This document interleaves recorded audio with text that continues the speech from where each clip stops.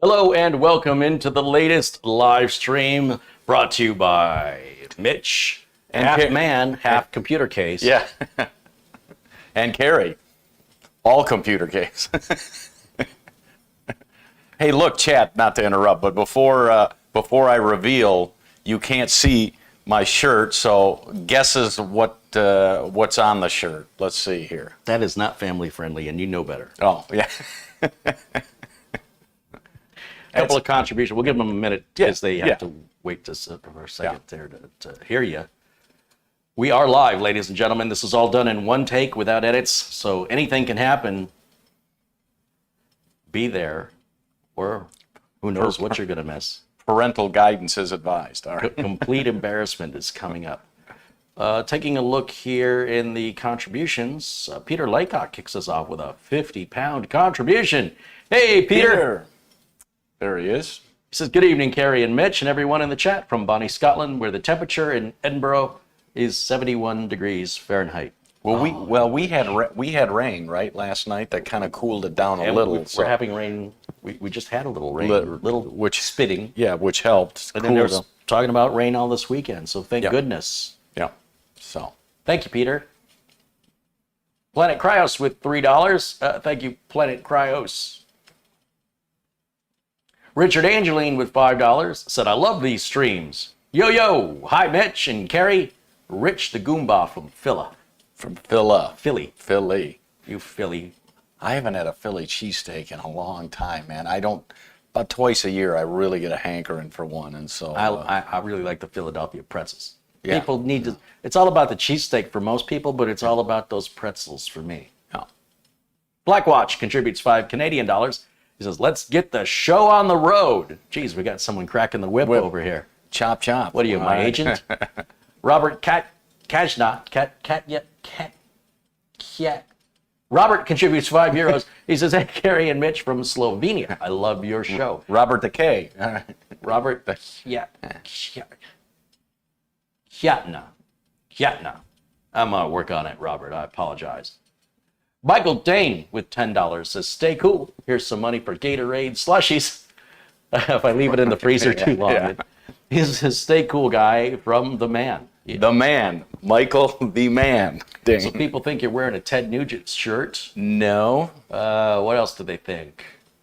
Mitch is in a tutu. Somebody said Pink Floyd. Could it be Toto? No. The Doors?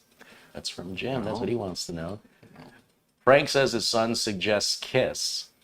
No. Well, I'll go around and I don't know. You don't really do the heavy metal stuff. No. Floyd? Is it Pink Floyd? No. Journey? Wait, they're not guests. Wait. Toto. You can stay there.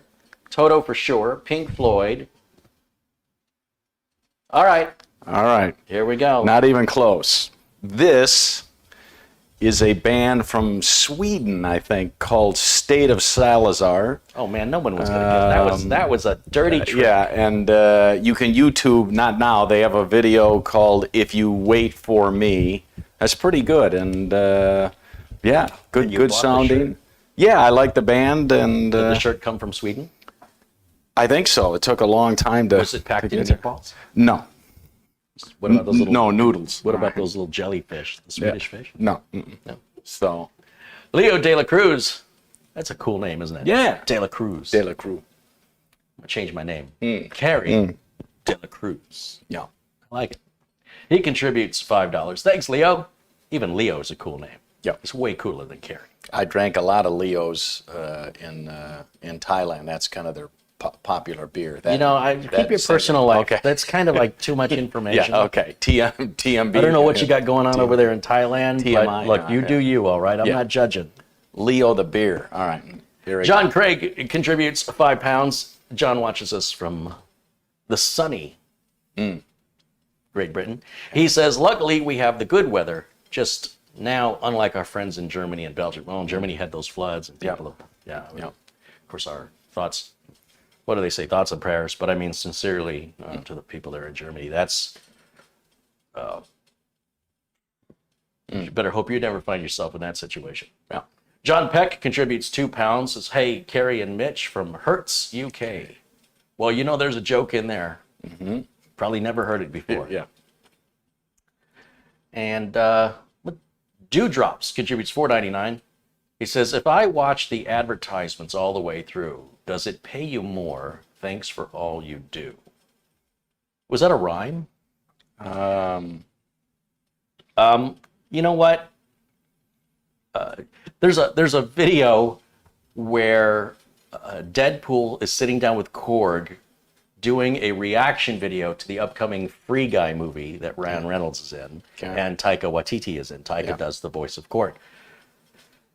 And Ryan is so good. He's so good, as Deadpool. He's like, hey, my reaction faction, we're going to do a review of this upcoming movie Free Guy. Didn't that come out last year? Because they keep postponing the release date. And at the end, if you watch it all the way to the end, and there's subscribe and like, and then Ryan Reynolds goes, half a penny a view for this crap, or for all this work, I'm only getting a half penny per view. And I thought, yes, somebody big, somebody really popular is telling people what YouTube actually pays. Yeah. So it was nice to hear that from somebody in Hollywood. And but how basically, where I'm going with is if you watch the ads all the way through, no, it doesn't really pay me anymore. If you click on the ad and it takes you to the advertiser's site, that pays me more. But you're doing it once doesn't pay me much. It would be a lot of people would have to do it. And even then, you're really giving the money mostly to YouTube. YouTube's taking 45% of everything. So even these super chats, YouTube takes 30% of the super chats, and then YouTube's taking 45% of any money earned through the ads that YouTube sources. So that's why you see me doing endorsement deals with other companies, because I cut YouTube out of that and I make 100%. So if you were to use the My Computer Works folks, I make a commission. If you use Amazon with my link, I make a commission. If you buy the Windows or Office product keys that I have listed and you use my links, in all cases you have to use my links or I don't get the commission. And then YouTube gets 0% of that. If you choose PayPal and you want to contribute that way, PayPal takes 3%, which is, it's fine. It's standard credit card fees. And then if you gift me an Amazon gift card, which is where I'm spending all this money anyway. I think I just dropped $6,000 in Amazon this week. There is I don't make any commission on it. Like, for example, if you click on my link and then use my link to buy me an Amazon gift card, I don't make any commission on the sale, right, like if you bought product. On the other hand, I get 100% of whatever you give. Of the gift card. Yeah, so in other words, if you give me a $100 gift card, if you give me $100 in Super Chat, I get $70 and YouTube takes $30. Through PayPal, I get $97 and PayPal takes $3. And with Amazon, I get the full $100 as a gift card. So, while I appreciate all the contributions, I appreciate all the support, I am not complaining about whatever way is easiest. The fact that you've even thought of me and done it means a lot to me. And if you just use the Amazon link just to buy stuff you want to buy anyway from Amazon, if you use my Amazon link, I make a small commission and you were going to buy it anyway. So in that case, it's just like, it's a little something, something. It's tiny, but again, if enough of you do it, it can add up. I've had months where the YouTube, the amount of money made from what YouTube says I'm worth is less than the amount of money Amazon says I'm worth.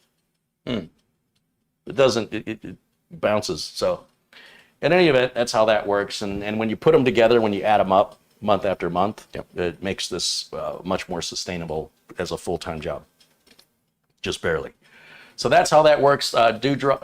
Drew Drops, not Dewdrops, but Drew Drops. Thank you for your question and thanks for your support. Everardo Arredondo contributes $4.99. Says, Carey, I sent a small donation for some Coca-Cola. Thank you, Everardo. And Jose Delgadillo contributes $1.99. He says, hello, Carey and Mitch. Richard Angeline with a $10 contribution. All right, I think we're caught up and we can get to work. All right. What are we doing today? We're doing, it isn't a weird build like we always, but... well, it's definitely... unique-y. A bunch of parts I've never used before. I don't think I've used any of these parts ever. So why am I using them today? We thought we would do an Enermax, mostly Enermax build. Folks at Enermax reached out to me and they said, Carey, would you be interested in reviewing our stuff? And I said, you know, I've not been buying your stuff because I've had some issues in the past, but I'm not going to be closed-minded. You're obviously still in business, so your stuff must not be that bad. Maybe I've just been unlucky. Therefore, if you want anything you want to send me, anything at all, I'll gladly accept, and I will do a build in it and review it, no problem. Yeah. But I will be honest. I will tell you right now, I'm going to be honest. They said, sounds good. And so you're going to see a lot of Enermax products today. Starting with? The Enermax has really strange product names. Yeah. Just like Be Quiet with their pure rock, pure bass. Like, I don't even know what that means. Mm-hmm. This is the StarryFort SF30. This is about a $90, maybe $100, depending on where you shop, computer case. And it looks really like the best Enermax product I've ever seen so far. We'll see when we get into it. But it looks really well constructed. It's going to take a full-size ATX motherboard. It will also fit a micro ATX, and I bet you it'll probably fit a mini ITX in there too. We'll check. It's got 120s or 140s in the front. They're all RGB, and it's got a little fan controller back there, a real small one that'll hold up to 6 ARGB. It'll control those fans, so they'll all be in sync. And Enermax also sent me, if you look in that little stack of parts you got there, okay, they sent me the power supply. Actually, they sent me a couple, but we'll use this one. This is the Enermax Revolution DF, 650 watt power supply. Fully modular. And it's fully modular. That's wonderful. And then they also sent me their liquid cooler. Now, I've been sort of joking about the LickMax. It's just terrible, terrible names. And I didn't like their mounting system. We'll see if they've improved that now with the new AquaFusion. Now, AquaFusion, in my opinion, much better name. Tilt that box a little bit because we're getting reflection. Thank you. So that RGB should match with the rest of the RGB. This case will hold pretty much any size all-in-one liquid cooler, all the way up to 360 millimeters. And I think 375 millimeters in length for a video card. So it looks like a very capable case. So those 3 parts are Enermax. Now, for the motherboard, you know I've been having a hard time getting boards. This gamer calls himself Fata1ity with a number 1 in his name. He's not so popular anymore, but about 15 years ago, he was all the rage in the gaming community. He was winning all the competitions. So this is an H370 performance Fata1ity version. The H370, of course, will work with 8th and 9th gen CPUs. And it's $100. It's $100 for that giant box you're holding. Okay. Seems too good to be true. So we're going to evaluate it. Now, during the evaluation, we're going to need RAM and a CPU and storage. Okay. So for RAM, we're just going to use the basic 16 gigs of team memory. I've been buying this because it's cheap. Again, this is cheap. It's 1 terabyte Intel NVMe. This is a 665p, but if there's a 660p or 670p, they're all pretty much $110 right now if you can find them. For the CPU, I've got a Core i7 9700K. I picked this up as a returned product on Amazon. I bought 3 of them. They just came in. So we're going to use one of those. It's already been tested. It's fine. And then this is just a temporary cooler because we need to prep the motherboard outside of this case to make sure everything's going to be okay, make sure we have the latest BIOS, and then we'll install it into the case. How's that plan sound? Did I not notice there are no USBs up top? Here, you go around the front and I'll tilt it for you. Let me get my glasses. Maybe the tiny USBs. USB has a little cover on it. Cover on it? It's got a little dust cover. That's unusual. Or yeah, they're dust covers. Okay. Can you guys see that? Good catch, Mitch. For a Somebody minute, might buy this and think they don't have USB 3. 3s. These dust covers are completely pointless, and Enermax could save a little bit of money by simply not including them. I'm sure they get support emails wondering, where are my USB 3s? Now, I suppose if you had a motherboard where you couldn't hook these up, then you would plug them up so somebody wouldn't. Right. But that would mean you bought a brand new case to put some 6-year-old or 7-year-old motherboard. That doesn't make any sense. And what else have you got up front? Up front here, we've got, that seems to do nothing. That's like a possible add-in feature for something this case doesn't have. Okay. These are also dust covers. You see, it's the headphone and microphone also have these plugs. Mitch, thank you so much. Because, you know, I thought those were buttons. Yeah. So I looked at them and I'm like, did I. wait, there's a picture of headphones and a picture of a microphone, and they just have these little plugs in them. So that's what it should look like right there. So that's reset power. These are your power LED, hard drive LED, microphone, headphone, USB, and then that's nothing. Right. Okay. And I don't know why they did this, but I know exactly where I'm going to put these. That's very bizarre. In the circular file. Okay. I have never seen that. Thank you for pointing that out. I had no idea, and I wouldn't have encountered that until I went to plug something into it. It would have been that far into the video when I went to plug in the keyboard and mouse, and I went, wait, what? George C. Carey is a bit short. Yeah, like he doesn't know it already. I will have you know.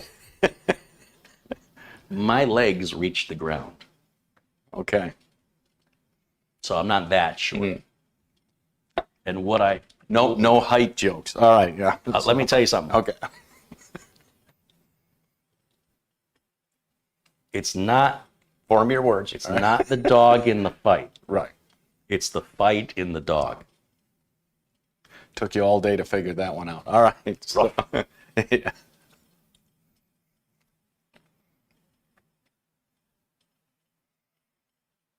Chevy contributes $1. Hey, Chevy, thank you. Fritzer with $10 says, thanks for your continuing story through the tech field. My pleasure. Thanks for being interested. Samuel Ramos contributes $10. Hello, Carey, Mitch, and chat. Hi, Samuel. There's Dom Parada. Contributes $9.99. He says, this is really the only channel I contribute to because I appreciate it so much, but I also want to give a shout out to Louis Rossman's important work regarding right to repair. Yeah. Not only Louis Rossman, but also Rich Rebuilds with the Teslas. Right. Yeah, those two both of those guys are hitting it hard. Yeah. Yeah, and but that's they're great. still, they really don't have as much influence as somebody with money who can go in and lobby. Right. Right? So, while I admire their work, it's mostly a waste of their time.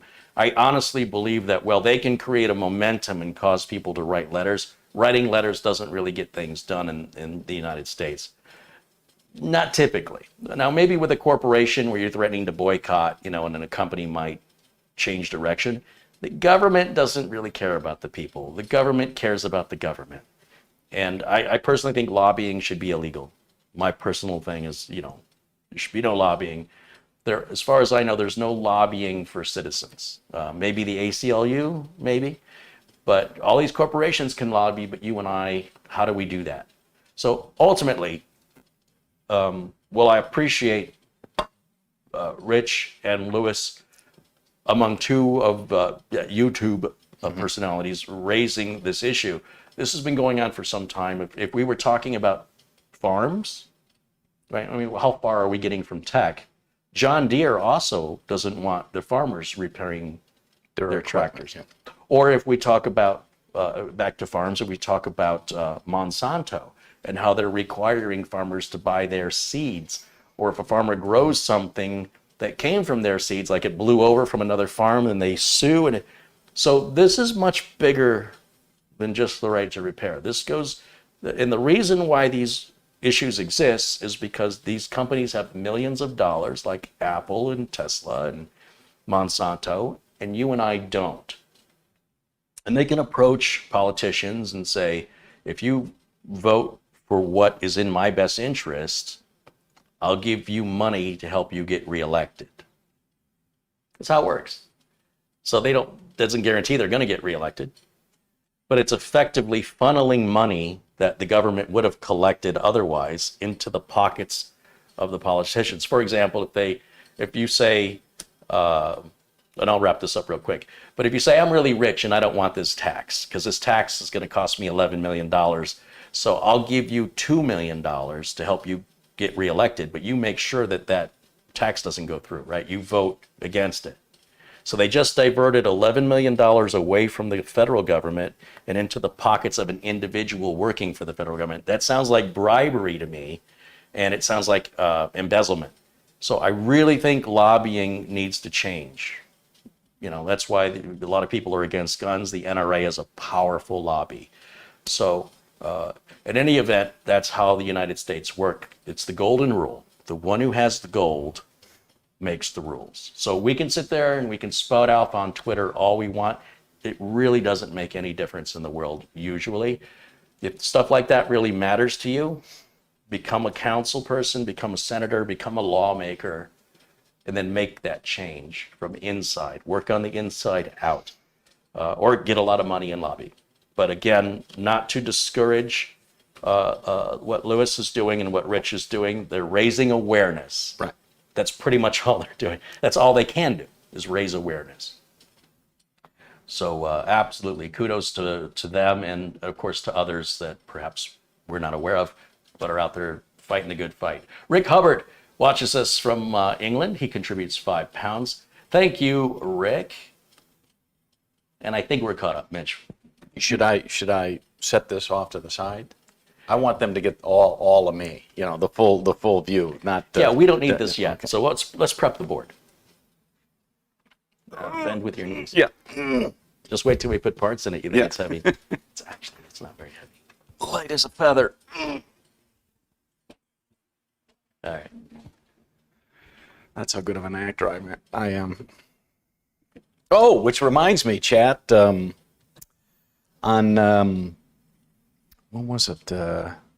On Tuesday night and Wednesday night, your Uncle Mitch did some acting. I actually played a lawyer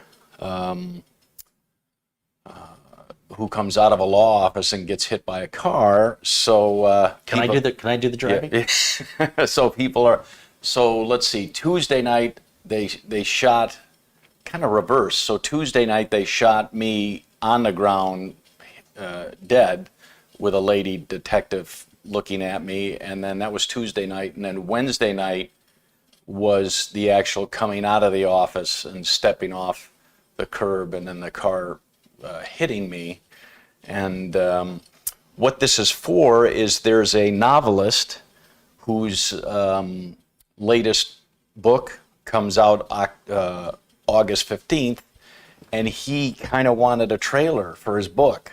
And so that's what this is. Oh, it's okay. Yeah. That's an interesting Isn't idea. that interesting? Yeah. I've seen that before. I've seen yeah. them do trailers for books. For a novel, yeah. Yeah, So- but usually they're like big budget thing. Like somebody's got like a big.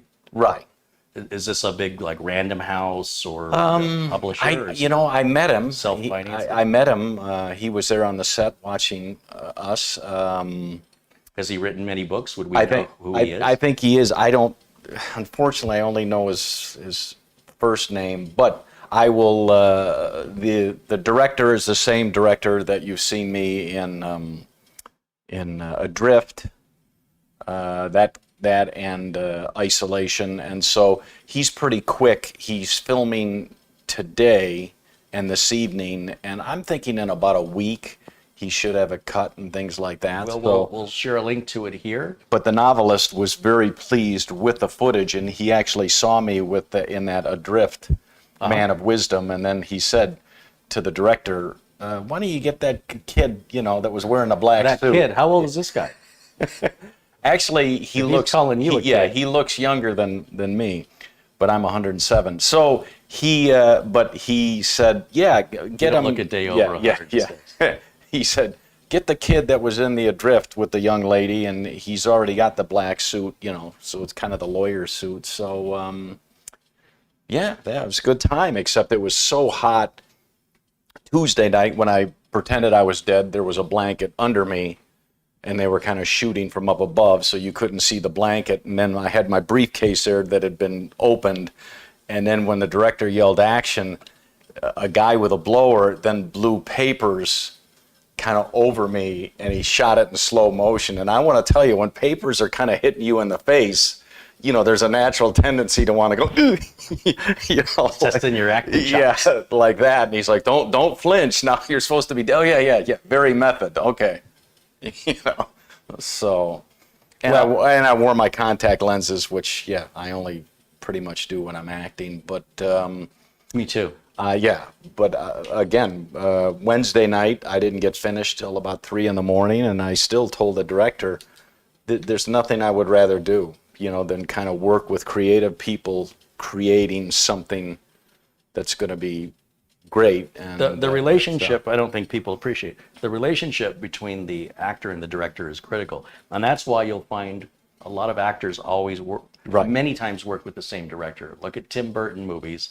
Look at how often Johnny Depp and Helen, what's her name? Helen Bonham Carter. Yeah. She's in there. And he married her, didn't he? Tim Burton. Yeah, Tim Burton. So we're talking about. Or Leo DiCaprio with Martin Scorsese. Well, my guy director, Dustin, says, I like Mitch because I don't have to tell him how to act. He gives me a variety of, like when I walked out of the lawyer's office and stopped, even though it's at night, I had a beautiful kind of gold watch on, and so I kind of walked out with the briefcase and stopped, and then kind of, because the suit was a little long, I had to kind of flick my arm to raise it up so I could see my watch, so I kind of had to do one of the, you know. And he's like, you know, on the first take, he's like, do that again. I like that. You know, I can either cut on that as you turn to walk away. So definitely look at the time.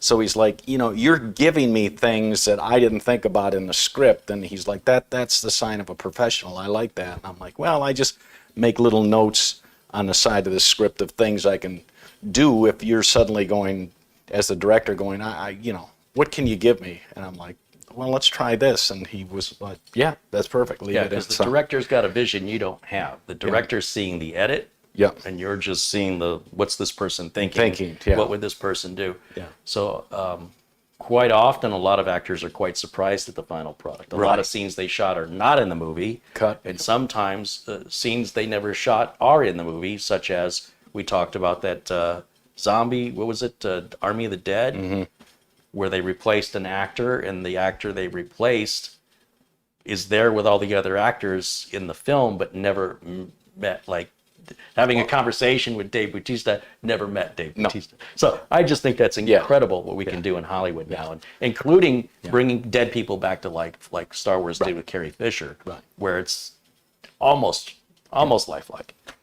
So well, we look forward to seeing that. And it says that you're an actor. Someone in the chat said you're an actor and a former stand-up comedian. Is that true? I actually, I'm not a former. I'm in a process of writing a new 7 minutes that I will take to New York in September or October. And are you going to do stand up in New York? Yeah, that was kind of on my bucket list, is to kind of run around the Big Apple and do some open mics at some of the famous clubs, just to, you know, if you can make New York audiences laugh, then make it there. You know your material's solid. So I'm like, so you're not a former stand-up comedian. Just COVID, the pandemic has had a really rough time for stand-up comedy. Like I was watching Jimmy Fallon does his thank you notes, and I was watching it when he didn't have an audience. Ooh, not good. Without the laughter, without the reaction, it just falls flat. So how does a stand-up comedian do stand-up when you don't have any audience, or that you can only get 8 people into a room? That's a tough. And they were doing some via Zoom, you know, some comics, and you had but you can't measure the energy of the on room. The computer, and you can't hear the laughter or see the body language of people in the front with their folded arms. So it's like, It's a good time to work on some new material to try, right? You just have some ideas, you start writing them down. Let's get that power supply out of the way and that cooler. We're not going to use either of those until after we have prepped the board. So we just maybe put them on top of the case, and we'll come back to those.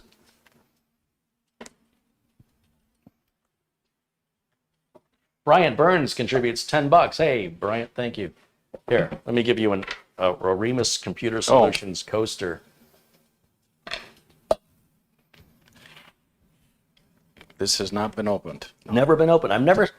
The only reason I bought this board, I'm going to be straight up with you. Okay. It's $99.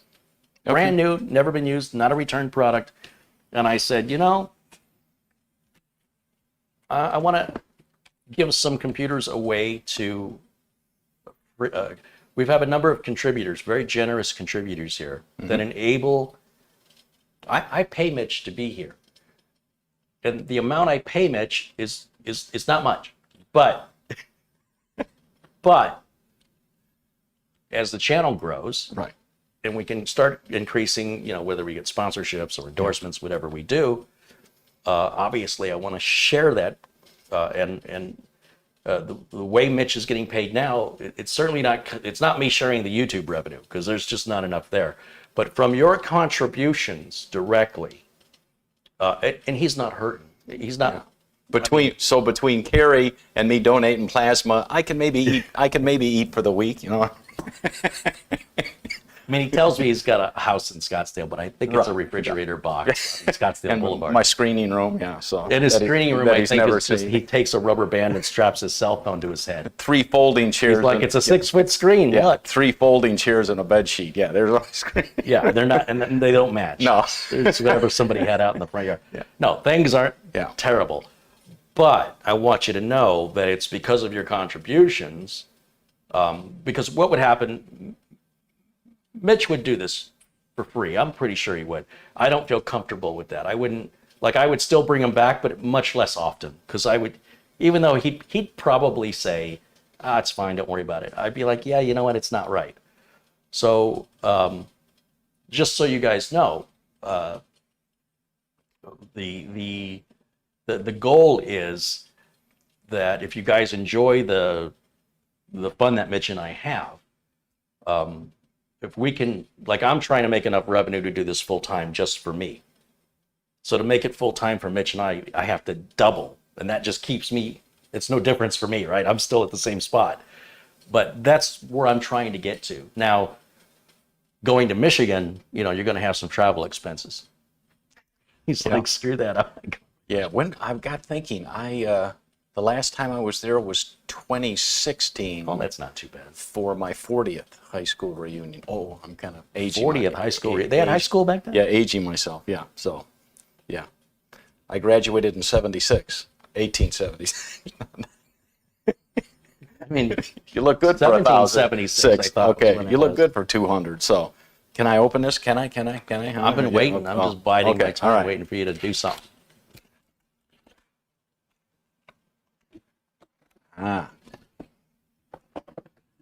Oh, look, they put a box in the box. This was shipped to me in a box, by the way.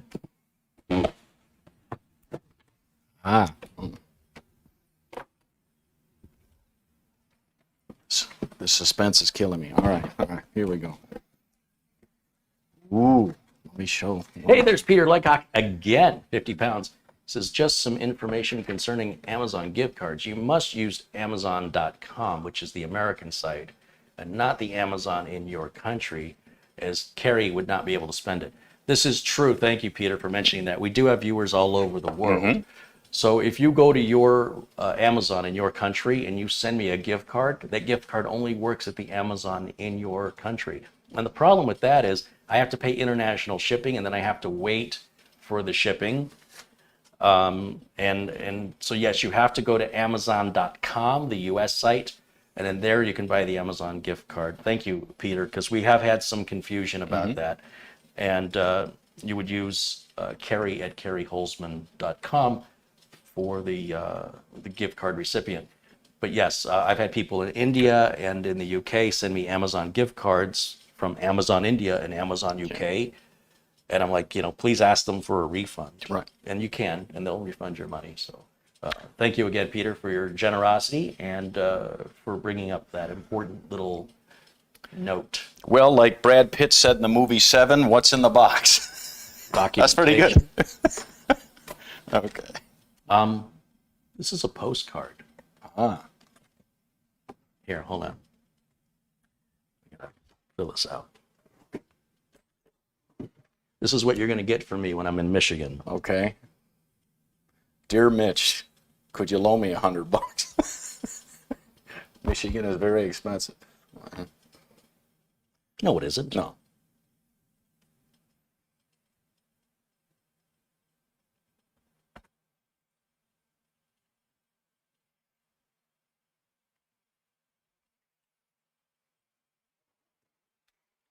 Anybody got? You have a stamp? Yeah. I'm gonna mail this. See what it says. What are you, a Pink Floyd fan? Hi, Mitch. Wish you were here. At least it was legible. It's a postcard. A chicken scratch. All right. By the way, if you take this to a pharmacy, here, save this. It might be a collector's item. You might sell it on eBay. That'll be your retirement. Okay. Stop smelling the markers. I keep telling Mitch, stop smelling the markers. Okay, what else have we got? We got the booklet. Holy cow.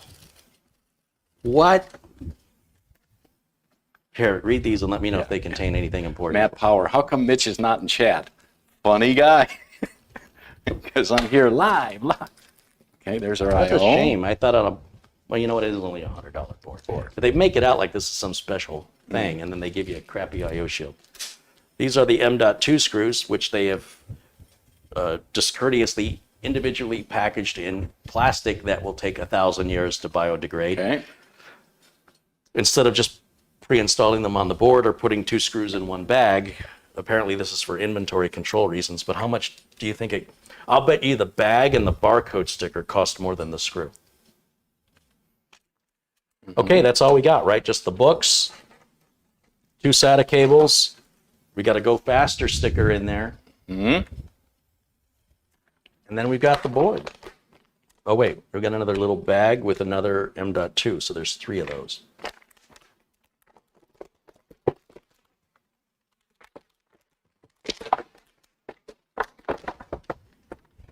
And we're going to build on top of the box. Okay. Now, unlike Gigabyte, you'll notice this bag is not taped closed. Apparently, AsRock isn't worried that their motherboards might escape if they don't tape the bag closed. Only Gigabyte, as far as I know, does that. It's got some nice foam padding around the board, which makes it super easy to take the board out. See the foam? That's nice. So that way you don't have to worry about any electrostatic discharge. Ideally, when you take it out, you're not going to touch any part of the board unless it's plastic. So you can touch up on here, you can touch here, and of course you can touch all the foam. So when I take this out of the foam, this is why I don't have to wear an electrostatic discharge bracelet. But interestingly, they've attached the foam with zip ties. You see the zip tie? There's one right there, and there's one right there. But only on that one. No, there's another one here, and another one right there. So all 4 corners. Your scepter. This was a good year. Okay.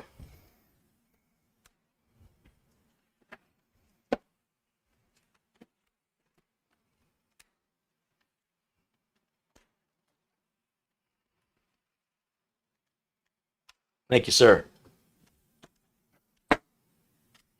That is very, very unnecessary. I think I preferred Gigabyte's tape to whatever this is. They don't want that to shift, that's for sure.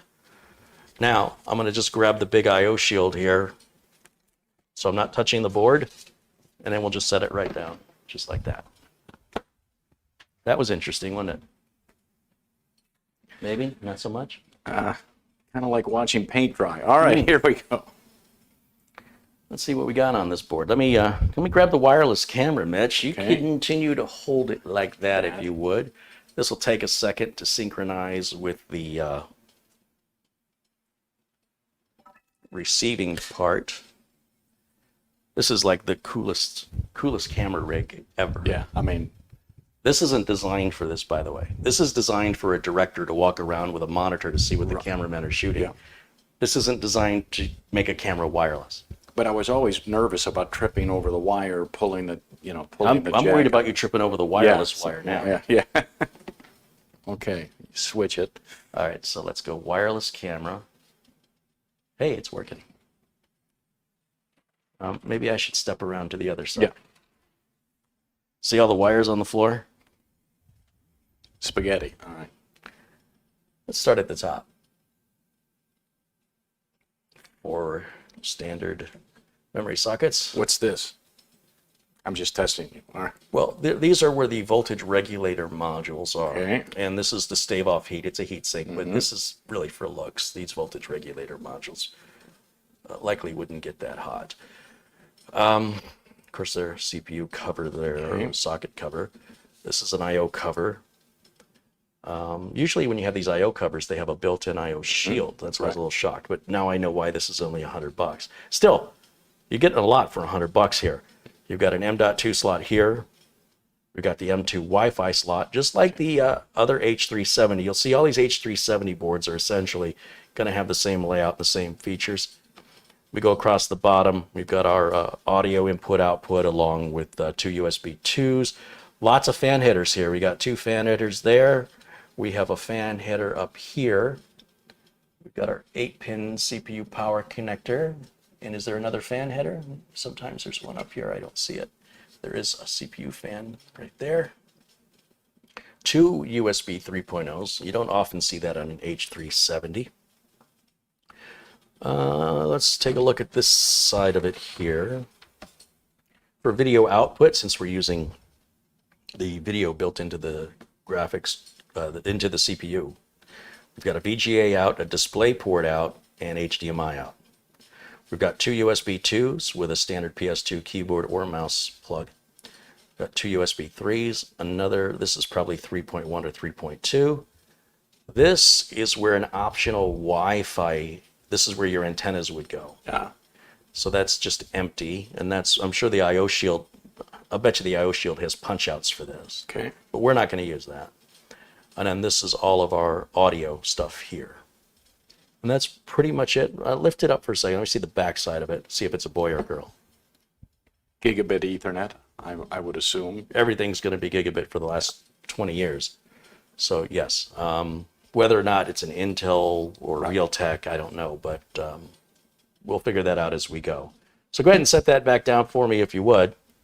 How do you feel about putting in a CPU, Mitch? You feel confident? You just laugh. You just laugh when I start shaking like a maraca, because this being the brains of your machine and probably the most expensive component. There's something called cognitive behavior therapy.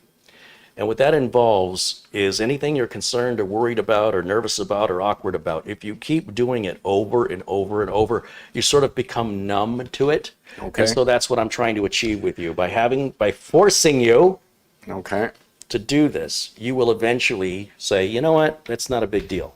So here we go. Let's do this. Okay. Here's our lever, or lever. Put your hand here Good idea. and Push down, push down and down. away. There you go. And then you might have to help that up a little bit. There we go. How's that socket look? Does it look like Very there's any nice. damage? Shouldn't be. It's brand new. where's our arrow here?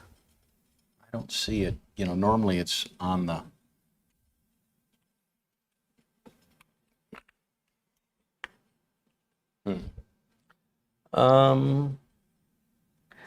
I don't know, Mitch. I don't really look for the arrows Okay. anymore. It's just not the way I do it. Okay, so here's the 2 indents for your fingers. Again, the need to wear an electrostatic strap is not necessary because of the way Mitch is holding the parts. If Mitch has a charge built up in his body, touching the areas that he's touching would not, well, it might cause a spark. It wouldn't cause any damage because the spark would be not on any of the electrical components. That's why you don't touch the components, but you can touch the heat shields, anything plastic, any kind of covers, brackets, you can touch all those. So here's our triangle. It helps you. Here's what I would look for, though. And a lot of people mention the triangle, but I'm a king of simple. Okay.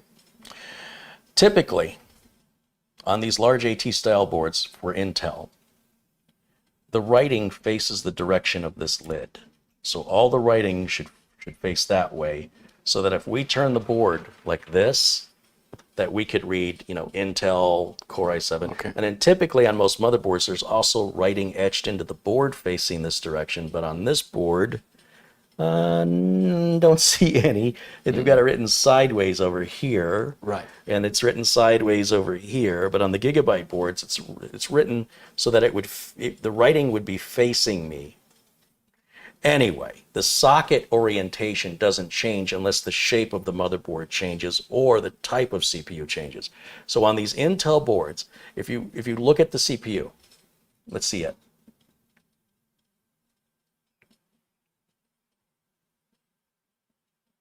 I want that writing to face you. So we're gonna film this backwards. So Mitch, this would be the way. Right. This is the way you should do it at home. So, right. So Which is here's the writing this way. This way. Tilt it a little. Tilt it the other. There you go. So, you know, it says Intel, la la la la. Okay, and then you would have the board face you the way it's facing Mitch. Okay. All right, so this is opening away from Mitch, and he's going to put those words in the same direction. See these words right here? You see the direction they're in? Mm-hmm. That's the same way the CPU goes in on an Intel board that's AT and most, ATX, and most micro ATX with a few exceptions.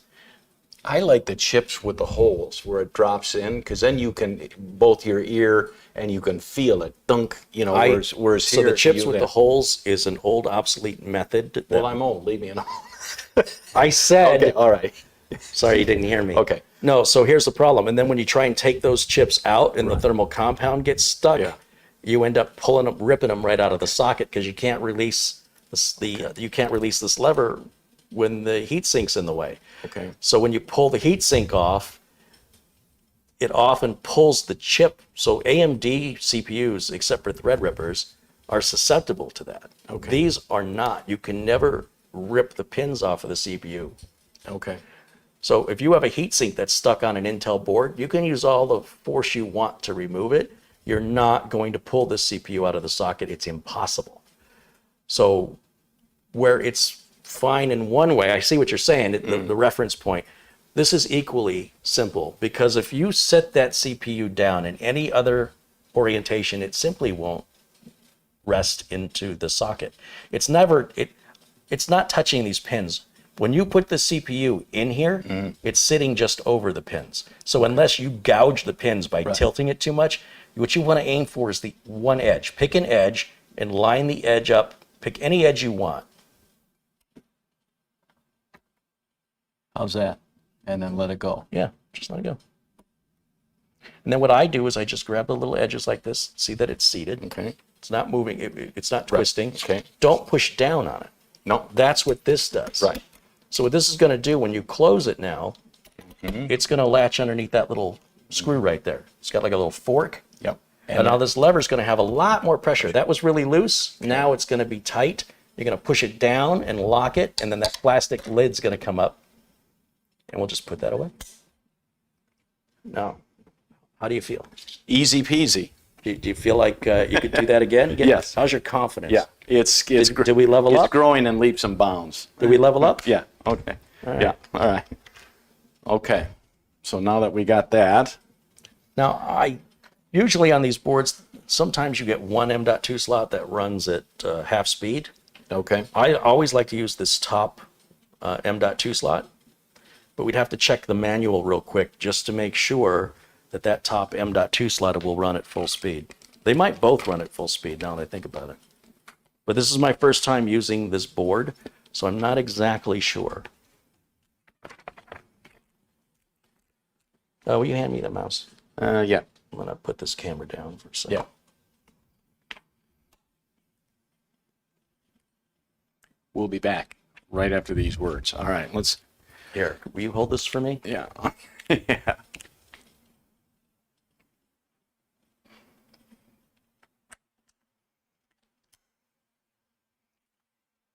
Get your glasses.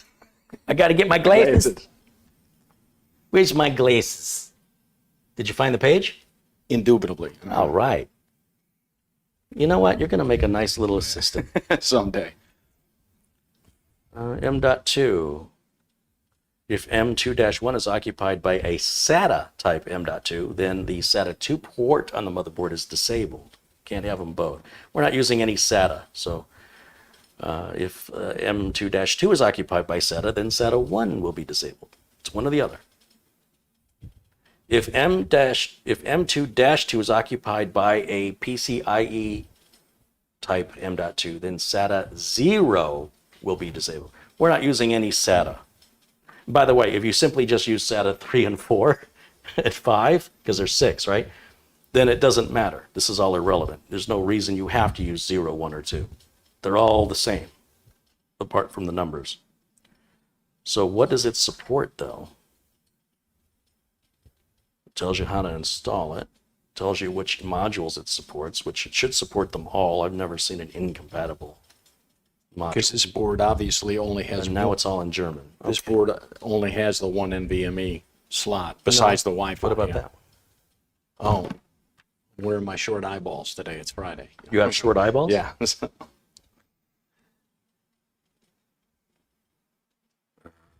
M.2. Sometimes you go into the very beginning of the manual where it talks about the features of the board, and sometimes it's listed there. Expansion slots. It's typically under the section on storage.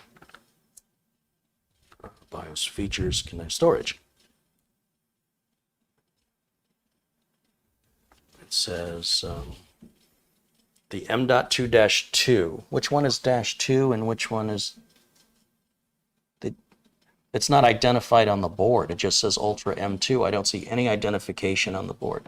So that means we look at a layout of the motherboard, a picture of the overview, and this will tell us which one's which. Huh! It doesn't tell us here either. No, it does. It does. So right here, it says the bottom one. It's called M2-1. Okay. The middle one is Wi-Fi only, and the top one, the one I want to install in by default, is -2. Okay. See, it says it right there. So I just want to make sure, I'm just kind of curious. Hey, Marty Yoel contributes $5. Hi, Hey, Carey and Mitch in chat. Hey, Marty.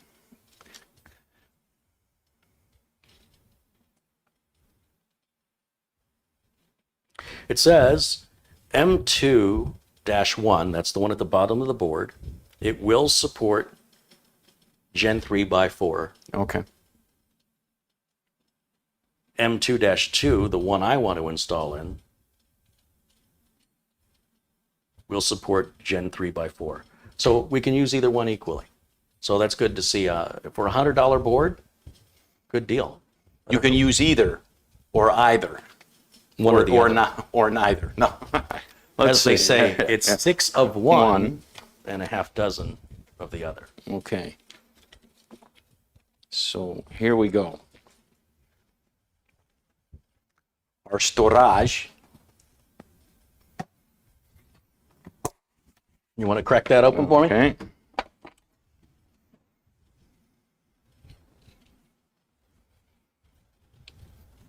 Yeah, sometimes when I'm working with hardware I'm not familiar with, and if it's not labeled on the board, this should be labeled on the board M2-1, M2-2, and then looking into the manual, you see which one is supported. Unfortunately, AsRock has decided not to label the board in that fashion. They've also decided not to pre-install the M2 screws. Can you give me all these M2 screws? Because I want to put them in so I don't lose them, where the customer that gets this board won't lose them. And I'll also need that black-handled JIS screwdriver. Okay.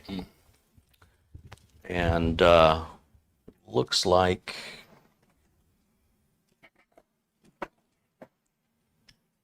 yeah, so I know I'm not going to use, thank you, Mitch. I know I'm not going to use the bottom one today, but I don't want the user to call me and say, where are the screws? I think that should come from the factory like this. What that means, when it doesn't come from the factory, let me tell you a little secret. There's a little tip from your Uncle Carey.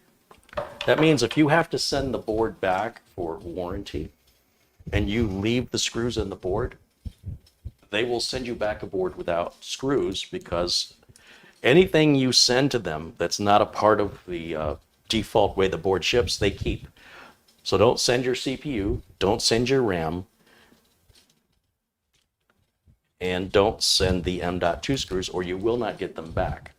Now, companies like Gigabyte that pre-install the M.2 screws consider that a part of the raw board. And therefore, if you send it in with the M.2 screws, you're going to get it back with M.2 screws. Okay. If you send it in without the M.2 screws, chances are they're not going to kick the board back to you as being incomplete, and then you'll have extras. So that's the way Gigabyte does business compared to Want me to others. do the close-up? Or they've seen it, they've seen it Well, 1,000 no, I'm times just before? putting a screw in. Okay. I mean, if people don't know how screws go in, then Yeah. they maybe shouldn't be building a computer. This may not be the right thing for them, but why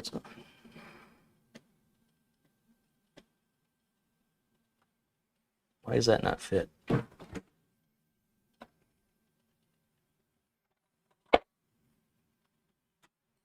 That one fits.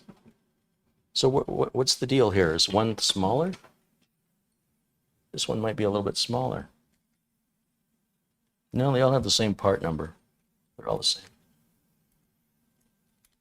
It appears that that needs a standoff. There was no standoff in the box for the M.2 Wi-Fi. Because there's a standoff, the tall standoff on the bottom M2, a medium standoff on the top M.2, and no standoff at all on the M2 Wi-Fi. We don't have any other little plastic bags in there? No.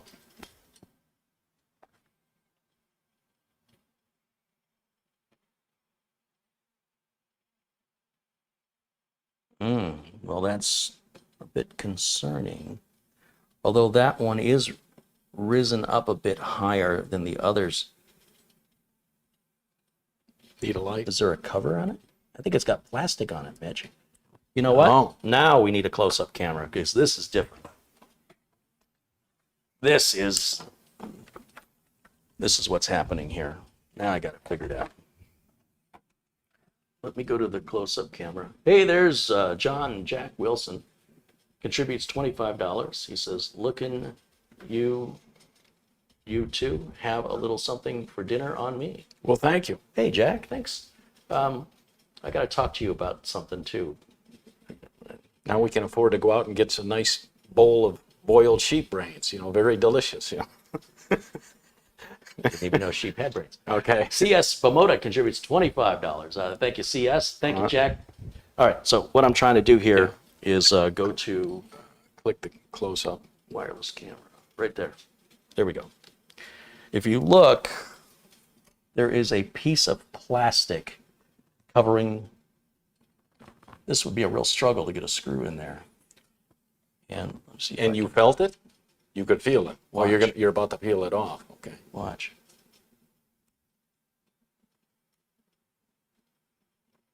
How do you like them apples? Apple pie. I'll just put Welcome to the Mitch Morrison cliche festival. now. Now we can do See, you can imagine this would have been a customer support call, right? And steady. I'd say I only built one board like that. Here? Nope. Not here. See where it says M2 Wi-Fi? Oh, here? Wait, before you do that, do you notice these are gold in color? Okay. You know what that means? When you take the sticker off that's covering the hole, that's how you can tell there's a sticker on it. Oh, It there you changes. go. It changes from gold to silver. See that? Yep. Anyway, we're not putting one there, but I Okay. just wanted to point that out. All right. Here? Yes, sir.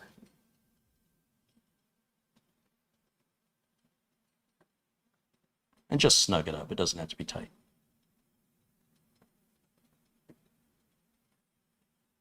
I think here. You give it a try. You give it a try. Wait, Two hands. I got dots on my fingers.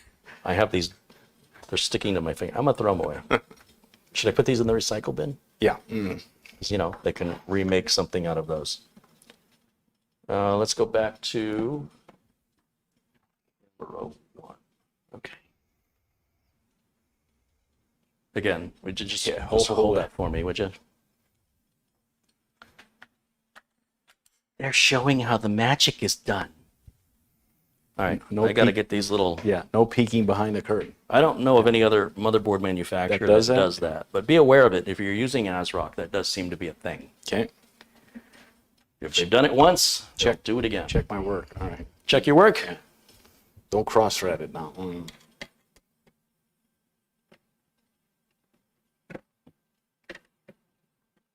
We're good. And then I want to take this one back out. We're ready for the M2? Yep. Let's put it in. Let me grab the wireless camera one more time. Let me get rid of these bags. We'll put the plastic in the recycle. I think they're taking the recycle bin and I think they're just dumping it in the landfill, but I don't know. I suspect that's what's going on. My city I'm referring to. All right, so let's get back over here to camera. Wi-Fi camera. That's what this is. What do you got, Mitch? A 1 terabyte. Do I have it upside down? Of course I have it. No, you're upside down. Oh, Get on your head. okay. That's better. Now, if you notice, there is a cutout. Turn the package around.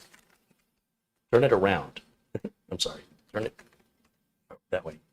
Do you see the cutout right here? Mm-hmm. And on the other side? Okay, so if you, so I just want you to notice that. Okay. So guess how you open the package? You don't have to do both sides at the same time. Oh. Mitch. He's getting it. And 2 notches. Notches. All right. Yep, and that's right there in the plastic for you to be able to grab that. And what are you pointing at, Mitch? A notch. Yes, well, the label's going to face up Okay. on most of these drives anyway. And then, yeah, Notch there. show us how to do it. 1 terabyte. On an angle, not flat.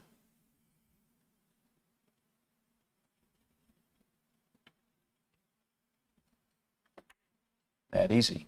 Brings down. Diving It board. lines up, the little curve Yep. lines up. You've got the screw on the magnetic screwdriver. And we're going to snug that up. Again, don't over tighten. All that screw's going to do is just keep that NVMe drive from popping out. I really need a manicure. I'll get that tomorrow. All right, let's see. So maybe we'll include Okay, that as yeah. part of your show benefits. Okay. Should we do the pedicure as well? If you go with me. All right. So. We're going to have to get a belt sander. Okay. Okay. Well done, sir. What cooler do we... Oh, we're using a liquid cooler, aren't we? Yeah. So we need to just use a temporary cooler. And for that, I just got this Old Faithful here that I've been using for a long time. Okay. And I want to make sure those little arrows on top are in the opposite direction. You turn these little towers, you turn them in the direction of the arrow when you want to remove the cooler. Now, because we're just testing, we're not going to make a mess with thermal compound. We're not going to waste the thermal compound. So because we're not going to push the CPU hard, it's not really going to get so hot Okay. that thermal compound will make a difference. But for testing purposes only, I would like you to put the cooler on. Okay. Now, when you do that, what direction do you think the cooler needs to go? I would say with the writing all the same way. So Well, the technical- the writing's facing me, but again, look here. Can you see this? There it says CPU fan. So wouldn't you want that to go there? Yes, you do. But you So which is more important to you, having the label facing straight up or No. having your cable run the shortest possible having distance? my cable run the shortest distance. Technically, you can put that CPU on, CPU fan, any of the 90 degrees. Okay. Anyway, Yeah, it right. will work. But if you have to run this cable across the fan or around it, it could Catch, yeah. interfere with it when you're moving things around. Okay. And then if your fan stops, you may never know, and then your CPU could overheat. Okay. And then, if you want to, you can get a CareyHolzman sticker, fits right over that. Okay. Do I have to? All right. So Yes. So put it this way, so that's where it's going to reach. Yeah, so the first thing you want to do is make sure these, hold on, bring it back up. These little call these little alligator clips down Okay. here. Make sure they're kind of pinched close because this has been used so many times. Okay. You wouldn't have to do this with a new one, but you want to make sure that those get seated down to this little, you see this, Yeah. this needs to hit the motherboard. Okay. So go ahead and put the CPU cooler down.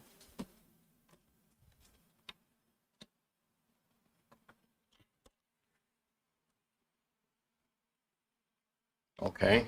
And you see how that, it's not all the way in. Now it is. Other side. See that? Doesn't matter. Okay. Now we haven't locked it in. We're just Okay. making sure it's flush. Okay. Once it's flush, then you push the tower down and that will lock it in. If it's not flush, it'll lock it outside of being secure. And then it won't be, it'll sit sideways.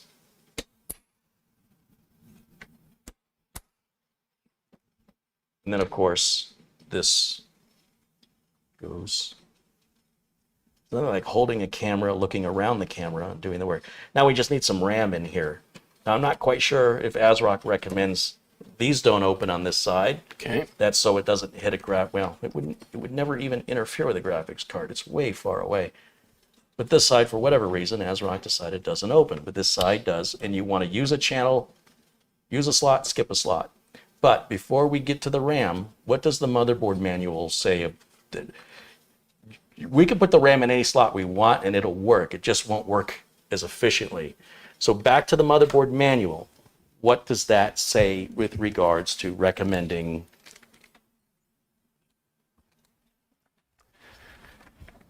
Let's see.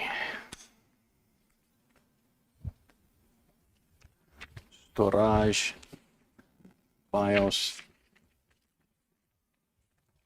I don't know. Tell you what, I'll give you this back. Okay. This is usually right up in the front of the manual here. Talks about installing the CPU, and then usually the next step is RAM, right? Okay. So you see we're talking about installing the RAM here. And this says, where it says populated. So it says if it doesn't show having one RAM module. It says you can have 2 or you can have 4. And if you're only going to have 2, they recommend, not that you have to, using A1 and B1. That's an ASUS thing. So A1 and B1, are those labeled? AsRock has not labeled anything on their board. That's something I like about Gigabyte is everything on the board is labeled on the board. AsRock, unfortunately, has decided that you must refer to a manual to determine because it's just not, it's not there. Apparently they, oh, no, it is there. I found it. I found it. It's not exactly bold, but that's okay. At least it's there. I just have to look a little closer. Right there. Ah.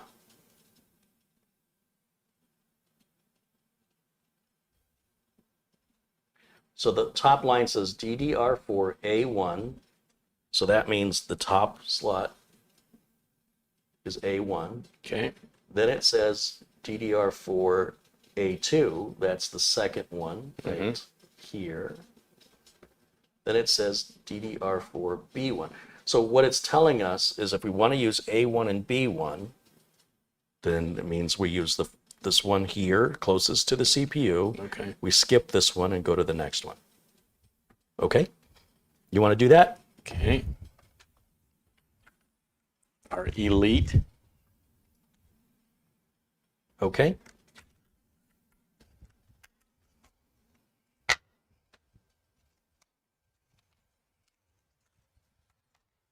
Oh, Nachi. Nachi. Nachi. Very technical. Is this some term, kind of yeah. Japanese? Okay.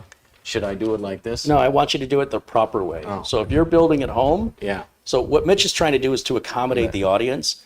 But if we're truly showing you how to do it, you want to face the Yep, to so you. you're not overreaching, and do the slot that's furthest away from you first, the one closest to the CPU, so you don't trap yourself. In other words, if you did the one in the middle first, then you'd have to work in this gap between the two.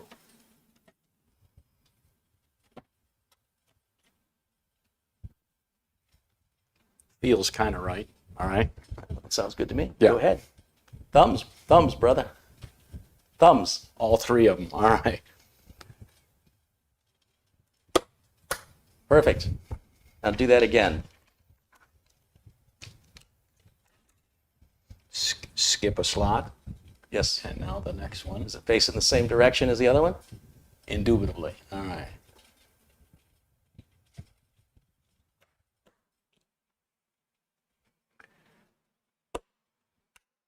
And then we put these levers up. I would. Don't. I would, just for... And now, is this 16 gig? Eight a piece? That's correct, sir. Okay. What do we have left?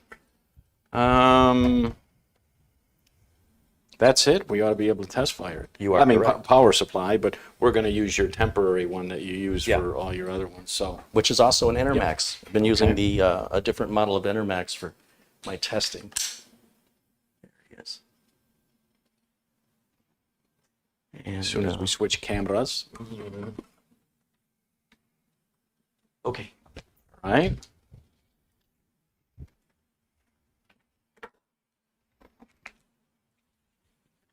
So we know that we need, I'm going to need an HDMI cable. And I need a keyboard and a mouse. Give me those boxes, would you? Yeah. And the Yeah. power supply is right there. It's sideways, right next to the table, right next to the bench. Oh, yes. All the cables hanging out. No, just set it on its side. Let's get your Coke out of the way Yeah. before we knock it over. Put it over here if you want. Away from the... Yeah, folks, I don't recommend you having your drink. unless you're at Carey's house and it's not your stuff. Yeah, anywhere near this. Or working with CareyHolzman. Yeah. Shouldn't do that either. She'll do all the work. Yeah. Then he'll just criticize you Right. and buy you dinner at Wendy's. Kids meal, of course. Hey, free toy. Yeah. But the toy's mine, though. Yeah.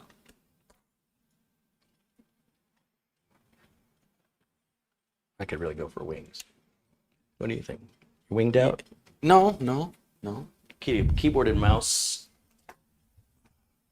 There's a switch on there. Will you turn that on for me? Now, are you gonna need it, or are you gonna come around? I'm gonna come around. Yeah.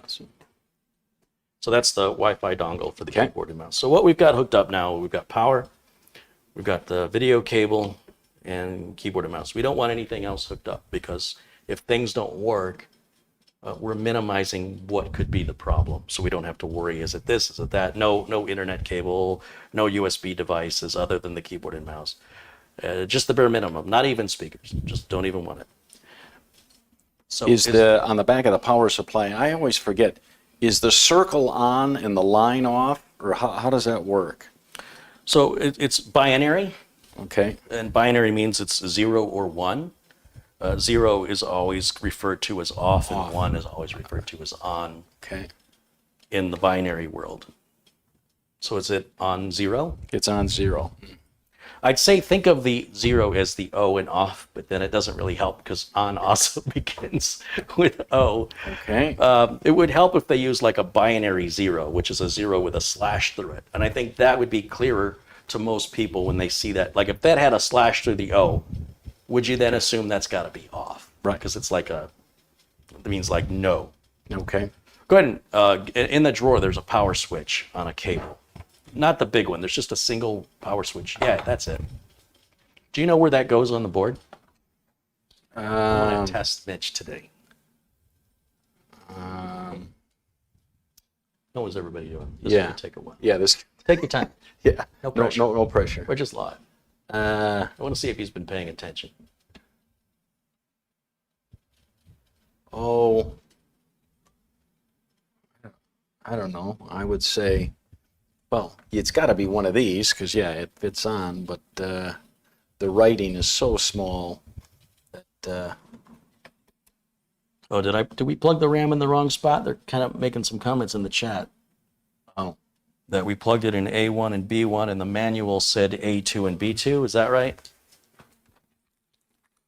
It'll work either way, but if we want to do it right, you guys might have just caught me having a brain fart. That printing on there is so You are tiny. correct, guys. It doesn't. so small. So I correctly installed. I got thrown off identifying which slot was which. So it needs to go in. It doesn't have to go, but it is preferred that we go in A2 and B2. Thank you, guys. Okay, nice catch. Yeah, absolutely. Again, we're not avoiding disaster here. It would have been okay. Okay. But if we're teaching to do it the right way, then we should probably demonstrate using it the right way. So we're just going to move these over very quickly. And that's a nice catch. I appreciate it. Like I said, the board would have worked fine and I would have never known. Nobody would have ever known. I don't even know that a benchmark would even identify any issue. However, there's a reason that they put it in the manual that way, that they specify that. And I just don't know why. Some, like Gigabyte, will tell you it doesn't matter. Okay. I think Gigabyte's a little more honest. But, yes, this is a problem with AsRock and ASUS. Some people falsely believe they're the same company. They used to be. AsRock used to be a part of ASUS. But many, many years ago, they split off and they have nothing to do with each other anymore. Wikipedia is your friend. Come on, did you give up? I gave them. Well, you know those always go. Where do those connectors always go? Those front umbilicals. You know they go to one of the corners. So imagine if this board was installed upright. How about these two? Hold on. I want you to visualize this. If this board was installed upright in a case, Yeah. where do I normally put those umbilicals? Over here. That's to the, correct. Yeah. Yeah. So what's the last connector we have in that bottom left corner? And does it say in little tiny letters what each row of pins does? Can you read it to me? No, I cannot. can't even see it. Okay. Can I? So there's a little connector here. And of course, you could refer to your manual. But these are all the same on all these ATX boards. And what we want to do is, it doesn't matter positive or negative on the switch. We want to use the top row of pins only. We do not connect the top and bottom rows of pins. We only connect the top pins. And for the power switch, we use pins number 3 and 4, which are the last two of this connector. Sometimes, like on Gigabyte boards, it's a longer connector because it also contains another power LED and speaker. But this one, I don't know if it looks like they've moved it into two separate 10-pin connectors. But that should be all we need. I think we're ready to fire it up. And I think what I'll do is come around. Switch cameras. And no, I think we'll keep this camera on, but we'll just shrink it down a little bit here. And then People love the smoke test.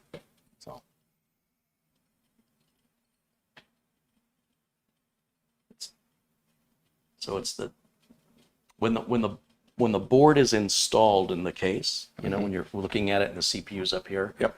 those umbilicals always go to the bottom right from that perspective. Sometimes when we're describing things, the way we're looking at it and the way they look at it, but universally, you're hooking it up when it's in the case because the umbilicals are coming from the case. And on many ITX cases, it's over by the power connector in most. And on most micro ATX cases, it's in the same place, but there are a few exceptions. And of course, talking about Intel boards. Now on the AMD boards, they're mostly the same, but there may be some exceptions depending on the layout of the board. So I'm going to take us, put us, oh look, there we Double. Hey, there's tiny, tiny us. Tiny. Wait, I got to move us this way. Okay. Yeah. Feel free to block me. All right. Oops. All right. Hi, Carey. It's the Brady Bunch. Yeah. I'm going to get rid of that left camera. All right, and then let's just move. Are you ready, chat? Are you going to do the work? Yeah. Yeah? So first things first, you want to put your power supply in the on position. Yes, please. Count down. 3, 2, 1. Ignition. Okay. I noticed this fan kind of kicks a little bit, and there it goes. we're off to the races. You think it'll have the latest BIOS? Probably because it's a new board, or you have no idea? I have no idea. We're going to find out. Okay, it just turned off. Is that good or bad? Just kidding. It's training the memory in the CPU. okay. Give it on your first boot. Yeah. Give your motherboard as much as 2 minutes. Might feel like forever. People's impatience often cause problems. So we're just leaving it alone. Up to 2 minutes. It may turn off and turn on. That's normal. It's training the memory. It's trying to figure out what you've plugged into it. And if everything works, we'll get a BIOS, a power on self-test screen here, or BIOS logo. You see, doesn't it feel like it's taking a really long time? Aren't you like, oh, I think something's wrong? Doesn't it feel that way?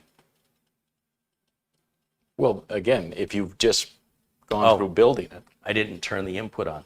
Oh, Remember? Because normally it would say... but you had two of us, so yeah. Yeah, I got thrown. But normally you get that rainbow on the screen, those color bars. Right. The color bars were never there. That means I never turned the input on. Okay. On the capture card. All right. So we're probably already in the BIOS right now. Yeah. I can't take this anxiety. All right. Yeah. Yeah. So we're getting an error here. If we hit F1 over here, is it F1? F2? I don't know. I can't read it. Okay. Let it reboot again. There we go. Okay, so it's recognizing the 9700K. This is a brand new board, so you don't have to worry about the date. Let me just move us out of the way here. The date will always be within a couple of days or whatever, but you should be in the right year, unless it's January and you ordered a board that they're shipped in November or something. But even then, nothing you have to go in and correct, regardless. Recognizes our RAM, and of course, we want to look at the BIOS version. That's where we're at right now. So where we're going to find that, let's see, where are we going to find it?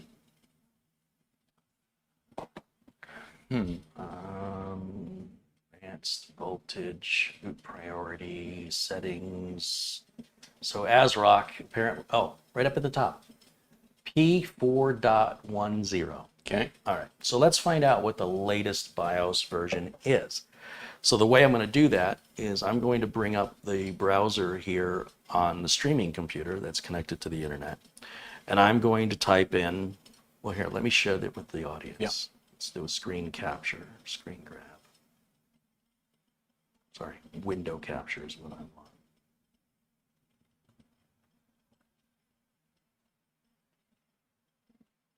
There we go. And I'm looking for an AsRock, what did we say this was? H370 performance. Yep. Fatality, that's the one. We're going to go to the AsRock website. Okay. We don't want this support button. This support up here is for AsRock in general. Okay. We want support for this specific motherboard. But where is it? Let's scroll down. Ah, there it is. Then we're going to go under BIOS. 4.2 is the newest. Okay, and we're on 4.1. Now it says there's a Windows flash and an instant flash. Interesting. Ooh. So we're going to download that and put it on a flash drive. Well, last night I just did a Google search. Okay. And I downloaded 4.2 just in case we needed it. Okay. So I've already got it. It's like having the turkey cooked, you know, when Yep. they do the cooking shows. I've already got the turkey going. So that's already been downloaded and extracted on this flash drive. Okay. And I've got a couple BIOSes on there, so I got to be careful I pick the right one. I don't have to be that careful. It should, if I select the wrong BIOS, it should tell me this, I'm not taking that, unacceptable. But I don't want to challenge it and find out the hard way. So we'll just plug this in.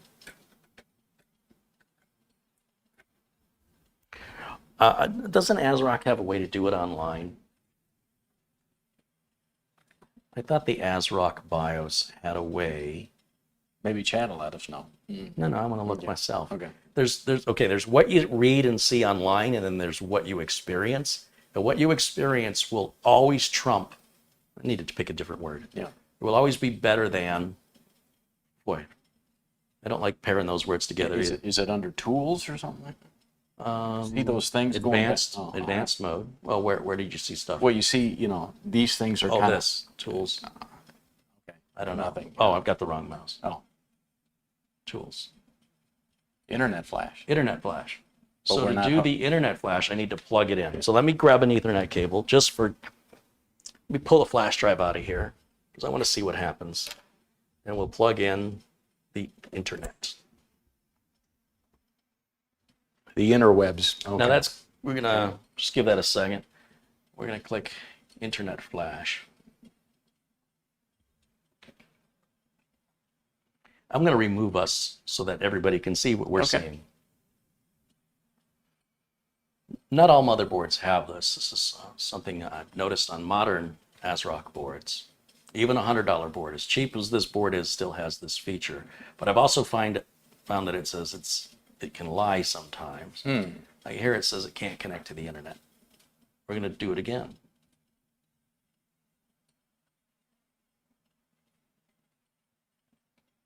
I mean, I could have already had it done, but I just want to do it different. You got a joke for us today? I do, yeah. Here we go. Version 4.2 is available. Update. It's going to go. Now you don't have to worry about getting the wrong BIOS, right? It's picking it for you automatically. But I've already proven that sometimes it'll tell you you have the latest BIOS when in fact you don't. So we've already verified 4.2 is the latest. Now it's going to AsRock's servers. It's downloading that BIOS, and then it's going to apply that BIOS. So I think it's easy. The risk is, and these companies, they always give you this disclaimer: only update the BIOS if you need to. Yeah, or if you're having problems. Or Right. Yeah. And the reason they do that, it's a boilerplate statement so that you don't screw it up. It's not.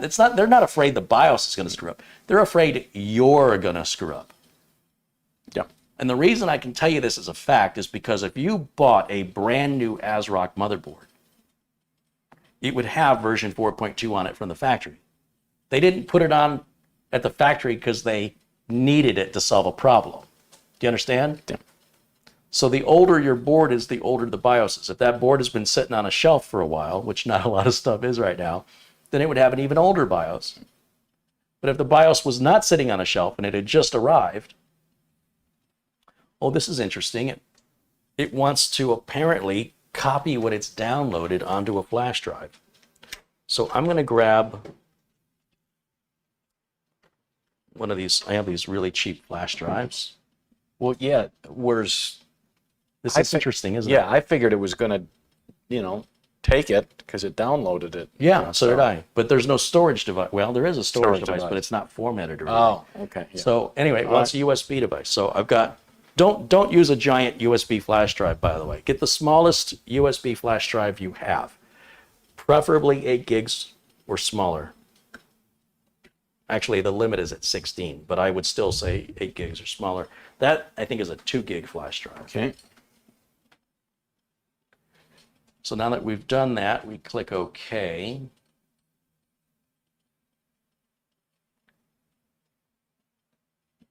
I can't read it. After pressing enter, the system will automatically reboot. You have to press it in the system. Please wait for a few seconds and the BIOS update will continue. Okay, do you understand what that means, people? When we click OK, walk away if you need to. So what it's doing right now, where it says no signal, is it's cut video off. Okay. And it's rebooting right now, and it is going to do the flash.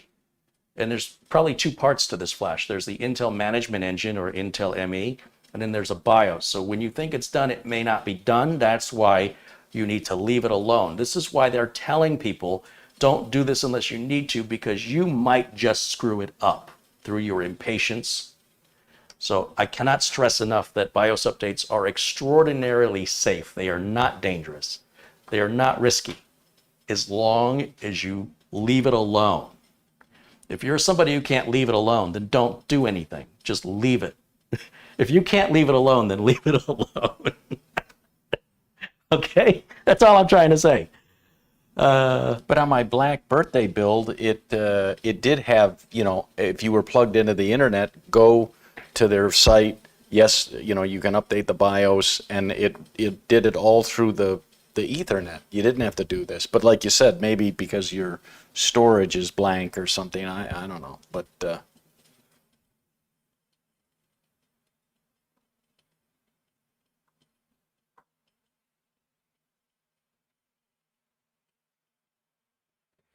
Matt says, Carey, do you still have a 4 gig flash drive? Matt, I've been in this business for over 30 years. I have a 256 meg flash drive. I have a 1 gig flash drive. I have a 512 meg flash drive. These flash drives, they just don't die. I've had them for years and years and years. That's why I get so upset when people talk about, you know, theories of lifespans. I think on one of your shows at Studio A, you went back in the office and you pulled out kind of one of your first flash drives, and I'm like, it wasn't a flash drive. It was, well, actually, no, I did do it with flash drives, and I did it with an old SSD drive that had been sitting on my desk for like 4 or 5 years. But you also did it with a flash drive, and I'm like, there's no way that's going to work. I have an AiOCooler 256 megabyte flash drive. I think that's the oldest flash drive. It's one of the first flash drives. It's really small. I used to keep it on my keychain as a tool when I went to clients in the field. But not all clients had USB on their computers at that time. So I also had a little CD wallet with a bunch of CDs in it, because not all clients had DVD drives. That's how far back I go. We got 677 people watching. We are still completely hands-off on this, ladies and gentlemen. This system is turning off. It's turning back on. Leave it alone, for the love of all that is holy. Now, those weren't the old 5 1/4, the floppies. You had the 3 and a. I was referring to CDs. I didn't even talk about floppies. Oh, okay, yeah. But I did have I had a little plastic case with 3.5-inch floppy disks that I used to carry with me. But you couldn't keep it in the car in Arizona. It would warp and melt them. And even then, they would often just go bad for no apparent reason. You'd hit a bad spot. I used to throw away or have to replace a 3.5-inch floppy almost daily. They were that unreliable.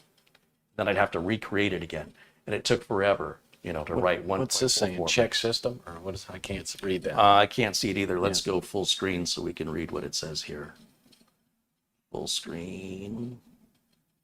Missing operating system. This is true. There is no operating system. There's nothing. Now, this is an unusual error. It appears that it's done with the BIOS update. From all I can tell, there's no other indication saying that we should wait anymore. So let's go ahead and hit the power button and shut it down. And then go ahead and turn it back on again. And then we'll go into the BIOS by pressing delete on the keyboard and see if we have 4.2 now. Does it say 4.2, Mitch? Oh, indeed it does. Up here. Indeed it does. 4.2.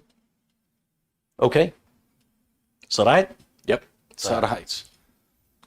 Now, after you update the BIOS, it's important that you reset the BIOS, because I had a video where my SSD drive slowed down. Okay.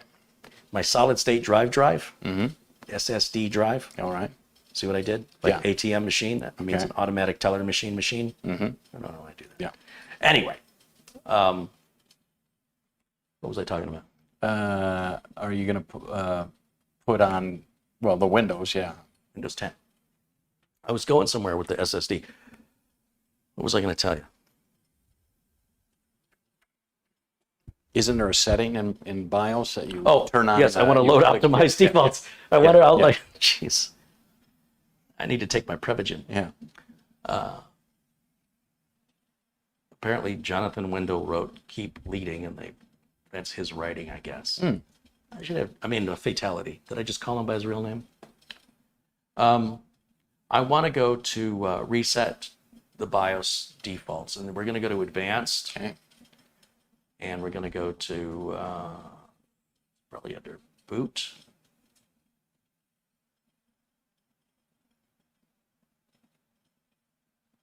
It's not under. Where's Load BIOS defaults at? Is it under Main? Is it under Advanced? Under Tool?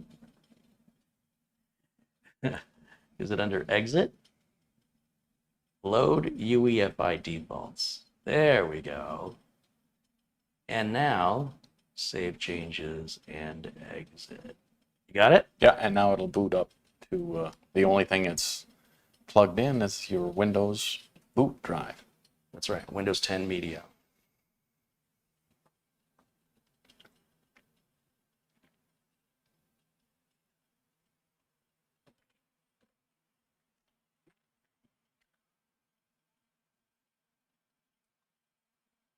Okay, so all the standard stuff I always do.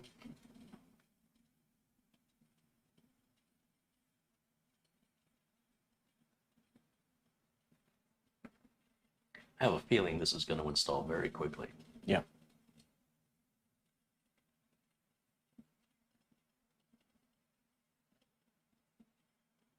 There's our NVMe drive. When you first install a computer, only hook up one drive. Even if you've got more than one, start with just one so that you don't have to figure out which one is the one you want to boot from. Only hook up the one you want to boot from. Then it's Easy. no brain work, right? You just go, that's the one. Easy peasy. Yeah. After you get Windows installed on that, then shut the machine off, then hook up your next drive that you want to be drive D, and then turn the machine on and make sure that it sees it as drive D. The next drive you want to be drive E, shut the machine off, plug in the next one. And you do that until you're done with your drives. Then you don't have to manually reassign drive letters. It saves so much time. And then you're also ensuring that if you plug in a drive and the machine stops booting or there's a problem, you know exactly where the problem is, right? Yep. Super easy, barely an inconvenience. Questions? Anybody questions? Any jokes? Oh yeah. Oh yeah. So. Well, what are we waiting on? Let me get a Gatorade. I got to get okay. ready for a bad dad joke. You want anything? No, I'm good. I'm ready. All right. This is the part of the show that we call, Regretful. yeah, corny joke of the day. Let me think. Okay. You ready? What do you call a cow that plays guitar? I would call it Fred. A musician. Ow. That one put a little, little Yeah. kink in my neck. Actually, Carey, I'll give you a better one. You didn't know this, but right now I am dating a homeless woman. You are. Yeah, because it's a lot easier to talk her into spending the night. That's good thinking. That's just solid thinking.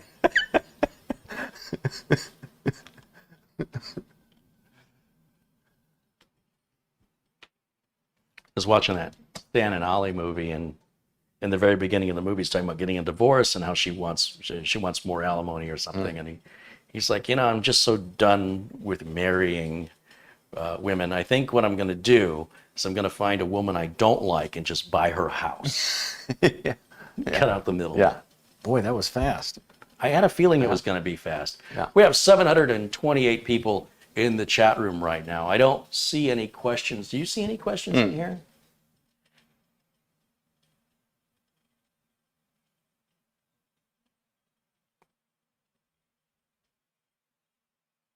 Now, it's okay. Somebody in chat mentioned we are plugged into the Ethernet. Would you rather unplug it because you? Oh, yeah. oh, geez. Wasn't that a Oh good my catch? gosh. Yeah. Wasn't that a good catch? Yeah. That's a very good catch. Let's unplug that. Or it forces us to create that Right. Right. stupid Microsoft account. Whew. All right.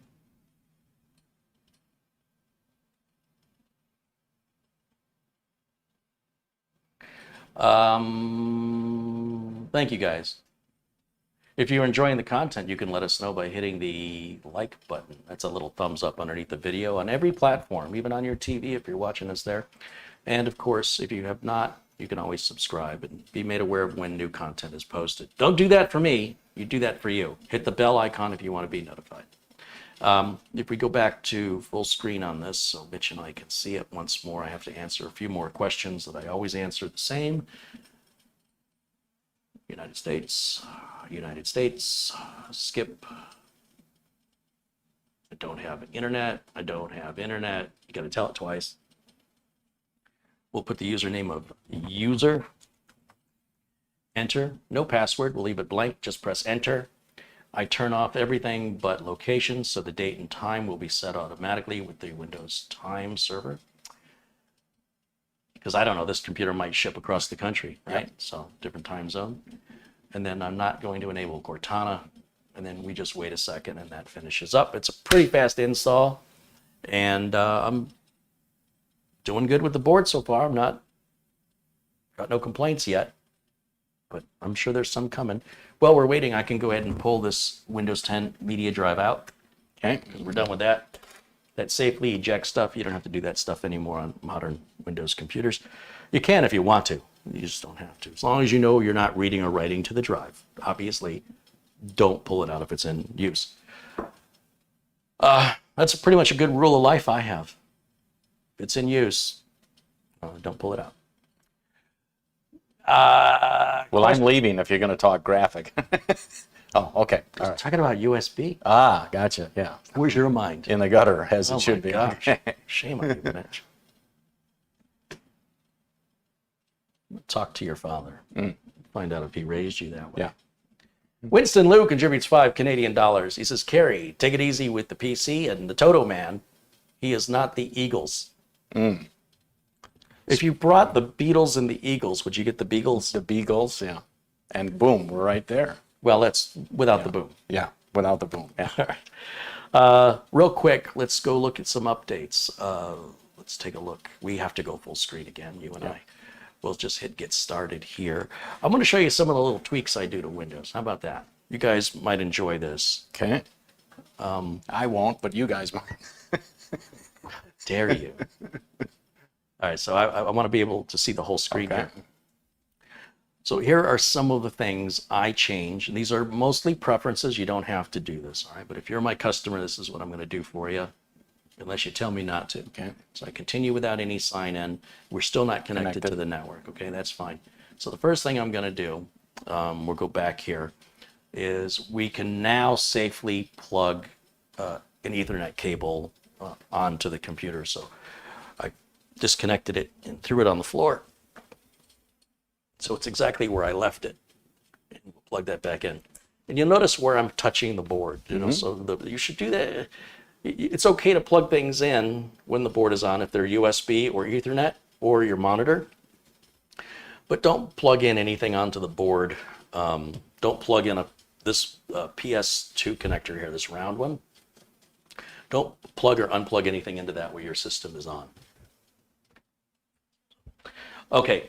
Now that we have the internet connected, let me get rid of camera 1 so we can see the full screen. And I'm going to just quickly go through some of the things that I change. These are preferences. And these are preferences that I get asked for a lot. So I just do it by default. I want to bring up Microsoft Edge. I'm not going to install Chrome.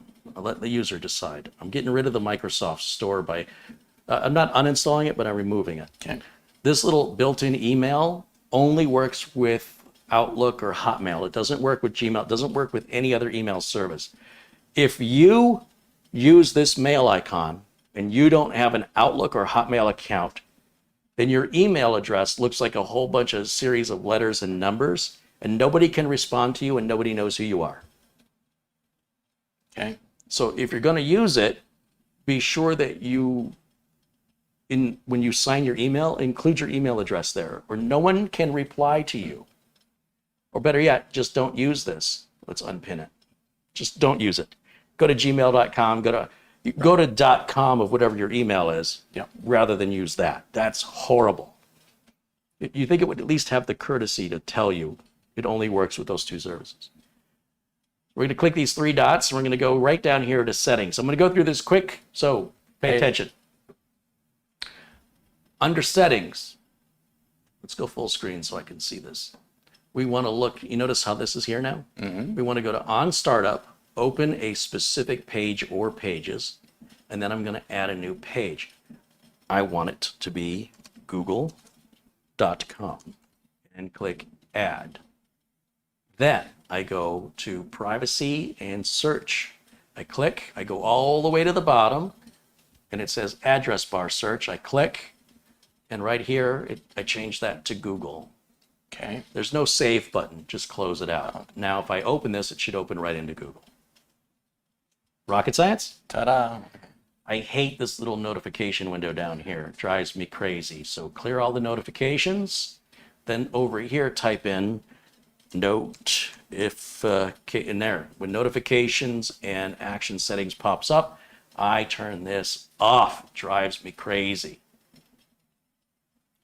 I like to turn on storage sense. So I type in STORA right there, storage settings. Make sure this is turned on and then configure storage sense or run it now. I don't like to wait until I need it. Okay. Run it every month. Let's run it right now. Okay. This will just take a moment. It's going to clear up all the temp folders and stuff. Close that out. I have Uncle Carey's Windows 10 optimization tool. So I have a flash drive that I'm going to plug in right now. I have camera 1 not on the screen. So I'm just describing to the audience, I am plugging my utilities flash drive in. Now you can buy these utilities. They're very cheap if you want to. It's not high pressure sales over here. But these are the custom made utilities from the good folks over at D7X Tech. So what I'm going to do is copy over. I don't run these from the flash drive. I copy over my Windows 10 optimizer and my Windows 10 network fixer. Okay. Because if this was going to go onto a local area network, for security reasons out of the box, when you install Windows 10, it's all secured and locked down. Okay. Then I also like to install VLC. This is the current version of VLC, and I can install that right from the flash drive. VLC is free and open source, and it will play all my movies and music. Okay. This will replace Microsoft's movies and TV. This also replaces Groove Music from Microsoft. Therefore, I'm going to remove those from the apps. Yeah. So there's no fighting over which one's going to run. And then you can tell it if you wanted to allow metadata access, and that's fine. And some people are real privacy nuts. So now we're going to go into the control panel, and we're going to go under apps. I always skip this. It drives me crazy. I go under apps, and I start looking for things that my customers don't need. Uninstall. Bye-bye. And I don't have to wait for that to finish. I can go to the next one. If I take this out, my customers get really mad at me. So I've learned to leave that alone. Okay. Mixed reality portal. That's just stupid. That comes out. Movies and TV. Bye-bye. That comes out. This Microsoft Office is a trial. It confuses people, so I take it out. Some of these you can't remove. Skype, I'm going to take out. Customer wants any of this, they can put any of this back for free, okay? But for right now, we're just trying to clean it and tune it. Xbox, that's coming out. I cannot remove this Xbox game bar. You see it's shaded out? Yep. Xbox Live, we can take out. Now, your phone, you may not know this, Mitch, but you can pair this up to your phone. If you just go down here and type in your phone, you can tie in your phone so you can copy the pictures off of it. Okay. Without having to hook your phone up to USB or emailing the pictures to yourself or uploading them to like Google Drive and then downloading them from Google Drive. You can connect right to your phone. Anytime you're with, if your phone's on the same network as your computer, that's all it requires. It doesn't require Bluetooth or anything like that. But what do you disconnect that for offices? Or, no, I leave that on. Okay. Yeah, absolutely. It's very handy. It's much faster. So it's a fun little thing. The other thing I like to do is I like the start menu. My customers like a start menu that looks more like Windows 7. So I right click and unpin all of these items. Yeah. I'm not uninstalling them. Just I'm simply unpinning them. So when we unpin all of them, we get a nice clean start menu that's going to be a lot thinner as soon as I close it. See, when I click away, now when I open it, it looks more like the traditional Windows start menu that we're accustomed to. You notice when I bring up this Microsoft Mail, how it offers like Yahoo and Google, it doesn't work with them properly. Don't use this app. Do not use this app unless you don't want to get responses from people. I'm going to run Uncle Carey's NetFix tool. and just leave it at the default settings. And this does take a minute. It's going to turn services on that are required for network sharing, but it doesn't actually share anything, okay? You still have to manually decide what you want to share and who you want to share it with. So all this does is it's loosening the security a little bit, which has to be done if you want to share. And then a restart's required, but I'm not going to restart it just yet. What I want to do next is run my, and I could restart it, I'm just trying to do this quick. I'll run Uncle Carey's Windows 10 optimization tool. This automatically checks everything that's not currently optimized. If you try and run this tool twice, it'll tell you you don't need to run it. It's not a stupid tool. It checks to see what settings you have versus what they should be. It's fully reversible. We're going to restart for all of these changes to take effect. Now, these tools are cheap, cheap, cheap. There's no licensing requirements, and you can run it on as many computers as you want. My only request is that we use the honor system and that you don't copy it off for your friends. That's all. You want to use it on your friend's computer, use it and then take it off. I don't mind that. But if you give it away, I mean, it's just a few dollars. I mean, how cheap do you have to be? If you want to support what I do here, I ain't exactly buying a Tesla with the money.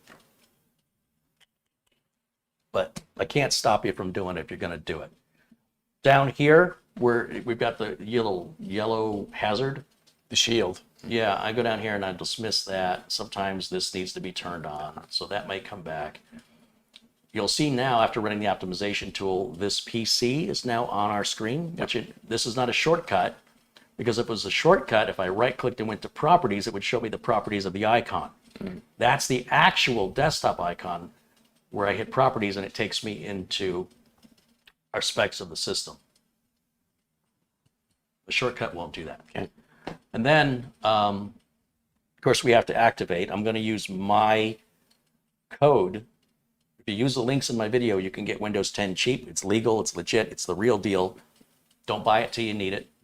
And so right now, it's automatically doing the updates, right? It's doing it in the background, but we're going to check them by hand right now. Okay. And while it's downloading, we can look at optional updates. There's probably Intel stuff, which there is. And it'll grab that. And despite, it still didn't stop what it was doing. It has also added these little things. And it says restart now, but it's in the middle of downloading something. I like the way. Yeah, you can wait for it, or you can safely restart it. Let's see what our boot up time is here. I'm kind of interested. Really not a good idea to to test your boot up speed in the process of updates, because it may be finishing those updates on the next reboot. But so far, I'm happy with this board. It seems to be working quite well. And then we're going to go back to Windows Update.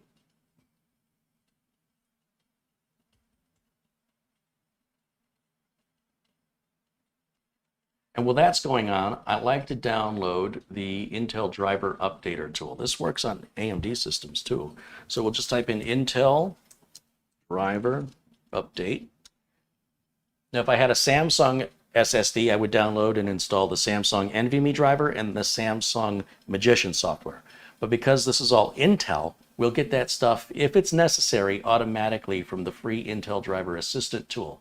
So I click Download Now. And then after it downloads, click once on that download and give it a second. We agree to the license terms.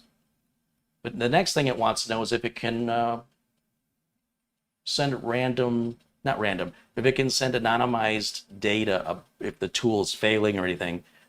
I always decline this. Okay. This helps Intel, but I'm not working for Intel for free. So that's not my concern. And then, of course, this little survey thing pops up, whatever. We can close that. I'm done with it. It says a restart is required, but I can't restart right now.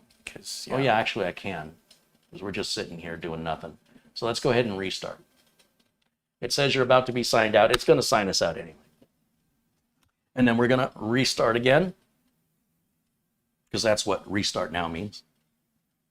There's actually a lot to... there's more to setting this up than building it. Just building it. People think it's build, I'm ready to, but if they're so worried about they had this anxiety about putting everything together, right? But it's this part, Right. this is the part that takes the most time. So once that's done, you're going to see we have an icon now down here that we didn't have before. Right here, it's got a little red dot. If you see that little red dot, that's the Intel Driver Update tool, which is free, telling you some Intel device on your system has a newer driver. Okay. That Intel device could be an Intel SSD, an Intel network card. That's why it works on AMD systems and can improve an AMD system. Okay. It's completely free. We'll hit download all on this. You see how we got the NVMe driver right here? Mm-hmm. There's also the Intel memory and storage tool. That's for the SSD. That's the SSD tool. And up here we have a new Windows video driver from Intel, because the video chip is on the CPU. Okay. So we're not fighting trying to find a CPU. No, I'm not going to install this because it's a very small little, tiny little driver, but it requires an immediate reboot to take effect. So I'm going to be patient and let this install. Not install, let this download is what I mean to say. When they're ready, they'll say, down here, look at all the information we get about our motherboard from this great free utility from Intel. I want to see AMD offer something like this to keep up with Intel. In fact, I'd like to see AMD do better than this. Mm-hmm. Not just match Intel. I want to see, see SanDisk Extreme USB device. I never unplugged my flash drive with my utilities on it.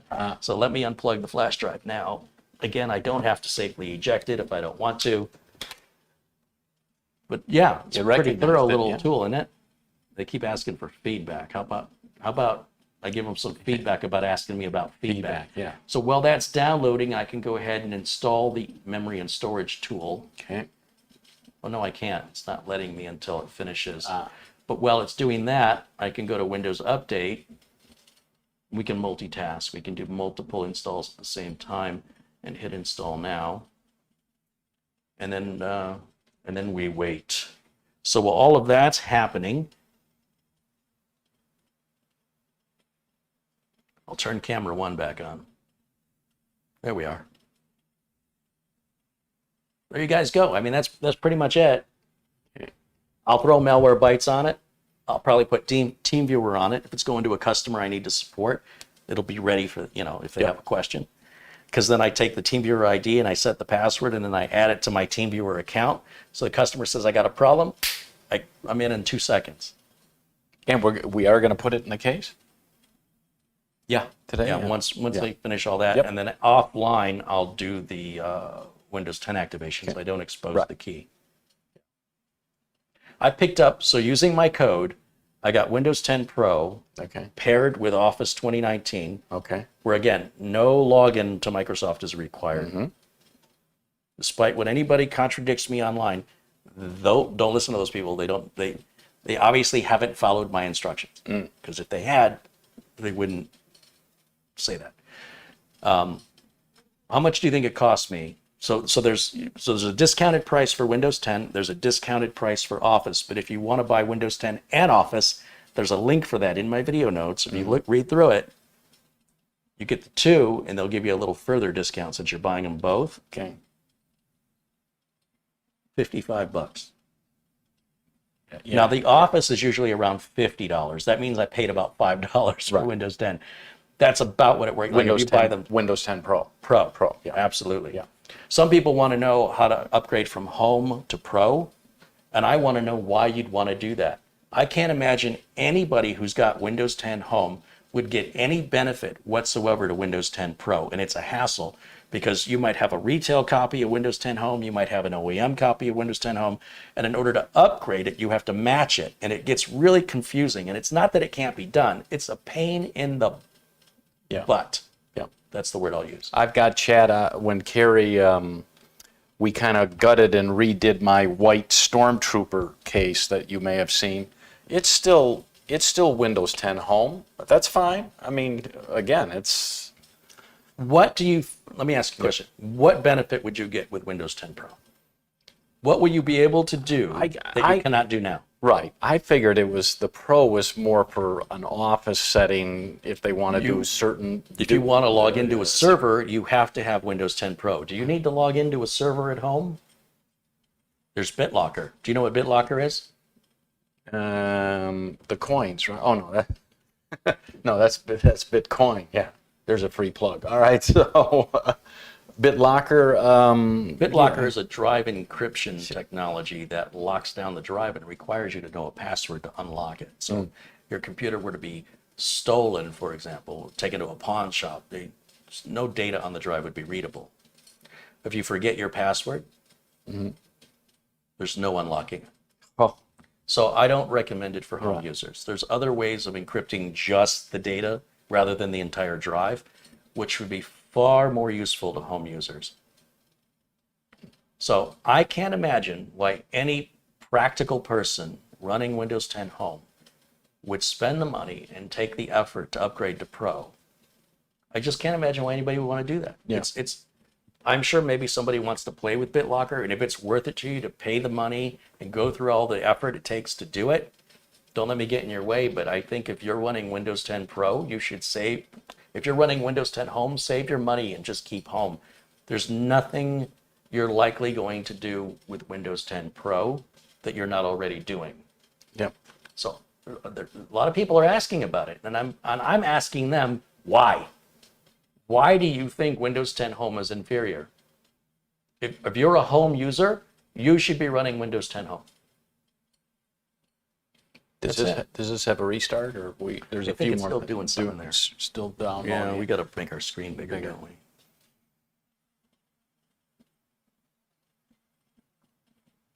Yeah, That's 74%. that- And you'll see all this finished. Oops, what did I do? Let's go over here.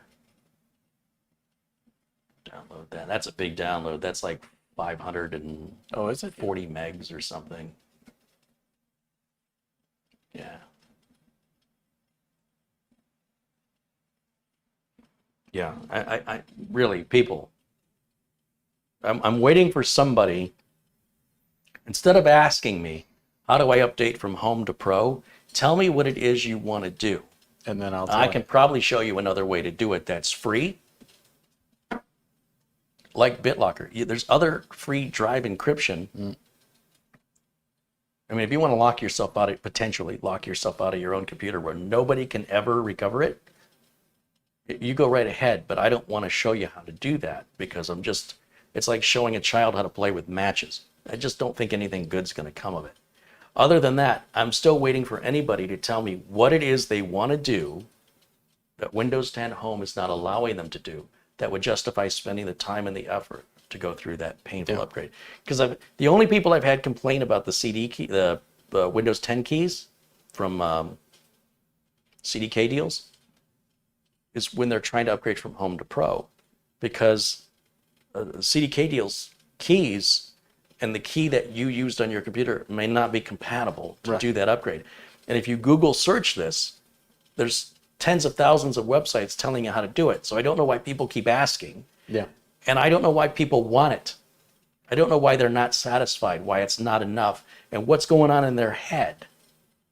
Are they just bored? Do they have money burning a hole in their pocket? It is absolutely the strangest phenomenon. And here I am discouraging people from buying Windows 10 after I just told you what a great price it is for Windows 10 Pro. Yeah. That's why I'm a terrible salesman, because at the end of the day, I'm practical. It just seems like a complete waste of time and money. There'll be no benefit to 99% of you. None at all.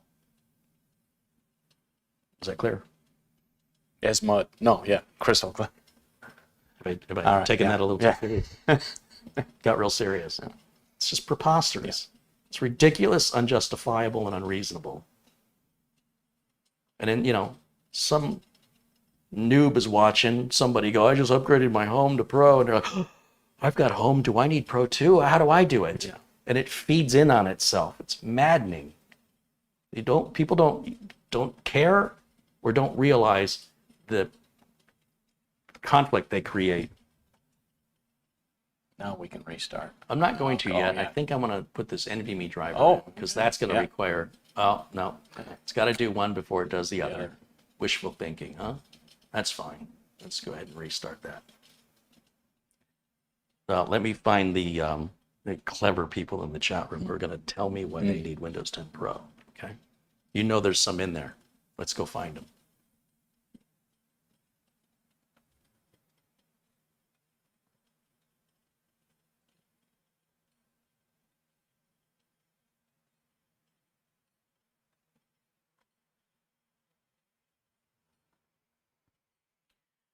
My Pro says they want to upgrade to Windows 10 Pro because you're always showing Windows 10 Pro. Well, I'm always showing Windows 10 Pro In a clean install. because most of my clients are business clients, and the price difference for me is, I think it's $1 with CDK deals. I think CDK deals sells Windows 10 Home. So on a new build, yeah, Windows 10 Pro. But if people were paying attention, they'd also know that when a computer comes in for repair, if it came in with Windows 10 Home, it leaves with Windows 10 Home. So people aren't really paying attention, are they? If you're building a new computer for the price difference, get Windows 10 Pro. But if you currently have Windows 10 Home, you've never seen me do an upgrade from Windows 10 Home to Pro. You've never seen it. So why do you think you... Don't tell me because you see it on my channel. I've never done it because it's totally unnecessary and it's a waste of money and time. So that's where viewers are interpreting something that isn't happening, and they're using it in their imagination to justify that they need something, that they need to spend something that I never said and I never showed.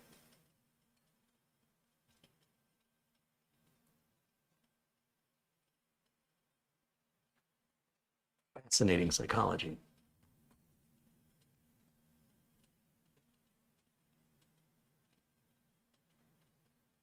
Catherine wants me to put thermal paste on the CPU. Don't need it. So what we're going to do when we put the reason we don't have thermal compound on this is obviously I'm not going to run Prime 95 on it. No. But even if I did, it's going to be fine. There's this fascination and obsession with temperature is also unreasonable and impractical. It's really not hot at all. No. We're barely using the CPU, first of all. And I could run it like this indefinitely. It's only when it's being hammered that it'll get hot. And the reason why there is no thermal compound on the CPU is because it's messy and it's wasteful. Because that heatsink is coming off. We've got a liquid cooler to install, and that requires putting this in the case. I'm not going to have a liquid cooler hanging off to the side while we do these tests. Because if anything was broken, I want to be able to take it apart and not be messy. This is not dangerous. This is not harmful. It is not causing any excessive wear and tear. That's all strictly in your imagination. And when you're testing or you're using a temporary heatsink, if you're not overclocking it and you're not working the heck out of it, you're just wasting thermal compound and you have a problem with anxiety. It's like a technochondria. It does not fall under the category of being practical or reasonable. Now, if you're dealing with older CPUs that don't have the ability to thermal junction, to throttle, that's a different story. This is a problem with people who have been in computers for decades. They fail to accept modern technology, and they keep holding on to old ideas. And those old ideas were fine when they were new ideas, when the technology followed that, like defragging and all this other stuff. That's why some of the most difficult people to teach are people that insist that they know because they've been doing it for 30 years. Well, if I work on something that's 30 years old, you'll be the first person I call. But if we're working on something brand new out of the box, I strongly suggest you get on board with how this technology works today and reduce that anxiety and enjoy things a little more. Because if it bothers you that I don't have thermal compound on there, seriously, relax. It's not hurting a thing. This is not 20 years ago. So did it reboot, and then you want to reboot again to get the Intel stuff, right? Well, apparently it updated Edge, which and then it automatically brought up this was open when we closed it. Okay. But I want to go ahead and put the NVMe tool on here. This is really quick, you'll see, and then it's going to want to restart in order to, there it is, in order to activate that NVMe driver. And then we're going to reboot real quick, and then after we put the video driver in, it will want to restart again. But the memory and storage tool does not require a reboot. Regardless, it just take your time, enjoy your build. Don't freak out about thermal compound. Don't freak out about stuff that doesn't matter. Don't freak out about electrostatic discharge. It's all preposterous nonsense. People talk, and I'm saying, show me, show me, show me. Show me these problems. Stop talking about them. You made them up. They're completely imaginary. Show me. And they can't. They can't because it's imaginary. This news and interests here, I turn this off because, that update put that weather there. Okay. We're going to go back here. All these YouTube people that make all these claims, tell them, show me. If ESD is a real problem, demonstrate it. Show me a live demonstration of an electrostatic discharge actually causing a problem. Show me a real demonstration of thermal compound creating a problem because you had too much or too little or none. You'd have to go to some extremes. In other words, I'd have to run Prime 95 and then we would watch it throttle. We may even watch the machine turn off, but it still didn't cause any damage. So why are people so concerned? It doesn't make sense. Back to the chat. What do we got going on here in the chat?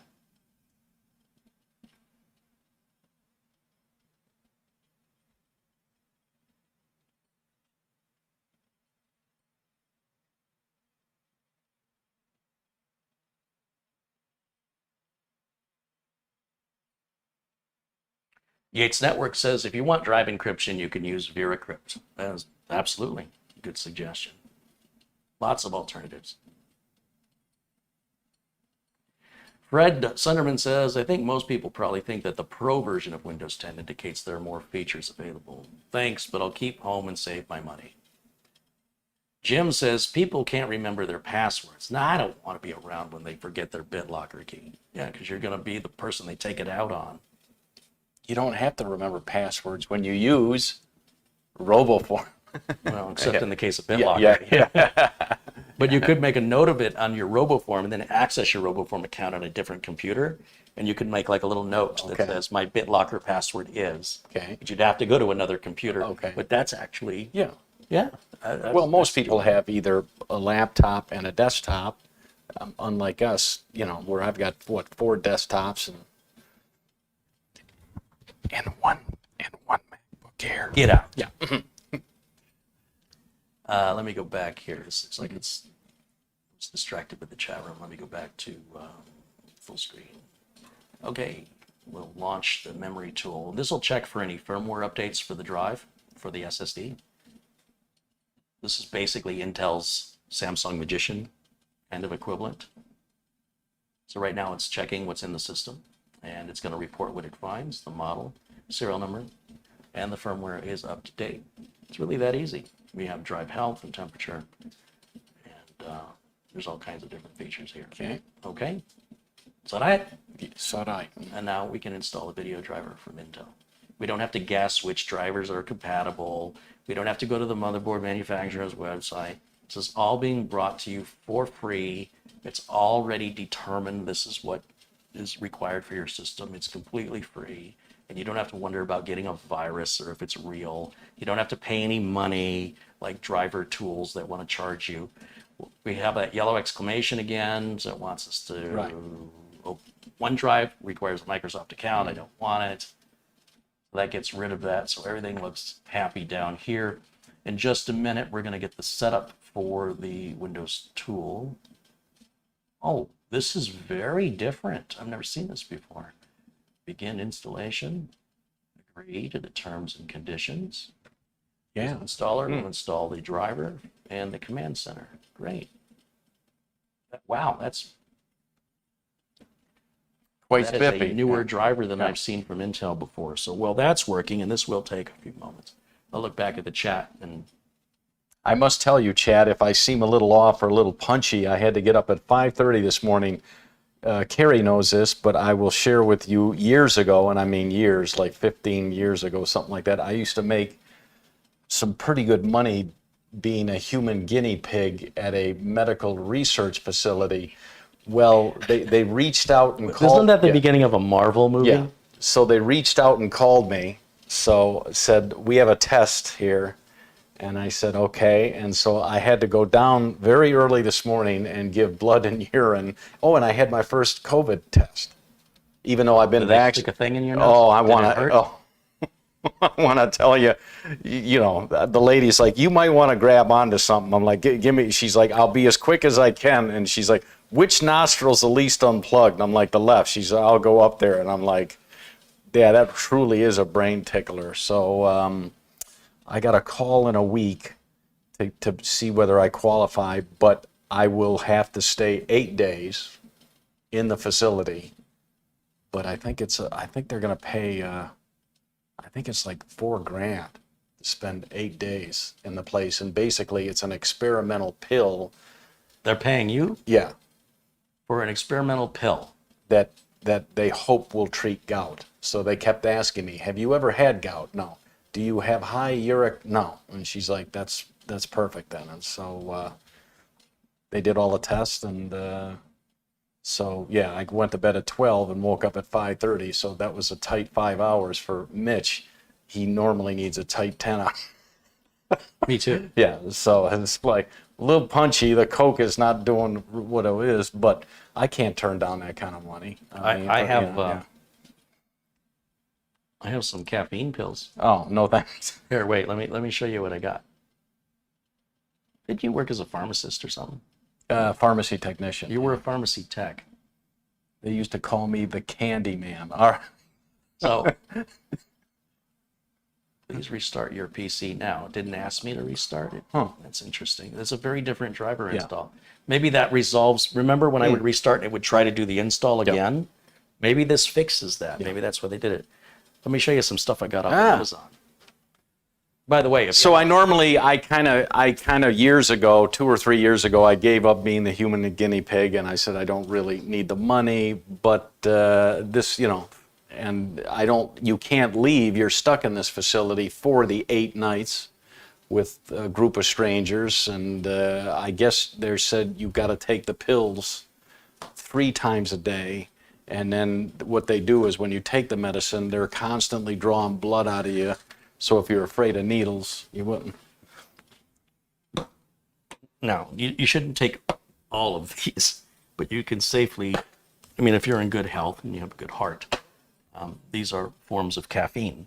And let's see if we go full screen on camera 1 here. So this is full-time energy. And this is, can you read it? How much caffeine is in that? Jeez. 1 capsule. I think it's like a 2 strong cups of coffee. 211 milligrams. Oh, that's not too bad. Yeah. Now this is called smarter caffeine. See here? Mm-hmm. This one is interesting. It's called Grind. Yes. Okay. Now this isn't just caffeine. This has a bunch of stuff on it. If you type in the Grind, well, actually be careful when you type that in. It might pull up stuff. This is the first all-in-one daily grind pill. Okay. So if you have daily grinds, Okay. this one's called Far Beyond Driven. Okay. And this, you see how much caffeine that has?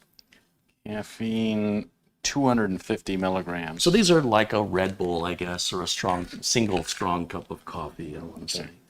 And so you got to be careful with stuff like this. They're pretty large pills too. It's like a 00 size capsule.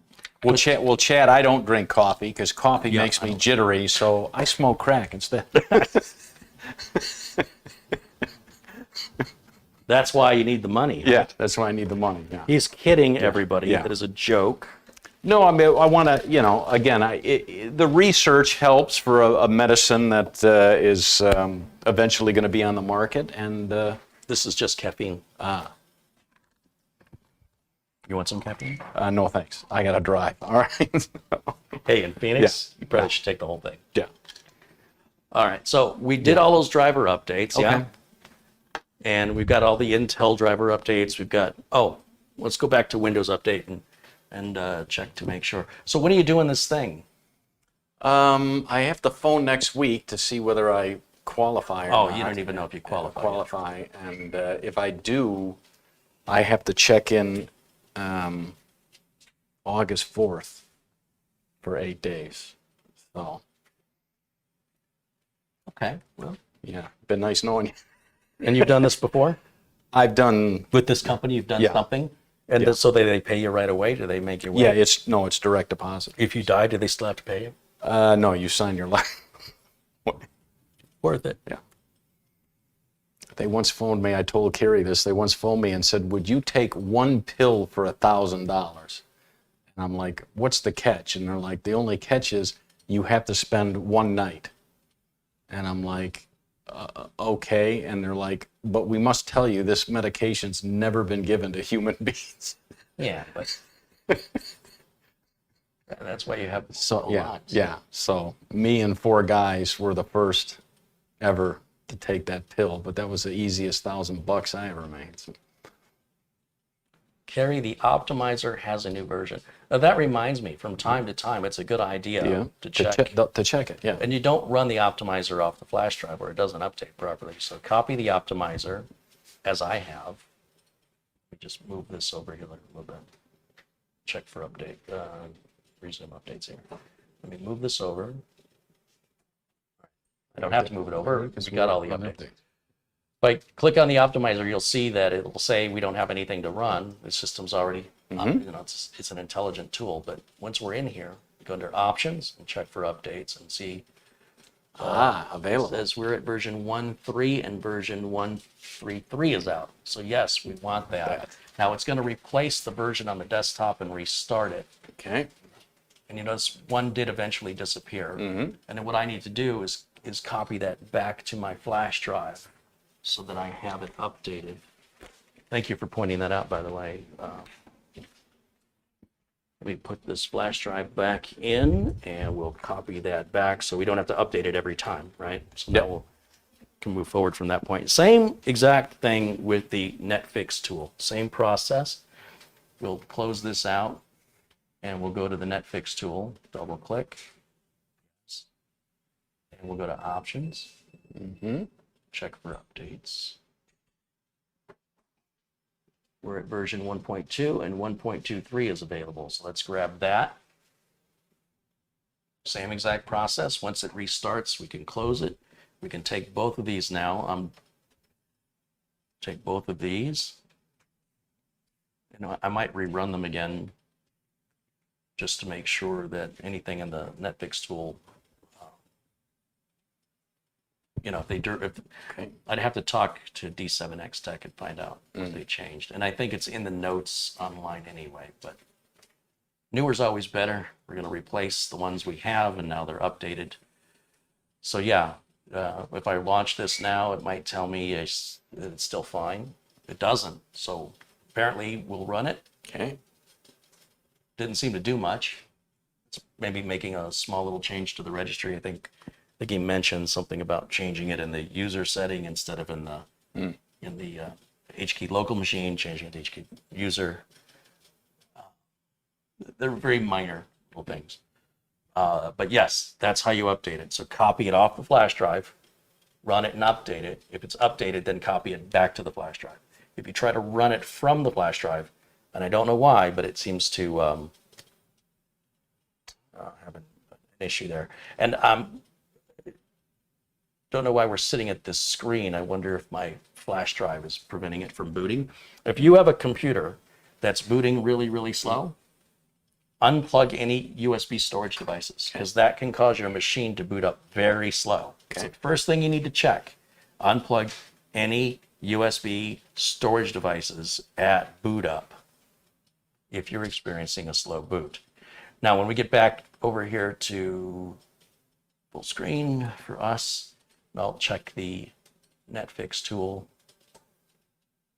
and we'll apply it one more time just to make sure whatever those updates stress that we've applied them here. So again, in the chat, thank you guys for making me aware of the updates to my own tool. I get a little too busy, distracted. Yeah, I get busy and then I forget. But that's why I took care of it right now. Nip that in the bud. And now that is basically as far as we can take this board. Okay. So we're going to pull the cooler off, and then we're going to install the board into the Enermax case. We're also going to put the power supply in the case. And then we just plug the cables on and install a liquid cooler. Yep. And we're good to go. Build was finished. $100 for this board. Yeah, I'm impressed. It's a great price. So that looks good. Let me go back to, let's go ahead and power it off actually. Oh, there's one other thing I want to do. Once you're done doing all this stuff, even though I've turned on Storage Sense, there's a bunch of stuff that Storage Sense does not remove. So if I double click on this PC, or I go to the yellow folder down here, right mouse click, go to properties, click disk cleanup, and click clean up system files. Did you get all that? Yep. Then check every single box. Check them all. Check them all. So even though that storage sense was supposed to delete all the files, there's still 1.22 gig of crap on there. So we'll click OK and delete files. Now, if you're watching this on a computer you've had for a while, and that computer is older, this could take 2 hours. But on a new build, doing it right now and maintaining it from this point forward, it should happen in a matter of maybe a couple of minutes. You see that? See how quick that was? Now I can click OK, close it out, and then shut her down. What do you think? That easy. It's that easy. So with the machine off, I'll put the power supply off here and unplug it. I want to see you pull that CPU fan off. You gotta press and turn counterclockwise, or no? No. Nope. So let's get the power supply out of the way. Let's get this power switch out of the way. So we're done with our test power supply, and that'll go back where the test power supply goes. It's over here. Now, to remove the CPU fan, you just have to turn those little towers. I use a little straight edge screwdriver like this. Okay. Flat edge, flat blade. And I just turn in the direction of the arrow, all four corners. You give a quarter turn. And then hold hold this down so that you can pull up on each of those little towers. And unplug it from the board. Is that any big deal? No. Because we didn't use any thermal compound, we have nothing to clean and are ready to install. Okay. We caused no damage, no harm. System never even throttled. It never got that hot because we weren't trying to do anything. And what's that? That's an i7, right? 9700K, yeah. 9700K, yeah. And now this is ready to be used again if we want to use it for other things in the future. So it's good to go. Well, I guess I need to get the case. Get on the case, Mitch. Get on the case. Let me unplug the USB keyboard and mouse because this little dongle can keep us from going through the AIO shield. Okay. So I'm going to just put that back in here for a moment and get it out of our way so we have room to work. We have a very limited counter space here. And I recommend you always keep your work area clear for that very reason. You're good to go if you want to put the case up there. Bend with your knees. Yeah. It's pretty lightweight right now. Yep. So we got the AIO shield. I guess we can start there. About a little over 600 people watching in the chat. Should we take the I side? was Awakened in the chat room. That reminded me of the new versions of my utilities. Thank you to Awakened in the chat. And let's see if we look through this. Ryan contributes $2 Canadian. He says, "Hey, Mitch and Carey." Hey, Ryan.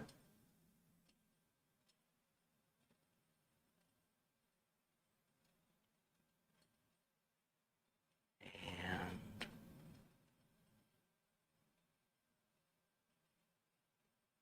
there we go. So, someone was mentioning there was still a red dot on the Intel driver update tool, but we'll check that later. Okay. Should we take the glass? The glass always makes me nervous. I'm going to go ahead and remove Okay. the glass panel. Go ahead and do me a favor, cut this open. Remove it from the package for me. And I'll step around here so people can see what I'm doing. We're going to do two things at the same time. We've got some plastic. You got some scissors in here? Yeah, there's little scissors in there. I use the blade. There's scissors right there. How can you not see them? Move some stuff around, Mitch. Oh, they're in there. Is a snake? It would have been me. All right, here you go. Caution, tempered glass. Please handle with Carey. Does that say please handle with Carey? No. They misspelled, they forgot the Y. Oh, there's a magnetic filter here.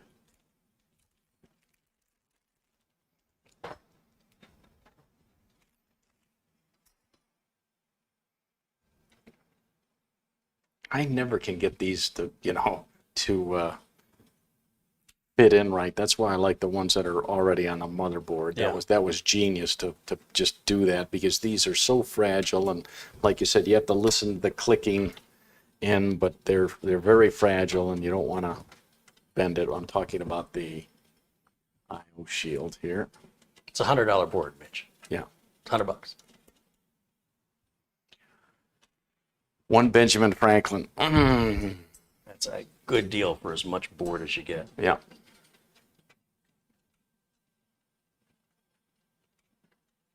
You got to take the screws off in order to peel this plastic.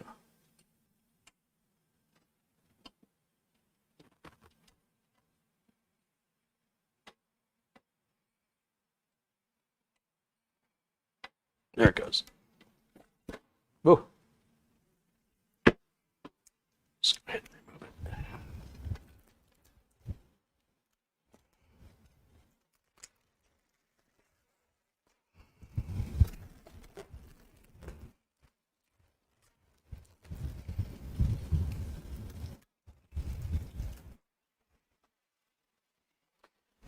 And I just want you The to know. rumors are true. And I just wanted you to know that doing all those guinea pig studies had no side effects on me. What's Just kind of explain a few things we've been discussing. You know, back in high school, I was known as the glass man. Mm-hmm. Glass boy. Were you very popular at the reform school? According to my probation officer, I was. Tough school, all right. Sorry, I almost knocked your wig off. Yeah. Boop. All right. There's your AIO shield. Wait, let's take this off. Oh. See that? Bodacious cat-like reflexes. BCLRs. Ah. Let's see if Mitch has bodacious cat-like reflexes. No, don't do Nope, that. not so much.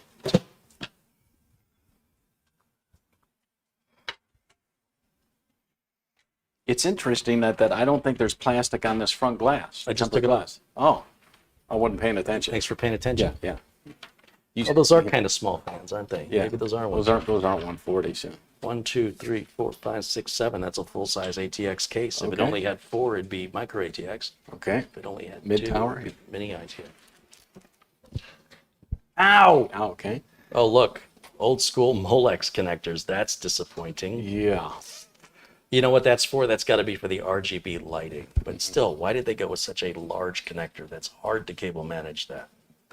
There's our drive tray, hard drive tray down here with 2 sleds. And got some wire ties that need to come off of here.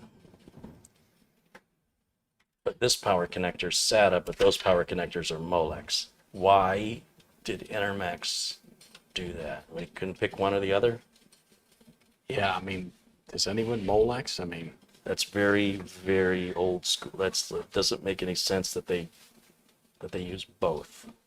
Like, look, if they decided to just keep it old school, maybe the price was cheaper or something. I get it, but it's like half one way, half the other. Like they couldn't make up their mind. So it's inconsistent.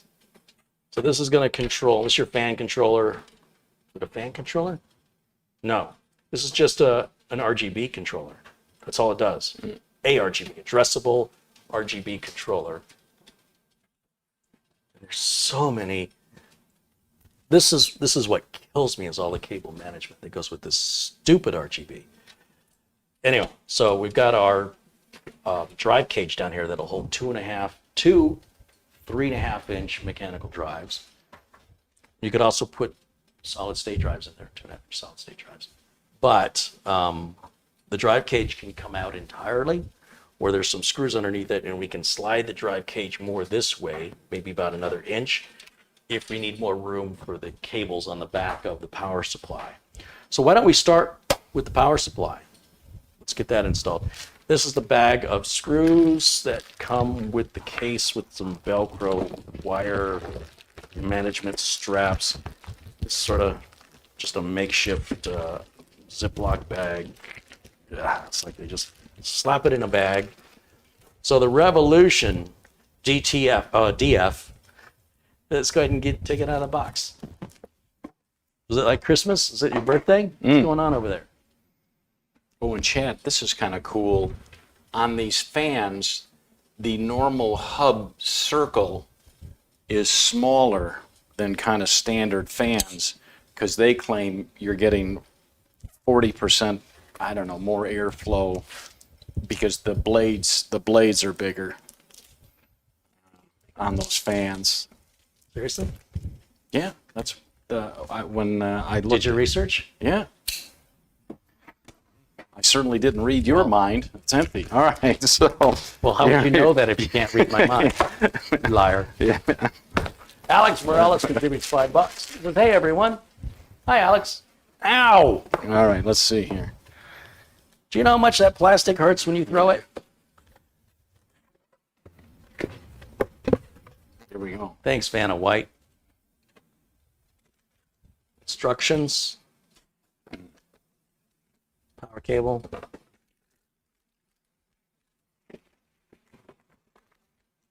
Ooh. A bag of cable.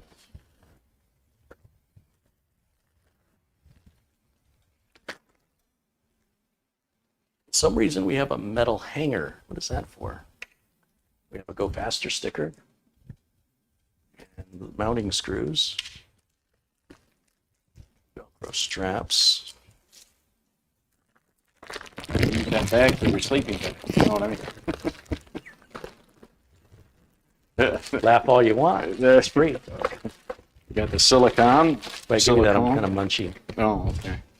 You little peckish. All right. Did you wash your hands? You didn't. Last Just week. set that anywhere. Last week, yeah. I mean, it's so disrespectful Yeah, throwing okay. stuff around, Mitch. More cables. All right. You have a bag for the cables, but not a bag for them. No, the bag is in a box that was Ah, shipped to me in another box that they put in a box. ooh.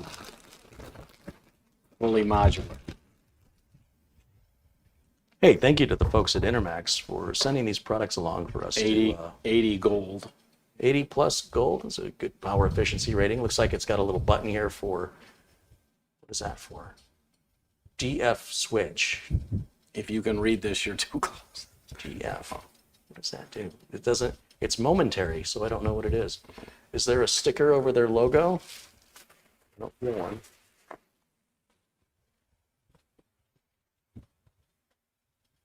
No big bright yellow wire sticking out that looks like it was an afterthought. Enermax looks like they did a much better job with this power supply. Much better. And you've got a link for that, right? In the video notes? All the links for today's parts are in the video notes below today, in the video. Absolutely. Rick Rubisitz contributes €5. He says, it's my birthday. Enjoy some Coca-Colas as a treat. Happy birthday to Rick. Happy birthday, Rick. Hugh contributes £5. He says, keep up the good work, Carey. I watch your videos a lot. Thanks, Hugh. Thank you. See what I did? You know, I've been complaining about these cheaper cases that you can't remove this piece right here because sometimes it forces you to have to run your cables, right? If this doesn't come off, it forces you to have to reach your hand in there. Imagine if this was installed, okay, and you have your cables, and then like 6 months from now, you want to add something that requires a power cable, and you think, well, it's modular, it's easy, just plug it in. But if you need to plug in all the way over here, how are you going to see it, let alone reach it? With this in your way, I'm happy to say this is removable. It's not meant to be permanently removed, but at least we can work at the cabling from the other side while we're building. So my thanks to Enermax, whoever engineered this or designed this, clearly has built a computer before. Can I see the red, would you hand me the red driver of life? Ah, yes, the proper presentation of the driver. Mitch, would you bow? Don't let my toupee come on. Oh, okay. I knight thee, Sir Mitch of Morrison. Yeah. Oh, wait, I have to go back one more time. That's it. Yeah. And Bearer of the bad jokes. All right. you know, that is an honor and a blessing that has been bestowed upon just one other person. It's kind of a big deal. I have a question for you. Even though this is modular, if you think in the future that you might, say, add a mechanical drive and things like that, would you go ahead and put the cables in there and then just have them? It's a personal decision if you want to. Have them labeled Because, or ready. If you want to, you could plug all those cables in and just have them ready. But then why did you buy a modular power supply? Right, yeah. I mean, at that point, your only advantage is if you have to replace it, if it fails, that you could unplug all the cables without having to undo all of your delicate cable management and just pull the power supply, get it replaced, plug the new one in. But these cables are not universally accepted from all manufacturers, so you better only do that if you're getting the exact same power supply that you're replacing it with. Otherwise, why waste your money? A non-modular power supply would cost less. So did we say how much money that was? Do you remember? We did not. So it's in the video notes there. So this should pop off, I think. You speaking Russian now? Okay, yeah. So there's the front panel. It's all just plastic alligator clips in there. Okay. And we'll just set that here. I was looking to see if there were screws holding this, something's holding this in. I've removed 2 screws. I've not read any documentation. There's something else is holding this panel. I don't know if it slides. Below it, possibly. Yeah, let's take a look at the bottom. First of all, let me loosen these screws here, and I want to slide. Look, I can take the cage out altogether, but this isn't mine. So what I'm going to do, I can't reach it now. Do me a favor, slide that cage over for me. The hard drive cage, would you push that towards the front of the case? Slide it. Slide. As far as it'll go. Now, flip it on its back for me, and I'm going to tighten those screws back down.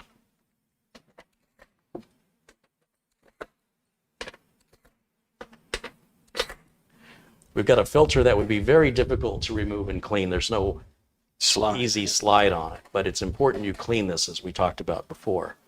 So why is this not coming out? Does it have to slide up, slide down, back or forth? Something is still holding it.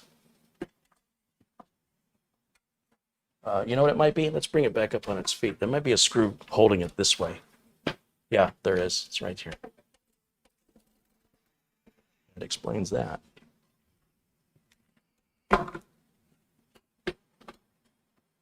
Does not explain that. I'm still missing. Here, bring that back up for me. Well, I don't know what's happening right now. I thought for sure that was it. What are we waiting on? You see something? One here. You think? Because it's not even coming out on this side. Yeah, I'm starting to think whatever this white piece, I bet you this glows. So you don't think this is it right here? I don't think so. 'Cause you see this white piece? Can you see it in the camera? Okay. I think this lights up, and I think that this screw and that screw, there's probably one and there's one also at the opposite end. I think those hold that white piece in. Okay. But you might be right, Mitch. I'm just skeptical. Somebody in the chat said, for the love of God, Read grab the flashlight. documentation. I'm sure the documentation tells us how to do it, but you could also read a walkthrough on a video game. This is my video game. Please let me enjoy my game. I like to figure these little challenges out on my own. I like to reverse engineer. I see in the back, I spy with my little eye, little sliding tabs. So that means if you take this piece and slide it, Can I see straight at that? You know that flathead screwdriver I used a minute ago with the getting the thing off? If we put the screwdriver right in here, and I don't want to scratch anything. I just pull this. Ah. But look, it does have a little part for a screw. So that screw, I was right. You did have to take out the middle screw. I did it all by myself without reading the documentation. 2 animal cookies for you. All right, so Really? I'll bet you can't even remember when you had some of those. I'll bet it's been for me. I'll bet it's been 5 years. Check that counter. You got animal cookies? No. But you know, with a little he box believed and me. the handle. Yeah, I did. You made you look. because I have enough junk food in this house. Made you look. Stan Aristoff contributes £2. He says, "Happy Friday, Carey and Mitch," and all in the chat. Thank you, Stan. So You want to put that power supply in there for me? no. Here you go. Well, you're over there anyway. So. Well, you want to plug this in? Yeah. Oh yeah. That I can do. Can you handle that? Yeah. And I also need you to plug in this one. And I also need you to plug in SATA and Molex. Did they give us a SATA and a Molex? Or is it SATA only and Molex only? Is there SATA only? Video, these are for video, so they only give us, so those two. Now, this is split, so that goes always on the motherboard. It doesn't matter. And this is not split, so that goes in the. Well, look at the power supply. Do you see anywhere on that power supply where that will plug in? Yeah, right here. Show me. MB motherboard. Show me. This is the difference between talking and doing. Yeah. Show me. No, physically put it Oh. in. Show me.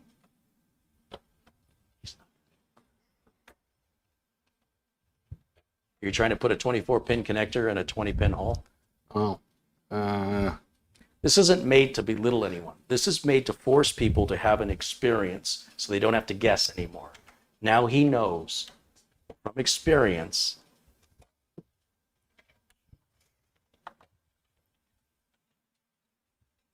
Where does the next one go? You didn't plug the other half of it in. Oh yeah. Where does it go? Right next to it, I think. No, read it. There's no other connector that size.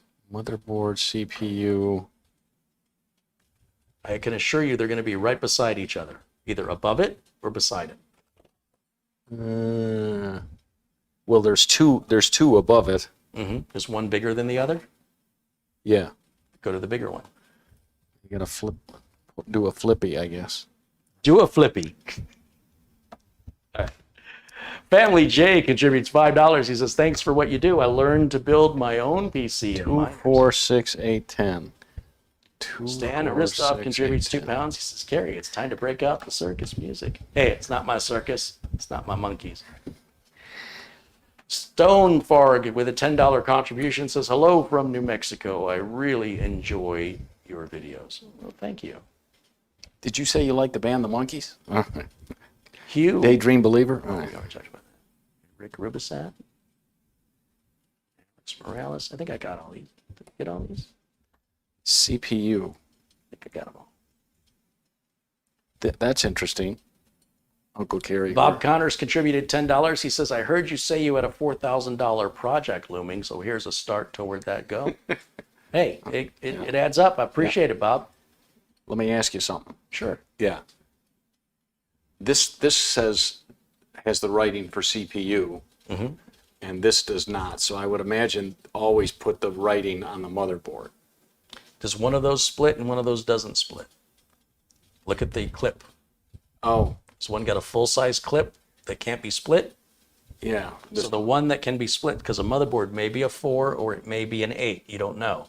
But the power supply is always going to be an 8. So is there one of those?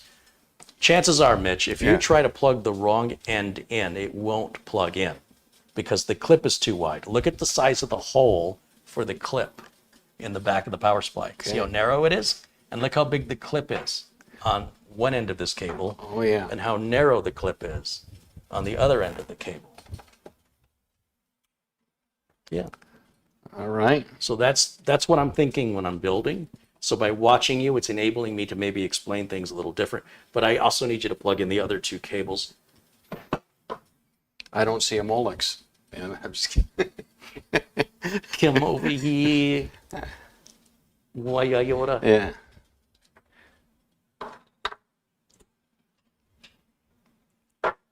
Arnold says, Carey, it's time you let Mitch build a PC on his own without any input from you. Sink or swim, Mitch. Yeah. Now, is that crueler than what I do? What side of the board do you go on? Mitch was talking to the Okay. cables. You feeling okay, buddy? 2, 4, 6, and then there's one that doesn't have a thing on it.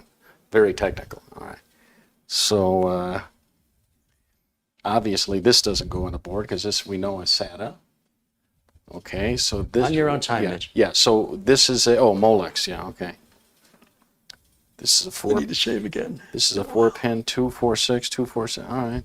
Just doesn't matter where it goes. I guess right here. Well, think about how it's going to look. It doesn't technically matter where it goes, but my preference is to try and crowd all my cables together. These cables under the cables that are going to be furthest away, you know, where we just removed it. Mm-hmm. We've already got a bunch of cables going on this half of the power supply. Okay. Right. So there's another one here for CPU we're not going to use. Okay. And then all of these across, these say PCIe, you see? Mm-hmm. So where it says PCIe, you see the brackets? Mm-hmm. That means those are for graphics cards. Yep. So and they have different number of pins. What you're trying to plug in has only 6 pins. So that means it's got to go on any of the 2 connectors here or here, above or below. I like below. So yeah, sure, whatever, doesn't matter. And then do the same thing the other one. Here's to the incomparable team, to Mitchie and Scratchy. That's Glenn's Music giving a $5 Australian contribution. Stan Aristoff again, £2. Says, have a Gatorade on me, Carey. All right. Yeah. Here you go. Goes the other way. You're going to have to put it in from that side. Fan down. Fan down! You see, instead of man down, here, give me this. All right. But that thing's just wobbling all over the place, isn't it? There are little rubber feet, and you're going to pull them off if you're not careful. Go ahead and slide it forward, and you just need to not drag the bottom of the power supply because it'll rip those rubber feet up. Those are anti-vibration pads. Well done. Well done. You see? And you will be. All right. So I knew you could do it. I believed in you the whole time. I'll give you $20. Here, hold out your hand. yeah. Hold out your hand. All in quarters. Another go faster. Should we put Enermax sticker on it? Where should it go? I'll tell you where to put it, but let's keep this family friendly. Okay. There you go. That's called restraint and discipline. Yeah. I don't know what either one of those are. I'm going to Google that later. Okay.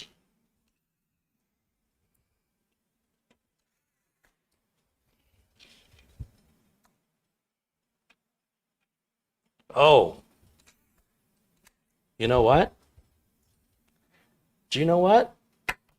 You see that sticker right there? It's upside down.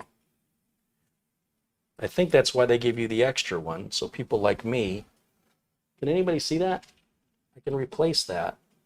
Isn't that nice?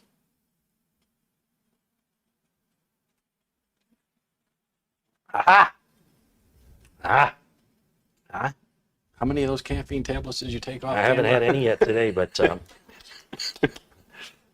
I'm kind of hungry for some caffeine. Caffeine pills, they go to stay crunchy in milk.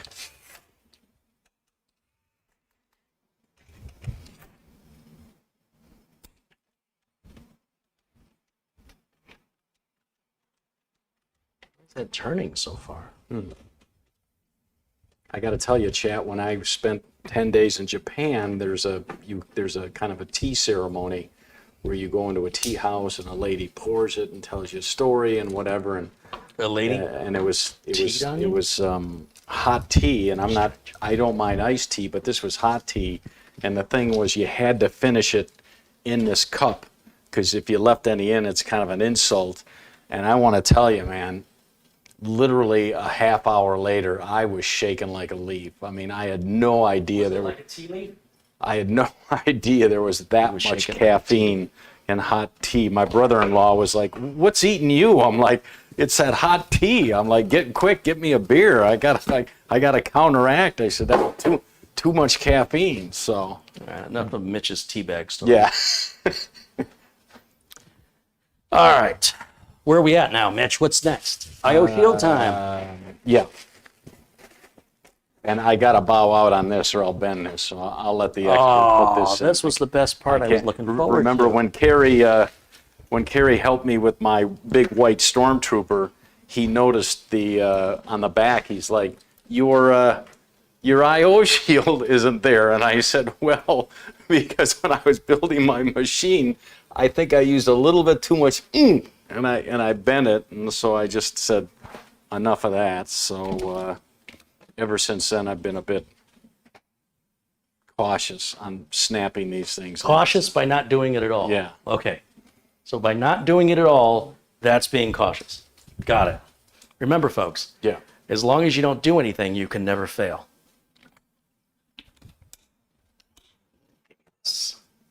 Listen for the clicks. I don't see. Oh, yeah. We do have these little grounding straps. Pay attention. I want to be careful. Richard S. has contributed. Yeah. $1.99. Thank you, Richard S. So you'll hear the clicks, not of the IO shield that's in Carey's head. That's just my That's the steel. bones. That's the steel plate in his head. All right. So Well, it's not steel. It's okay. aluminum Titanium. foil. All right. Okay. So you knew that it was going to rain based on that plate. Yeah, but the government doesn't know I do. Yeah. Don't bend it now. All right. Bend it like Beckham. Yeah. Getting this little wire trapped here. Oh. I want to be careful with this. It's got to just be kind of. Is that a tie? Yeah, that's a wire. That's okay. It's fine. I just want to make sure it's behind the IO shield instead of in front of I it. got you. That does make this.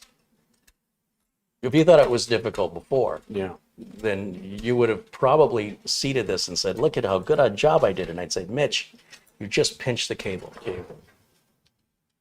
Well, that is not a very good design here. If you look, the RGB wire and the fan power cable coming out right here, and you see the lip on this IO shield wants to go right where that is. That fan may have to come out, but I'm going to try it. I'm going to be stubborn. Come at it in this angle. And the bird is on it. Yeah. The bird is on.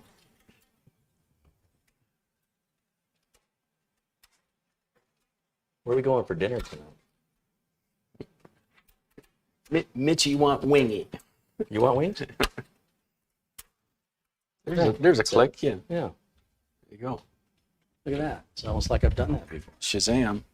All right. I guess we can install. I don't like the fact that it's not black. I You know what agree. mean? Yeah. But it's don't you $100. agree? It's a $100 $100 board. So. I mean, I'm even surprised it has an IO cover. Yeah. The fact that they put the IO cover on, but didn't give us either a built-in IO shield or a black one, kind of Okay. like two different things. But what is this for? What is this little? There's a hook in here. It looks like it hooks on. There's like a loop. See that? What does that do? Is that some kind of weird thing that keeps the cable from getting unplugged? I've never seen this on a power supply before. I might even have it in upside down. I don't quite understand. Let me turn it around the other way. Does it go this way? Somehow, I've been able to build and use computers for decades and have never needed one of these. So I suspect I don't need one today. Are you ready to put the board in? Yeah, let's go ahead and lay this thing flat.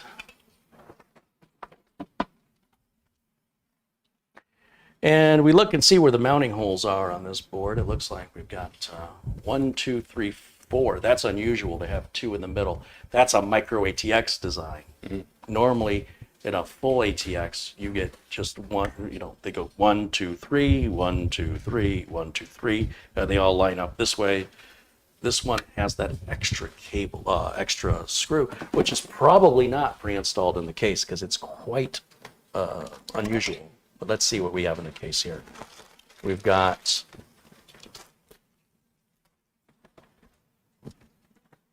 all right, so there's our AIO shield. The board's going to go in this way. There's our 1, 2, 3 for the bottom, 1, 2, 3 for the middle, 1, 2, 3 for the top.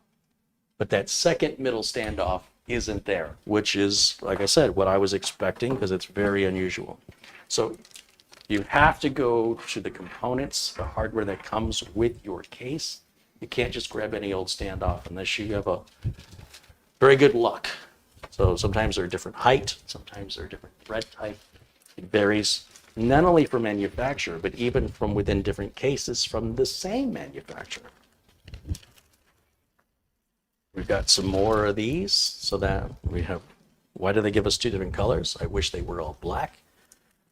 But we've got some rubber grommets in here that's probably for either, maybe for the hard drive, solid state drive. Let's see. Let's see what it says about those. Give that to Mitch.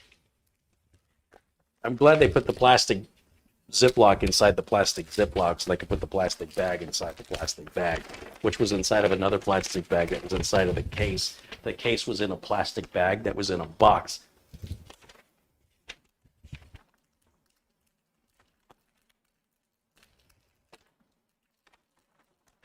Can I borrow those skizzers?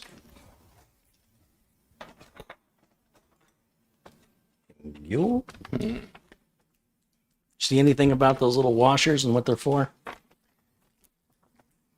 You could find the HDD rubber pads For the hard disk drives. in the accessory pack. Okay. You know I graduated to 3rd grade, right? Okay. That's up to the 3rd grade. That was just Okay. Congratulations. All right. Thank you. I'm going to get you an ice cream cake. Bomb pop, please. Oh, No, drumstick. take you over to Bahama Bucks. We'll get you a bomb pop frozen snow cone.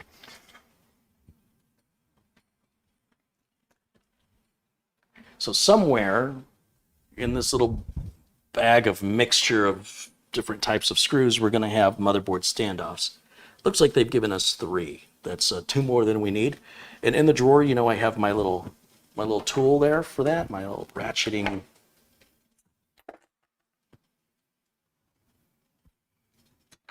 Thank you. And that is going to go into this position right over here. It goes right behind this 3rd slot. I don't need that. We're good. I'm used to working in the dark. Okay, they're blindy locks. All right. Blindy locks. You're the one with the glasses and blonde hair. Yeah.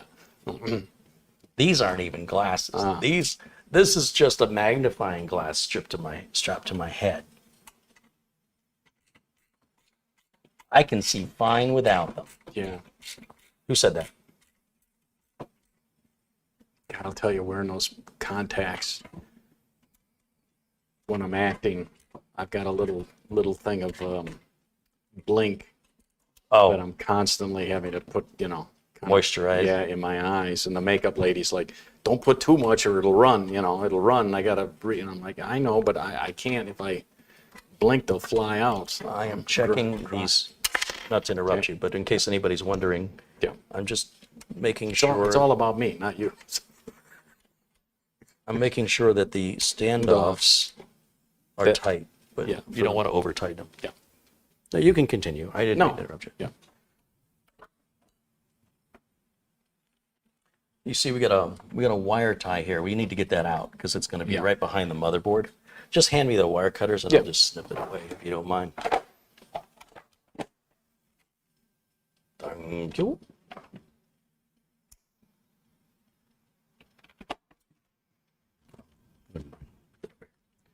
So we should be able now to do a little dry test fit here.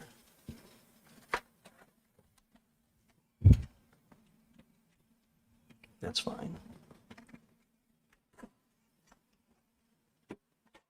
So this rear case fan, the problem I see is if there's any grounding, where were the grounding straps I said to what I needed to, I can't see them anymore. This fan is in the way. So I'm going to try my best. It would make my life easier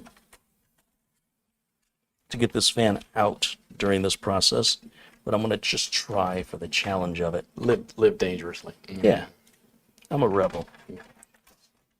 So one problem is the AIO cover that's on the back of the board adds a little height, which is hitting the bottom of this fan. Okay. And so now I can't really see any of these ports from the top like I normally do.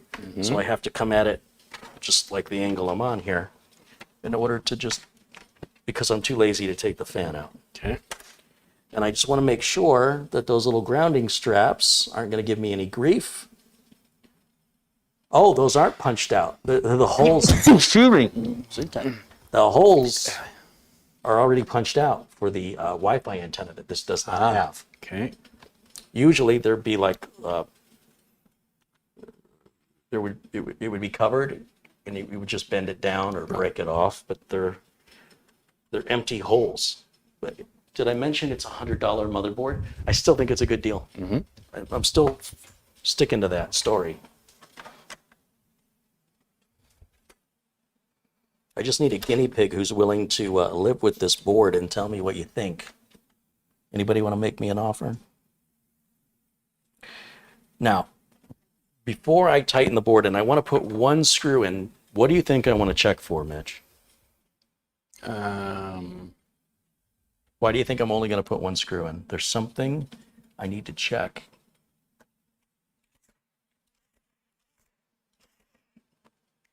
What do you think?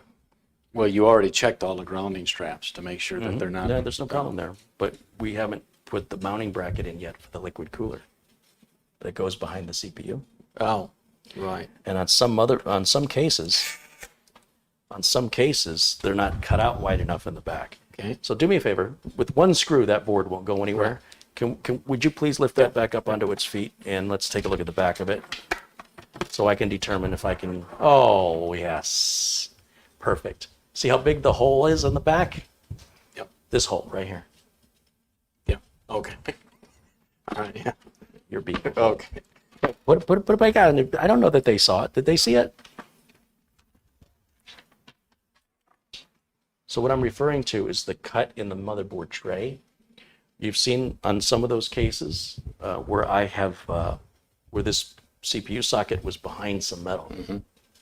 Or they have like a solid state drive tray, which by the way, they have right here with space for a second one, but I guess you don't get that. We won't use them anyway. But this area here is wide open, and I wanted to check because if a part of this motherboard tray covered it, it would make it impossible for me to put the mounting bracket on for the liquid cooler or for any cooler that's third party. So knowing that, can we see it? Yeah. So knowing that, I can now, in this, with sound mind, put all the screws in, secure the board. In fact, you don't have to put it back on its feet. People can watch this now because normally I don't show this part because I don't have the top-down camera, and we don't need it. With one screw,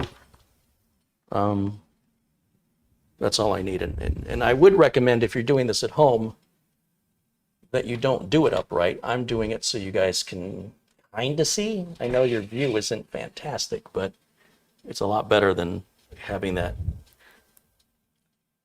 you know what I mean, facing down. Yeah. This is using the fine threaded screws. Some cases use the coarse. This case uses the fine ones for the motherboard mounting screws. So that's 1, 2, 3, 4. Oh. 4. It's not going in.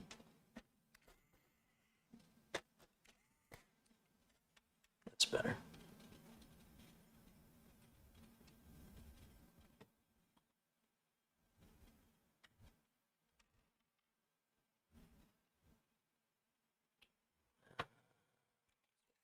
Here. This one goes right up there. This one goes there. There's a lot of mounting screws on it. Usually there's 9. I guess this one's got 10. It ain't gonna go anywhere. We know that.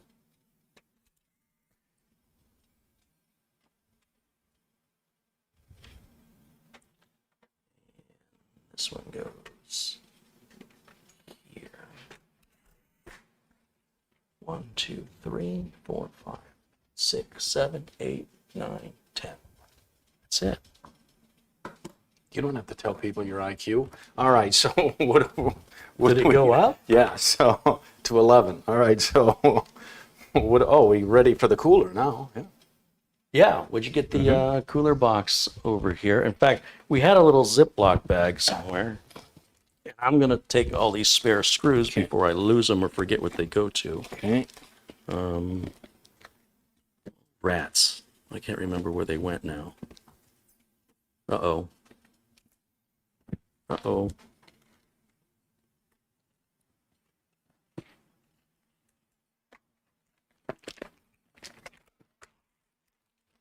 Stick them all in there.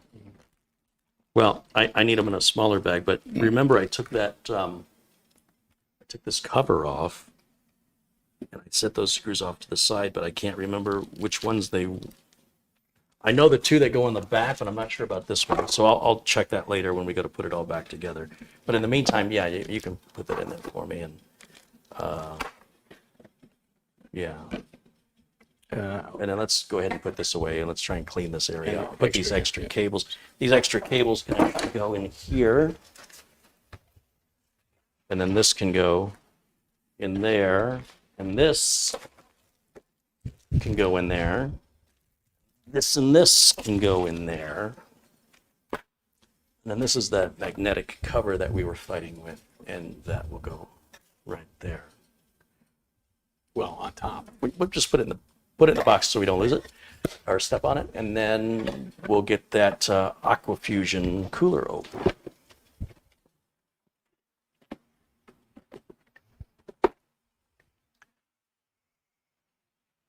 Right here.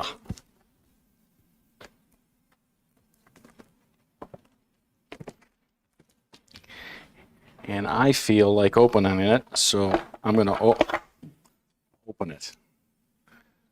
Hopefully without cutting my finger. Ooh. Here we go.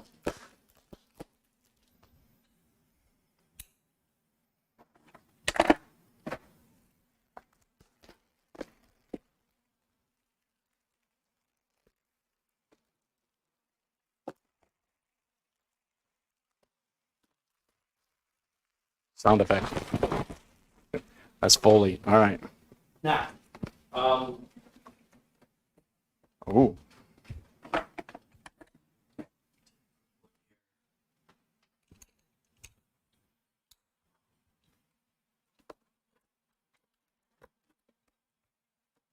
Frank says, Carey, maybe some Friday Mitch can do the show without you. No thanks. Yeah. I'll buy that for $1. Name the movie. All right. Yeah. Next. Okay.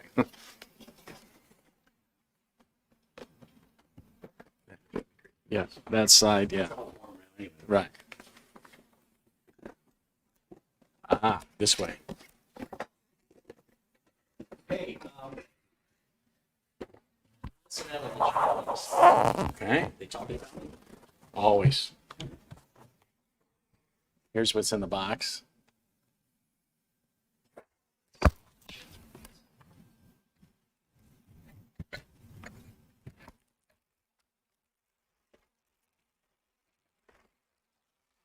Fans.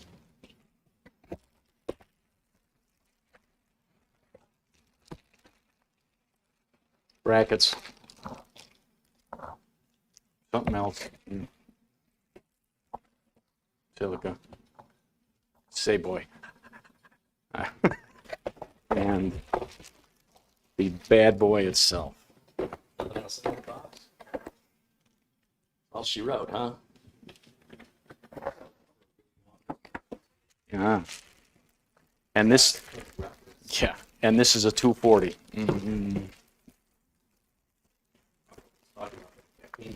That's more caffeine.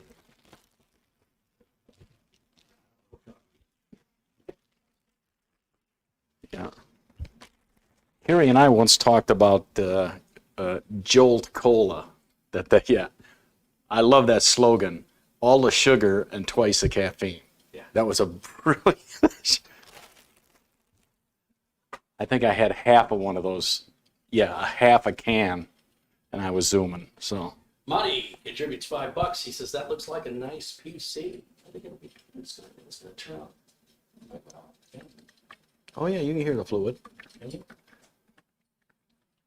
That's my brain. All right. Okay.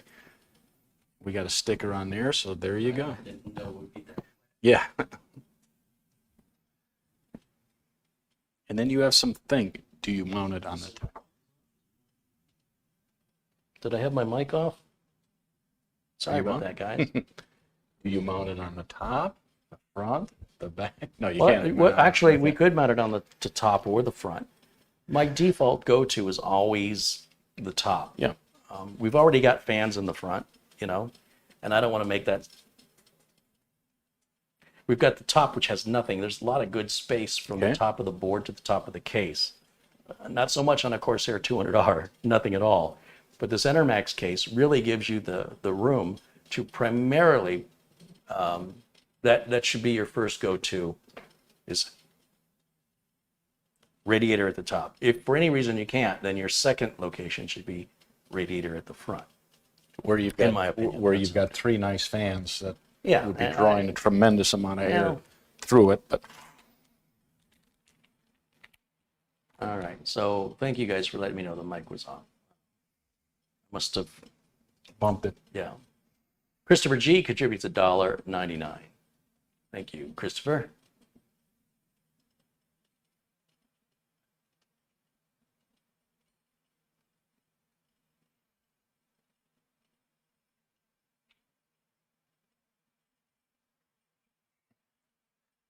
Son of a Mitch. No, I'm going to have T-shirts made, chat, that say, "Ain't that a Mitch?" Glenn's Music with $5 says, a build to enrich and bewitch, as each glitch will ditch every hitch. Which switch is which? Son of a Mitch. Ah, Nick Poverman well with done. $10. Yes, very well done, Done. Glenn. Nick Poverman, thank you for your contribution. Did I get them all? I think I got them all. I think we got them. okay. Yeah. All right, so not quite sure on this mounting technique. So I guess it's documentation time. Where's my glasses? Because it looks like you'd have, would you have AMD and Intel all on the same bag? It looks to me. So Yeah, they haven't separated things out. So we're going to do that now, which is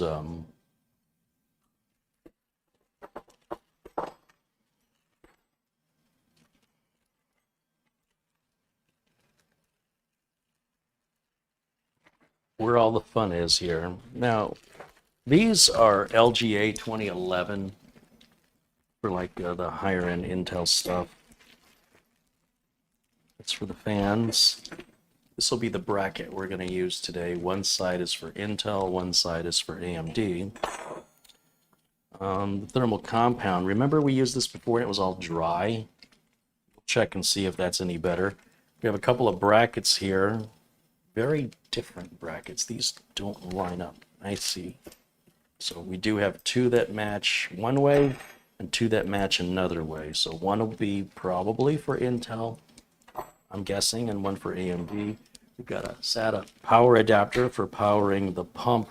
We've got some coarse threaded screws for something. These are like self-tapping. I don't know why.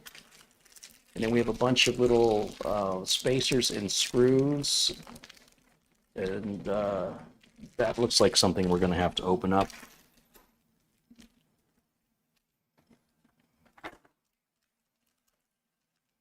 Was there? Never mind. I was about to ask you if there was documentation, but I see it. It's right here.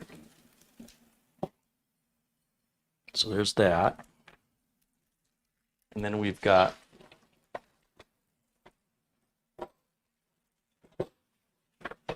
two fans.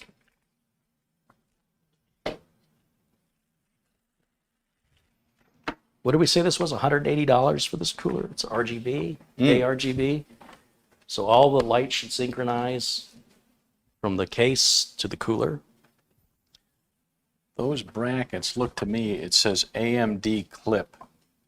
Those odd brackets. Which ones though? Do they look like these or do they look like these? I mean, they look very similar. They're calling them clips. Intel clip has the things winging outwards, and the AMD ones has the things going straight up, aren't they? Correct. So these are AMD. We're not using these. Screw onto the side of the pump like that. Oh, that's what these screws are for. These coarse ones. Okay. All right. Do these go up or down? Do these go like this, or do they go like this?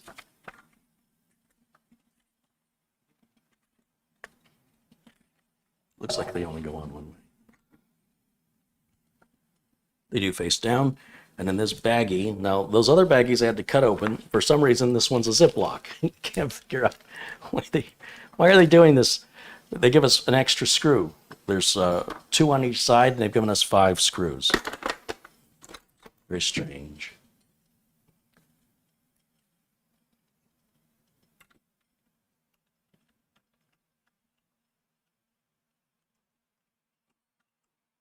Is it $100 liquid cooler? Tommy Baker says it's 100. I can't remember. What were we looking at was $180. Something on this was $180. Yeah. I thought it was the cooler. David says a Mitch in time saves 9. I like that. Saves 9 what? Every Mitch way but loose. Boy, the chat's on fire. I like it. So, Yeah, it's burning already. It's burning. Burn it down. Yeah. Don't let me forget to take that little plastic. Yeah. Down. I like that they have the pull tab there, so Right. it'll remind you if you don't notice it. Probably have to put this piece on first, though.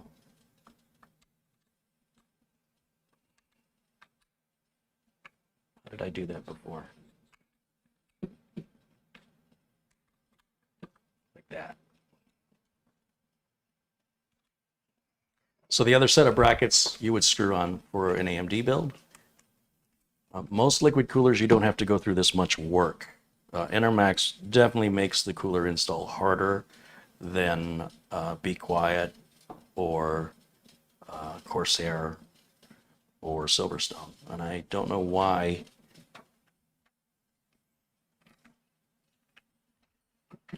But they asked me for a review, and I'm giving them one. It doesn't make it better or worse. It just means you're gonna. If you enjoy building, you should really enjoy this because there's more building required than.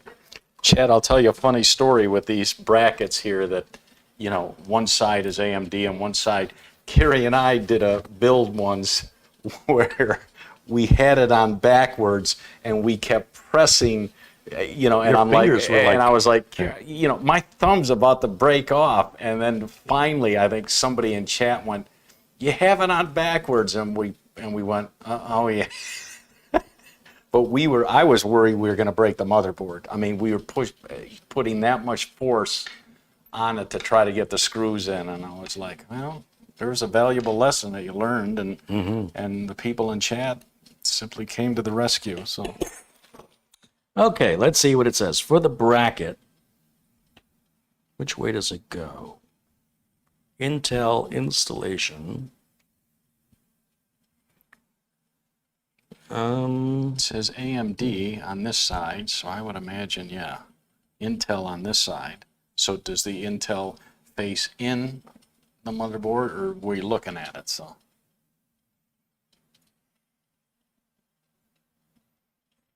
Insert the position screws into the proper holes on the back plate. Well, that's very helpful. Thank you. Then use the washers to fix the position screws. Oh, that was cool. Yeah. Yeah.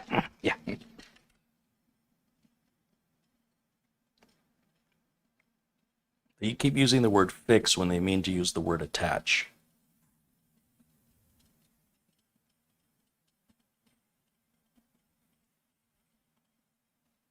So where it says Intel on that bracket, that's going to face the back of the board. That's what I thought, because see, these would be touching that, and that would be bad. So yeah. Nobody can see what you're telling yeah, me. okay. Just so you know. Yeah. Just so you know. Yeah.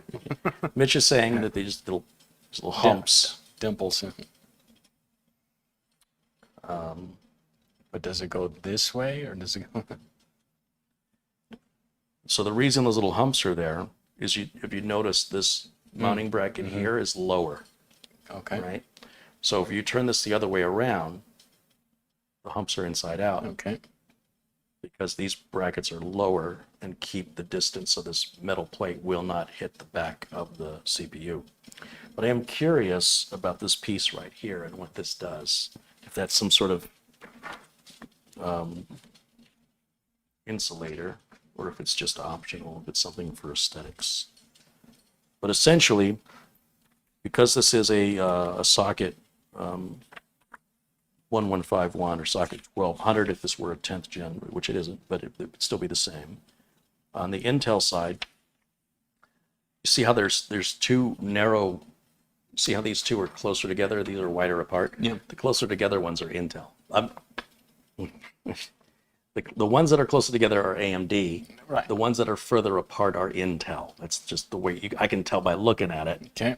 And then if we know that the word Intel is the direction that goes against the back of the board, then these screws would go into the middle right here, because there's 3 different positions, the top, bottom, and center, depending on which type of Intel chip you have. Okay. We want to be in the center position for all socket 1150, 1151, and 1200.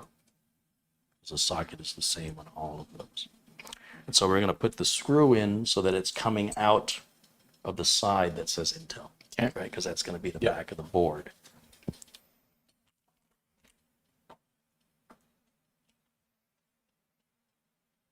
Mitch is one hell of a guy. Speaking of board, I think that's an insult. Oh yeah. I like that those, so they're staying secure. Yeah, but if Yeah. you buy a Noctua, these are already connected. You just Nice, take it out yeah. of the box, Box. and there's no, Yeah. do I put it this way or Right. that way? Right. It just Noctua does, like the people at Enermax should look at what Noctua does, or look at what Scythe is doing, because this is really old school. We used to do this when liquid coolers were new and they hadn't figured out easier installation processes. So there's a lot more mistakes you can make. But again, if you enjoy the building process, then this just adds to your fun. Yep. Right? If you've got to do 10 of them in an hour and you're stressed out, you're going to hate this.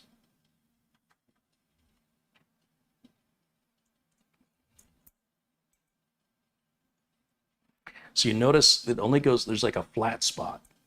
And when I rotate it just the right way, you'll see it, it sinks down. it seats. It seats, thank you. Yeah. And then that holds it in place. Okay. Now, if you look at a Noctua bracket, they're riveted on. These can fall off. These, when you're tightening down the bolts, these can spin. Okay. So this is definitely a much more labor involved, less secure means, less certain means, unless you're somebody who's done this before.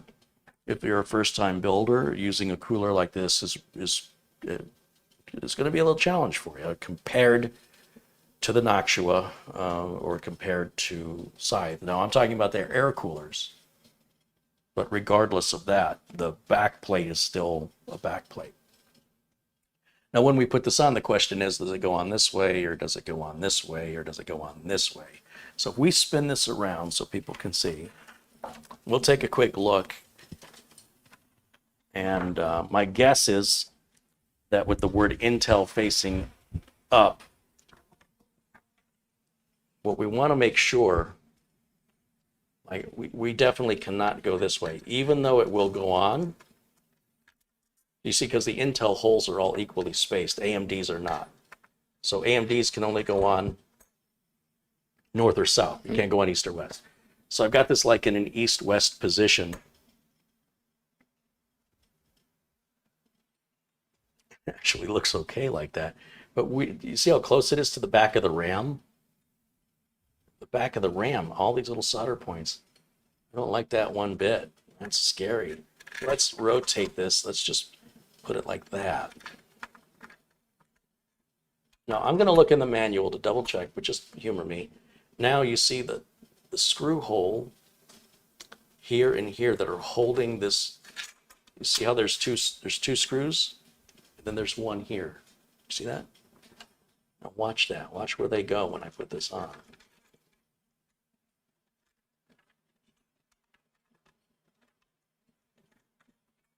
See, I'm already having a problem with this coming loose. Got a runner.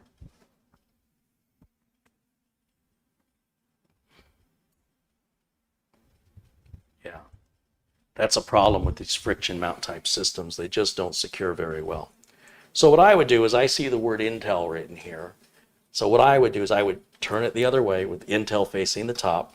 Just instinctively, that feels like how I would do it if I engineered it. And we slide that on. And now those holes right there line up with where those screws were I just pointed out with the one in the middle. That means we could flip this 180, just turn it around. It would equally fit exactly the same. It's, what's the word? Symmetrical? Okay. Asymmetrical? I forget. Now, in order to hold that in, we have these little plastic standoffs. Now, these plastic standoffs have a smaller hole on one side and a larger hole on the other. And the way you're going to know that is when you slide these over the screws. You see, these are going to hold that bracket for us. But if we turn this around, and I'll just kind of hold the bracket right now with my hand. I'll hold it. So right there, I'm feeling some resistance. When I push it, it's gripping it very lightly. If I put it on backwards, so if I take this, watch that other corner. See, right now, it's just sliding off of this screw. If I turn it, put it on the other way, now it's not sliding anymore.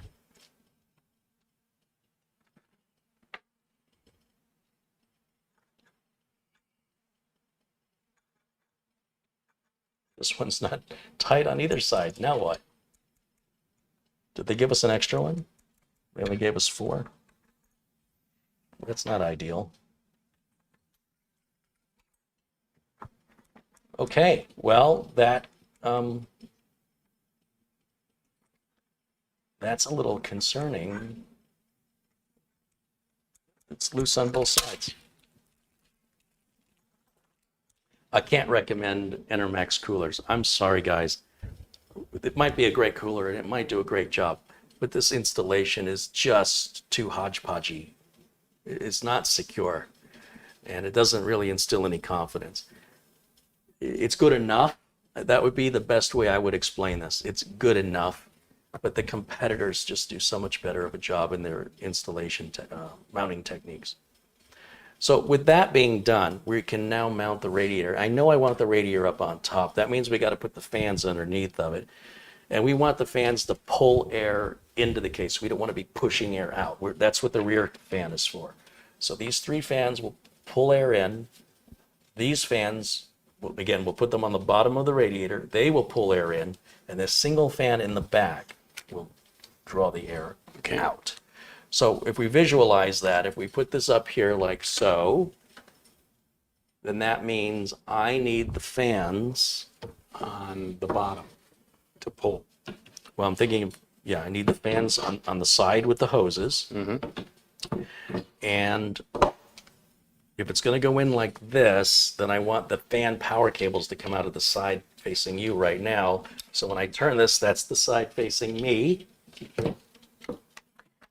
And then I want to make sure that those fans, the side that right here where the center is spinning, that's the side that's pulling air in. Remember, we're going to pull air in. So in order to do that, we need to turn the fans so that this part here that doesn't spin is facing just like that. And then the next one will go in exactly the, oh, we can't do that. These are RGB, aren't they? So that design requires us to have the part of the fan that's drawing air in. Oh, that's right, yeah. To be exposed. Otherwise, you won't see it. So that means we're pushing air. We're going to take air from inside and push it out the top. And not use the rear.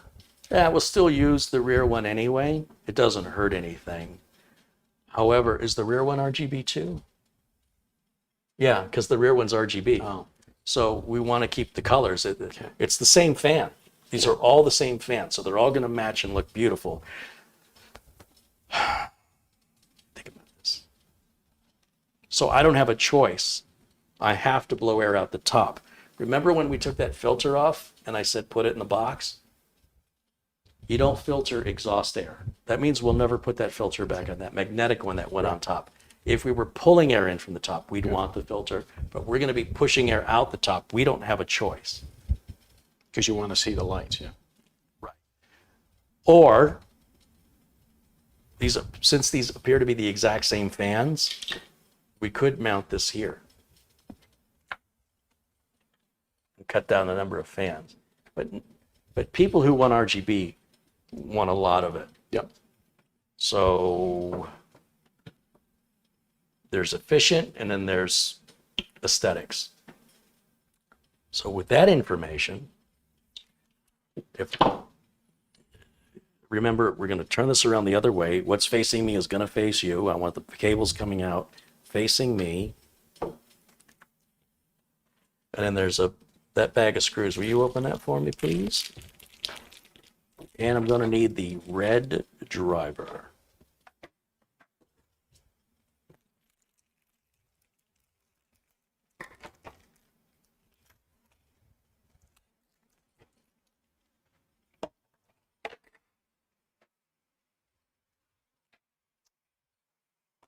Let's take a look here.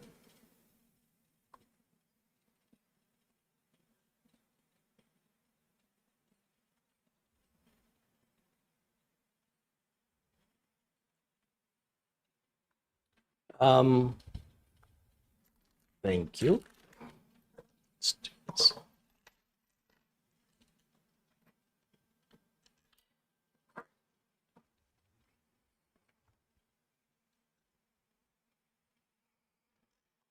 So we're going to have 6 lights, the 3 in the front, the 2 on this, and the 1 in the back.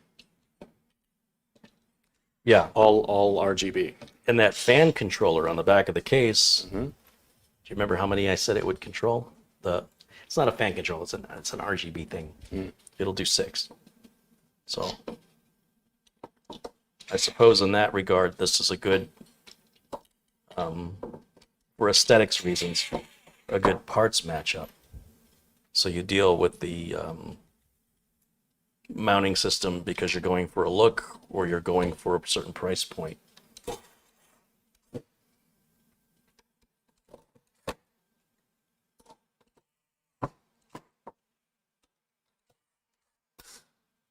What was that? Not good. I don't know what that was. It sounded like a crack. This is only on a 3 of a torque setting. You just break it. Did it crack? All right. That's interesting.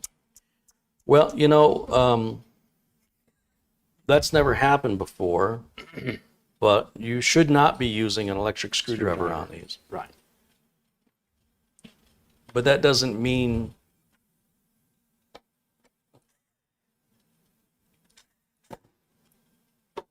the others. So the torque setting, let me be clear.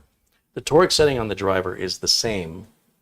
In fact, You hand me that yellow handle driver, because I can see these are bending pretty severely, just on a torque setting of 3. Yep. So this cooler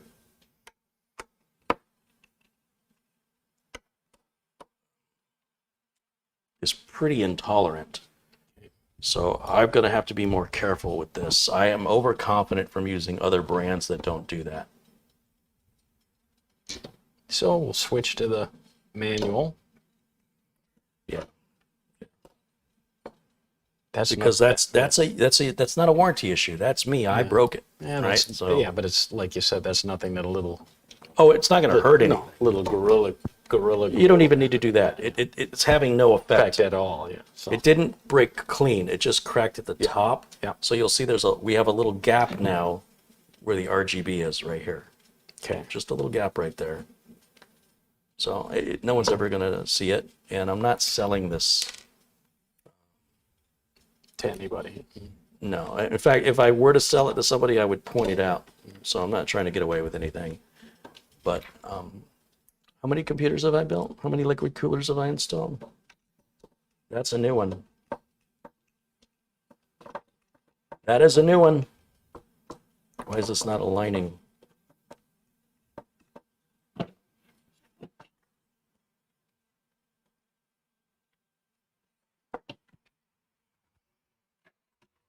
I'm going to use this driver. And let's just crank that torque setting down to 2.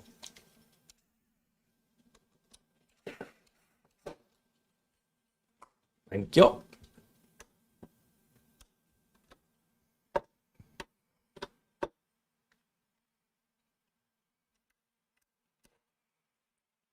Very easy to damage this, as I've demonstrated. I didn't put any effort into it at all. And I'll show the audience here a little closer. Sure. Because we heard that. You guys hear the crack? So this is the area that you want to focus on right there.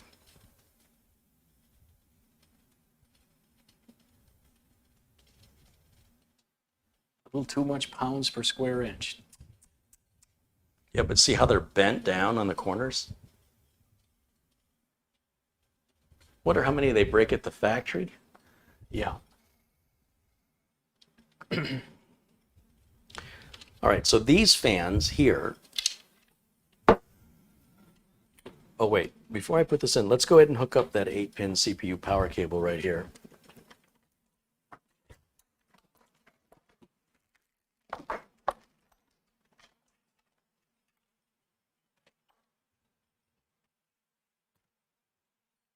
It's this one, right? Mm-hmm.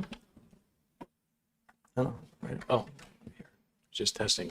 Ah, I didn't bring a number 2 pencil. Okay. There we go.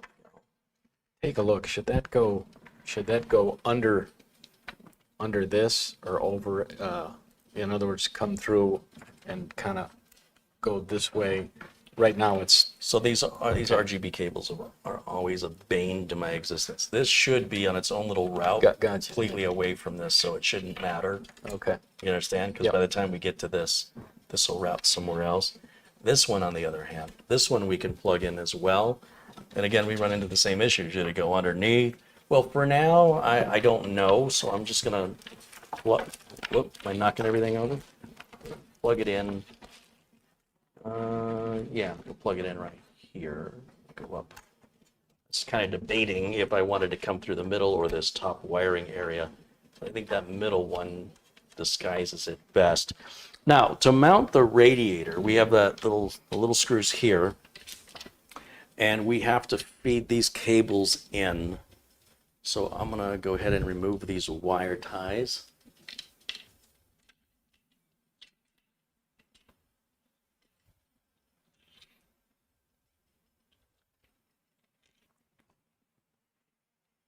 Do me a favor, hold that for me. Thanks. Yeah, so I've been having an issue for years with Enermax stuff. And you know, the thing about when a company sends you products for free, I'm really feeling bad about insulting their product. And if I'd have paid for it, I'd be angry right now. You understand how the difference of a review can be impacted by whether or not you're getting paid, or even just getting the product for free. I'm being gentle with Enermax because I don't want to upset them. But if I had paid my hard-earned money for this and saw this mounting mechanism and that fan crack that easily, I would be very, very. Certainly per $100. You know, I just feel like the competitors are not selling their products necessarily for any more money than what Enermax is asking for this product. And yet the mounting mechanism here is woefully inadequate, and the brittleness of those fans. I've used that driver on the same torque setting on all brands. That's never happened. So, you know, you shouldn't be using it at all. Let me just be clear. But it is a very low torque setting. I'm going to hand those to you. Oop, I missed one.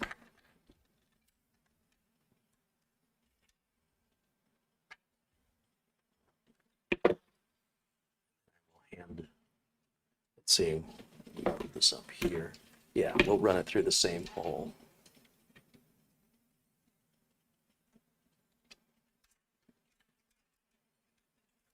Sorry, it's about as big as I can get it over to you. All right. Then this will go up to the top. Go ahead and pull that slack, if you will. And then way up here at the top, I'll put this back on 3. 3. I'm going to need you to come over here.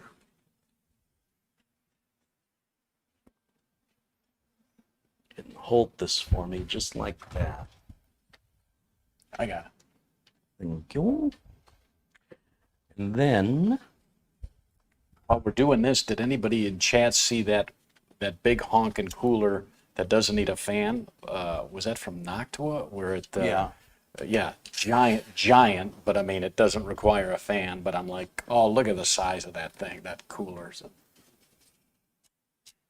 I cannot see that. that? Step around here. Can you tilt that towards me just for a moment?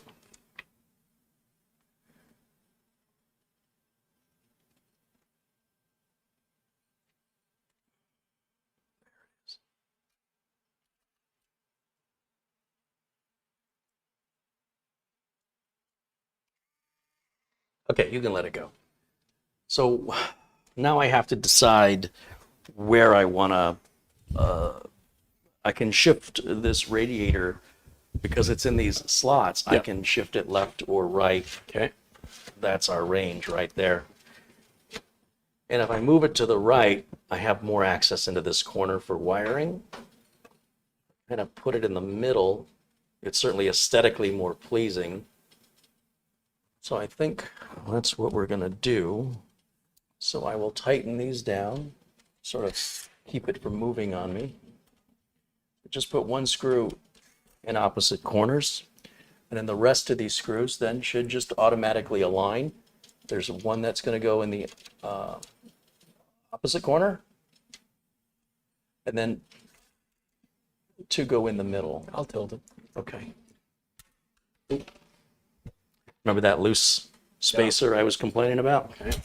I wasn't kidding. That should not be that way. Oh, that's a lot better, Mitch. Wonder if somebody in chat can tell me the price of that cooler. Oops.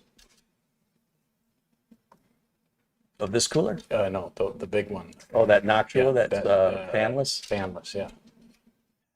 You You would have to have a full tower case. There's no way that would squeeze, I would think, in a mid. That thing was enormous, ginormous.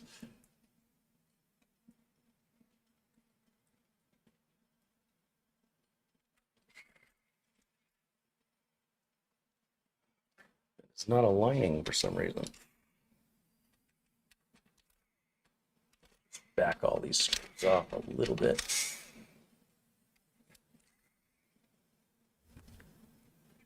Push that back. There it is.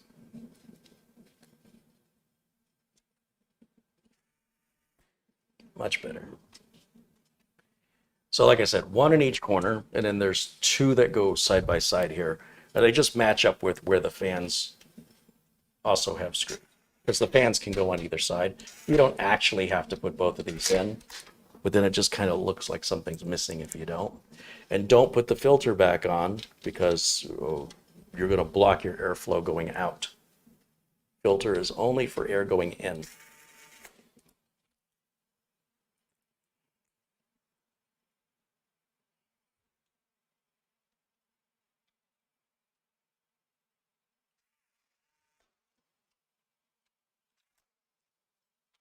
I just want to check, make sure everything is tightened down.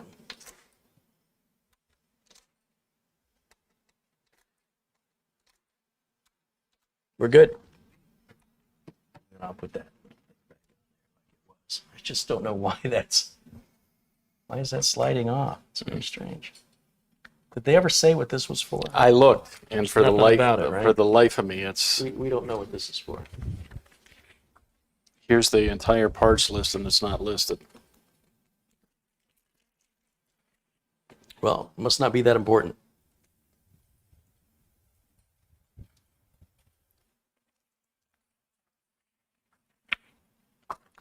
Okay, so with that done, we still have that, what do we do with that piece? Okay, so this goes, see there's little slots here? Yeah. And then there's little tabs here. So that goes on like this.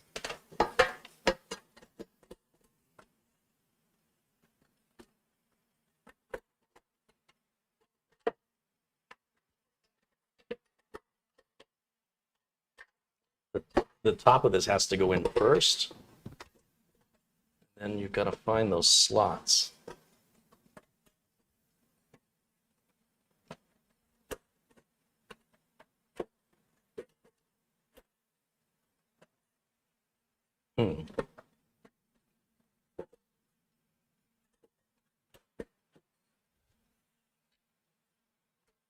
That should be it. And then I remembered I took these two screws. Let's go ahead and spin that a little bit. One went here, and one went, oh, I need there's one that goes right below it. And up on the top, I'm sure that that matches, because that's not a hex head, that's a round head screw. That's flat. That's flat. Neither one of those are round. That means they weren't all the same. I don't know why I've got two. Well, we'll just see if it fits. I guess that's all that matters, unless it fell. It is definitely not right. Something is wrong. These are both coarse threaded screws. I feel like I am missing a screw. I have a screw loose, Mitch. Goes without saying. All right. Did it fall?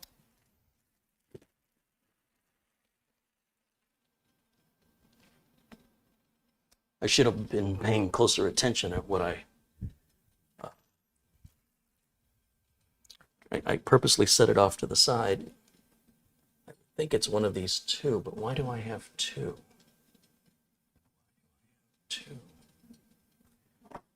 want to check this with the manual driver.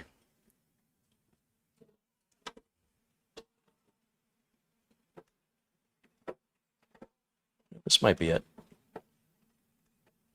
Yeah, that is fine. Okay. The electrical one, it was trying to feed it on an angle, and that'll happen if you're trying to use a coarse screw in a fine threaded hole, or if you don't have the screw completely straight. So I guess I didn't have it completely straight. Now we can apply thermal compound to our CPU, put the block on, hook it up to power, plug our cables in, and turn it on, and we call it a day. It's almost 5 o'clock, so we Okay. should be done in about another 20 minutes.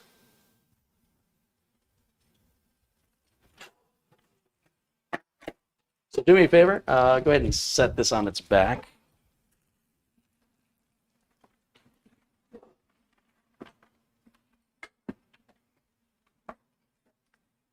And you know what time it is, Mitch? Just about 5 o'clock. You know what that means.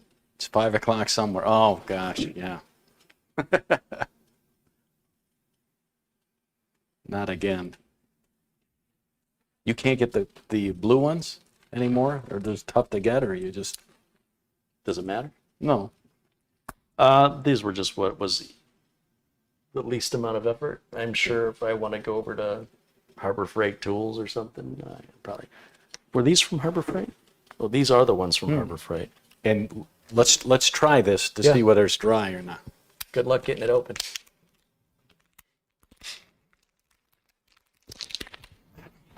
Sound effects. Scissors. Snoo. What's a snoo? I don't know. What's snoo with you? Okay, here we go.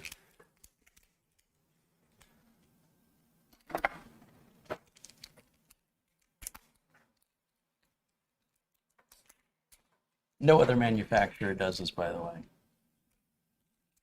It's not ready yet. There's still more plastic on it. Impossible. Oh, yes. Ah, yes.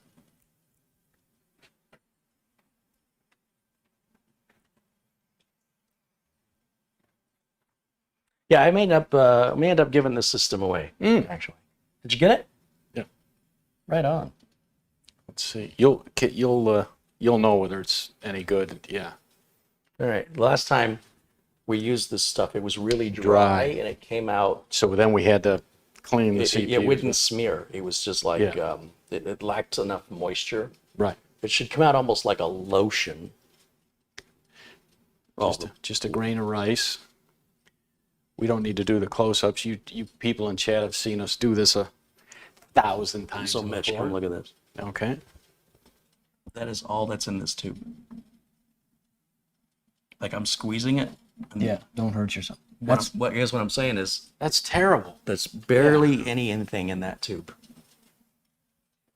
Can I show? Yeah. Can we pick this up and show you guys? I've pressed that plunger down, and that's all that came out of it. So that is enough, just enough.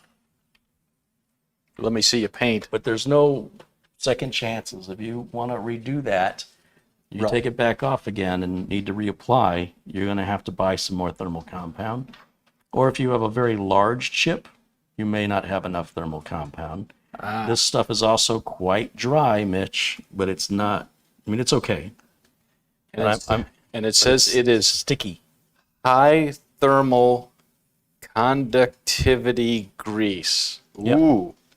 Thermal compound, thermal material, TIM, thermal interface material. What do they call it? Grease? High thermal conductivity grease. Well, that is exactly the amount that you need without anything extra in this tube. Just enough to paint, yep. If you screw it up and you need to reapply, you will need to provide your own. But at least this stuff wasn't dry, but it's very sticky. The thermal compound isn't, in my experience. I think my last build, you chided me for it. I think I dropped about $6 to $8 for, Arctic. It was, yeah, it was just the top of the line. And like you said, it's no good anymore. And I use just enough for a CPU, but they made all sorts of claims. Oh no, it's the best. Well, of course it's they the best thermal compound money can buy. We got to pull that tab off. So there was just a little rubber cap over that slot right there, yeah. which I'm guessing is for controlling the It's RGB. right here, isn't it? It's right here. Yeah, I just took it off and set it yeah. down. That's what I'm saying. Yep. Just for people who weren't watching. And then Like this, okay. somewhere, it's going to have a right side up. Do the instructions specify? Doesn't this light up with an Enermax logo? Yeah, it says on the back on that. And No, that just wants you to peel. Oh, okay. It's not, the arrow isn't indicating Heading, what yeah, direction. sure. And I can't see which way is up. I can't see the Enermax logo without it lit up. Your flashlight? So the instructions show the tubes coming down. Typically, they come down on the right side. Yeah, Enermax on the right side. But the cable coming out of the power cable comes out of the top. Let's look at the box. Oh, good idea.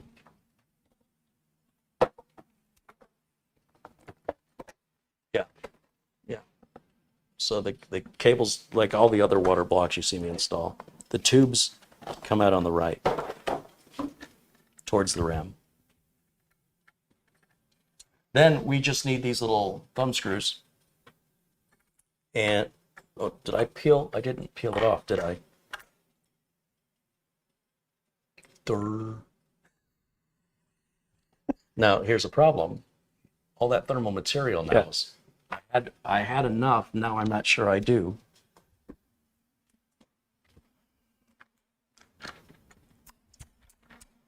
That's why they should give you more.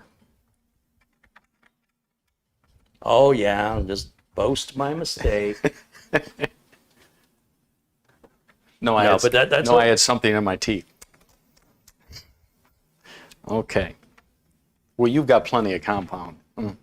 Oh, I do. It's just something for people to be aware of if you're a first-time builder. I just can't recommend this cooler. Even if it outperforms every cooler I've ever seen, I don't think it'll justify this.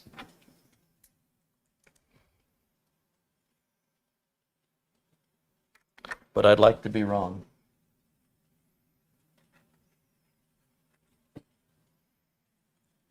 You? And what are these doodads? Those are fan power centers. Yeah.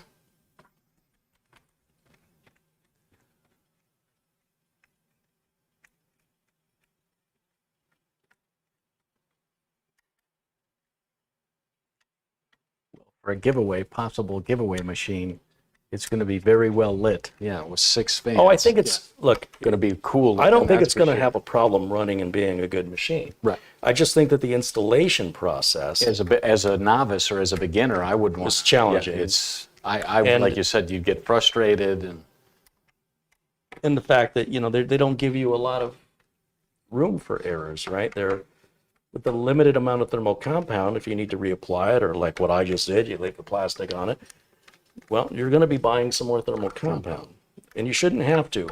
Right. Scythe and be Yeah, quiet. because like you said, there was really no margin for error there. No. So then you'd be cursing because you couldn't finish your build on that day that you wanted to because you've got to now. Now you got to wait if you don't have any, right? Yeah. If you're going to order it or get in the car and go somewhere, if something's still open and Yeah, if you can even find it. Yeah. thermal compound doesn't have any shortages, but it may not be something you find at a grocery store. No. You may have to go to a specialty place, or you order it online and then just wait for the mail. In the meantime, you've got a system just waiting on you, right? It's just one little thing, which would drive me crazy. And you already are. So I'm already, so it'd be then I'd be normal. Abby normal. All right. So I'm just going to hook up the water pump to the CPU fan header on the motherboard here. It's just a 3-pin connector, and unfortunately, it's this cable is far too long. I'm not quite sure how I can route this to hide it. That's not cool. I don't know why they did this either. So cable management on this is going to be fun. This cable's way too long. Way too long. You want to zip tie it now? No. Because I'm not satisfied that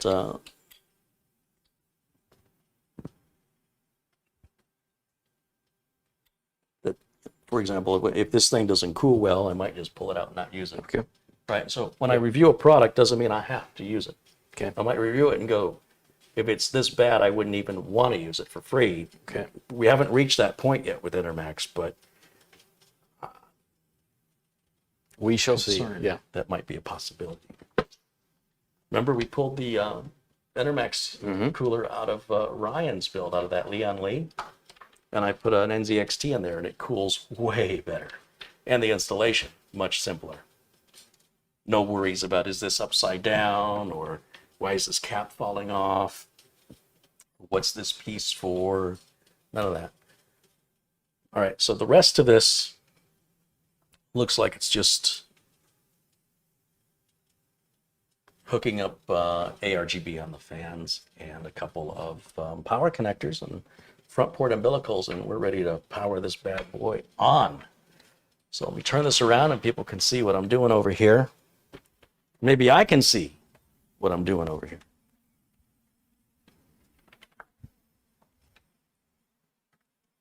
So we've got, this is RGB crap. That's one fan. That's one fan. All of that is just for just two fans right there. This is the rear fan, and I don't even know how they did this. Can you hand me the wire cutters? I'm just going to cut this thing off because it's a mess. In fact, I'm going to cut all of these off. Every one of these wire ties has got to go. Steady now. Yeah, like look at this. I don't know, how does it have three ends on it? How do you get three ends? How's that possible?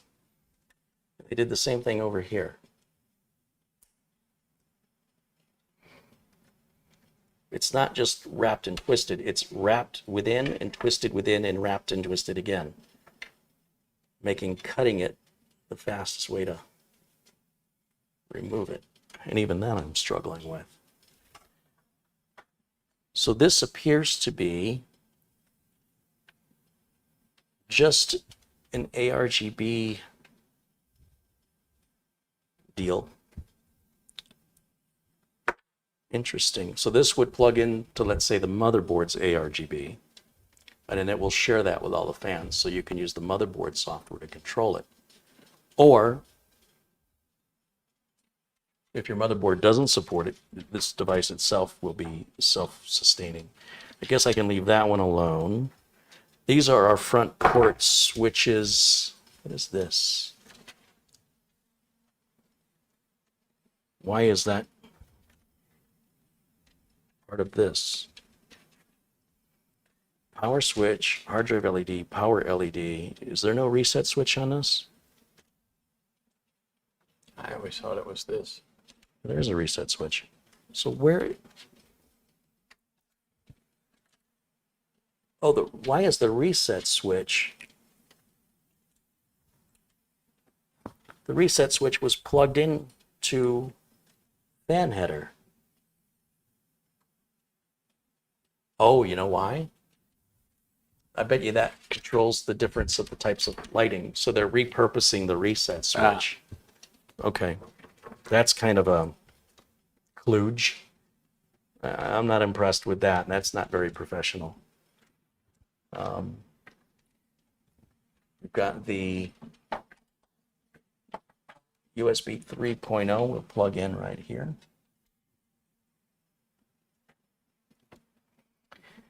And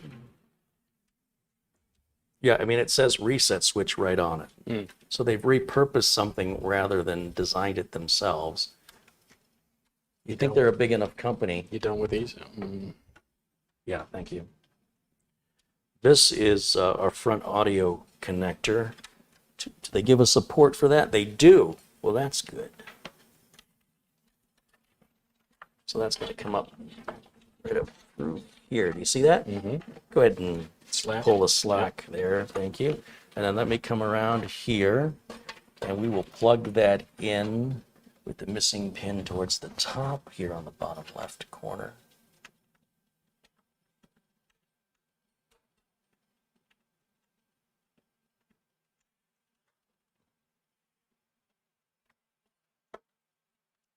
That. And then all that should leave is power, reset.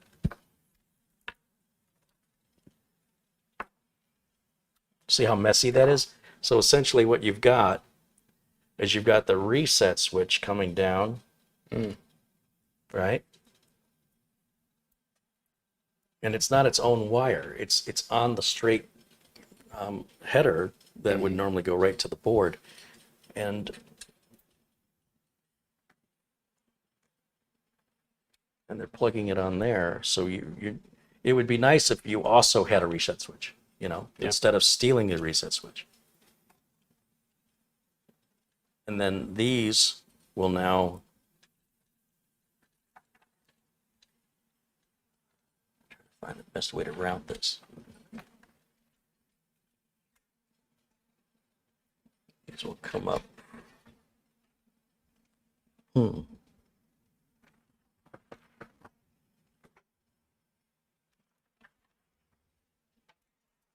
So we're going to bring them up.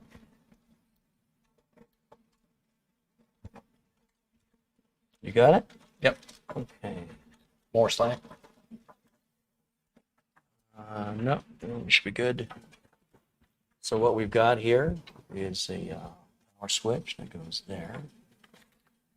We've got power LED and hard drive LED. Hard drive LED positive goes to the left side, the bottom row. Power LED positive on the left side of the top row.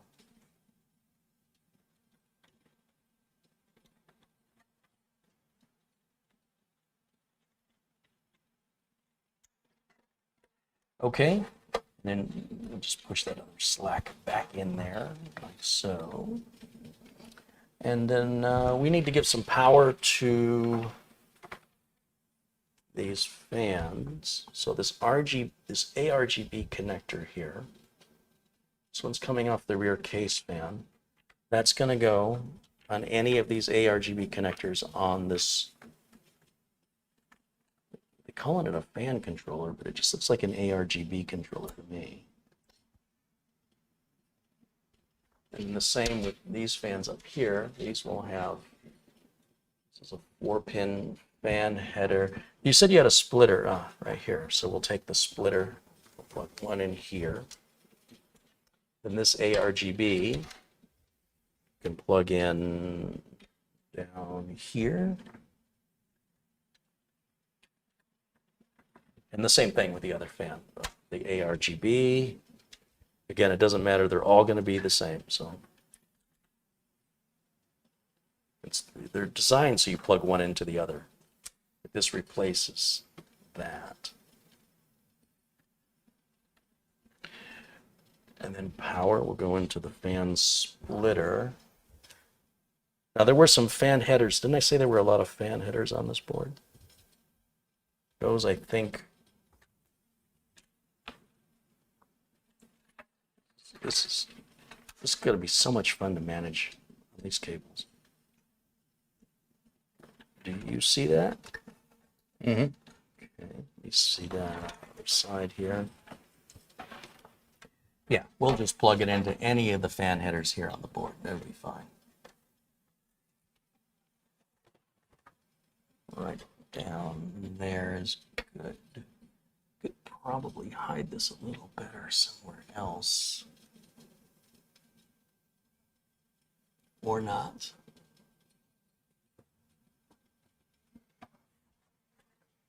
So it'll do the job.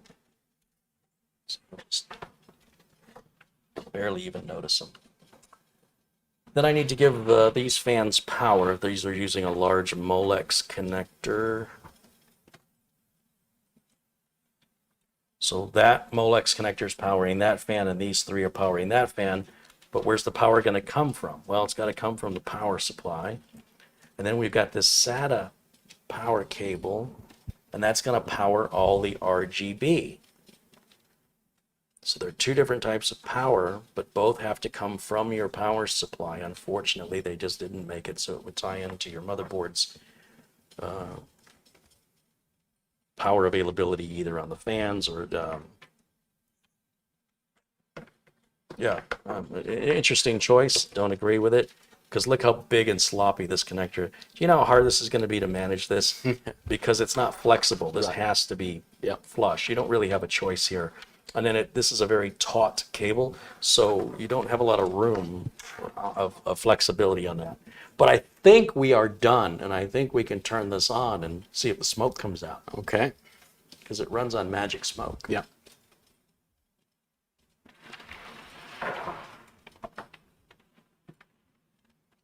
What do you think? Now, there should be an RGB. So that's just a power adapter. What's this?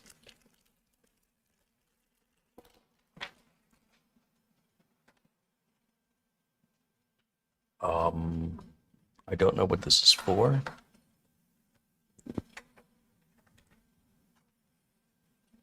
And then we have different RGBs. Oh, so if this is the only RGB thing you have in your system, you can control the RGB with this little remote.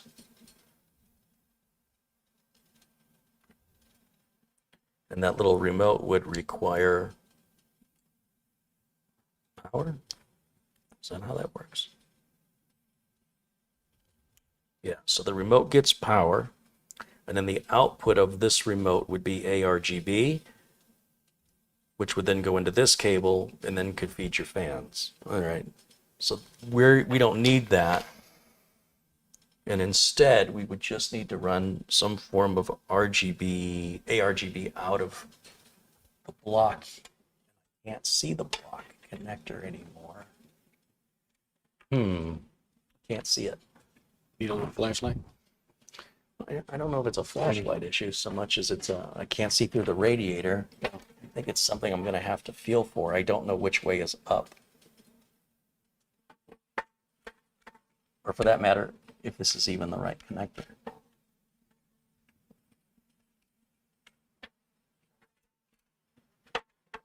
Now, we can turn the system on without this, but I was just wanting it all to synchronize. So I have an open ARGB on the back of this controller, or did I use them all? Oh, I still have one available, which is exactly how many I need. So this has got to be the right thing. Got it. I got it. Now I'm going to hand this to you. Which way we want to go? Let's go like this. Got it. Go ahead and pull that if you would. There you go. Keep going. Keep going. Okay, and then that'll come around here. And that'll take. Uh-oh.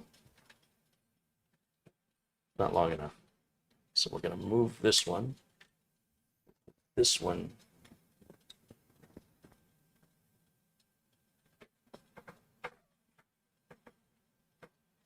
So we'll go here.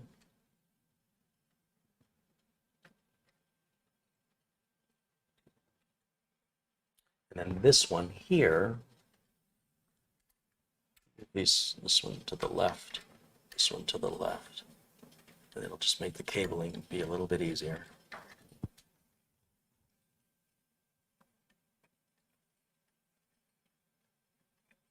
One, two, three, four, five. Power, power, power. I've got the power. I think I can put the face back on.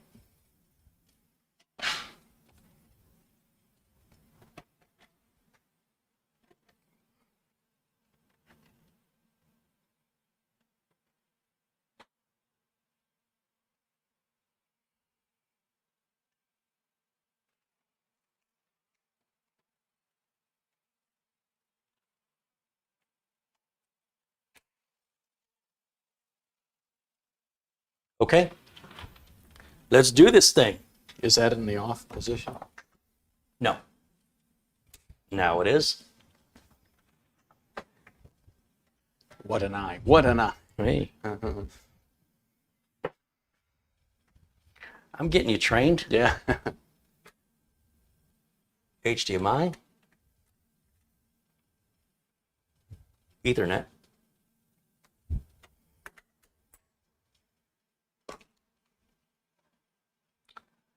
I need a keyboard and a mouse.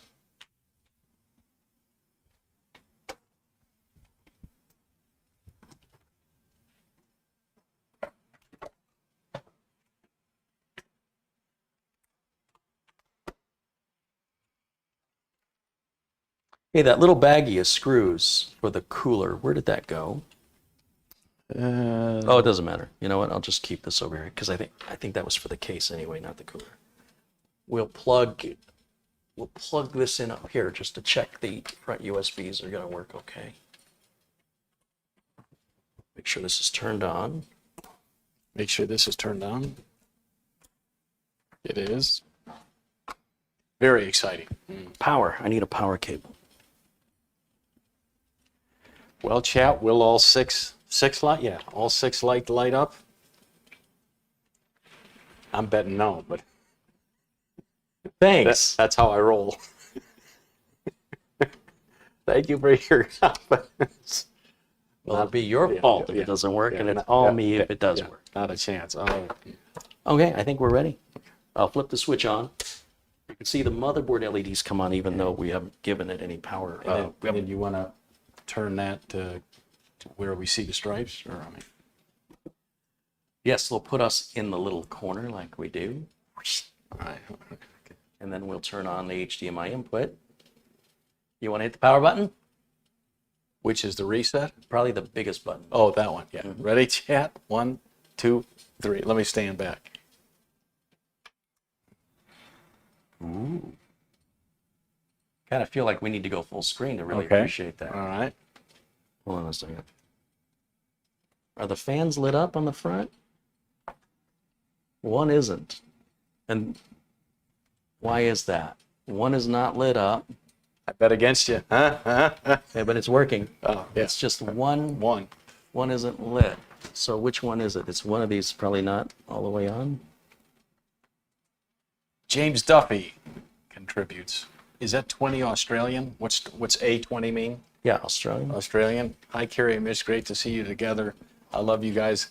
Have a Coke or Gatorade on me. Right on. Right Thank you. on. I'm gonna need my glasses. So that one I just unplugged is the second one. The second one. So now just the bottom one. So I'm gonna unplug the next second one. one's lit. Bottom's not on. So that one's the bottom. Bottom's lit. This one's the rear. So this one. Is that on? If I turn anything off? Not that I could see. Oh, that's interesting. So the fan is spinning, but the RGB is not lit up. Which suggests to me... Look at that wire tie right there. What a stupid thing. Just for that little bit. Yep. Let's try this. Let me unplug it from here. Let's unplug that one. Which one did I just turn off? The top one. This one. Now they're both off. Now one's on. Now one's on. Now it's off. Now the other one, the other top is on. Now they're both on the top. Now the rear went off. Now the rear went on. I'm so confused. Then what's this one go to? Did it do anything? Nope. How about now? Wait a minute. Oh, that's the Enermax. That's the water cooler block light. Now it's on. What are we missing? 1, 2, 3, 4, 5, 6, 7. So one's missing. I found no. That's not it. I'm very confused right now. 1, 2, 3, 4, 5, 6, 7. We have 7 total. Yep. 1, 2, 3, 4, 5, 6. I only have 6 plugs. So I'm missing a plug. It should have been from the factory set up for me. So where's our missing plug?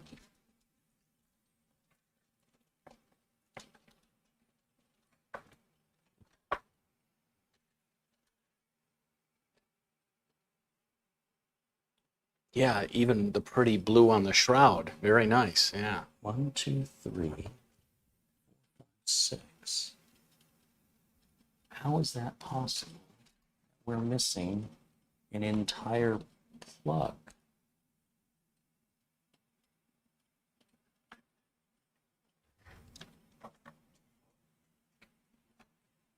Ah, wait a minute. No, this one is just to tie into the board. Shouldn't need that one at all. That's not it. This one is coming off of that fan. That one's coming off of that fan. Ah, I found it. I found it. So I should be able to just plug it in right here. There you go. All right, now let's spin her around and see if that looks right.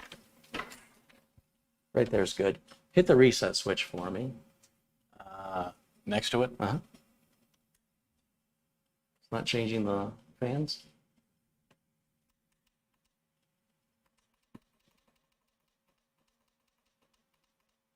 Nope. Okay, so maybe that's not a fan control. Maybe the factory put that on wrong. Oh, There it now goes. it's control. Yeah, there it goes. Yeah. Spinny. White. That's kind of cool, red. That's pretty snuffy. Yeah.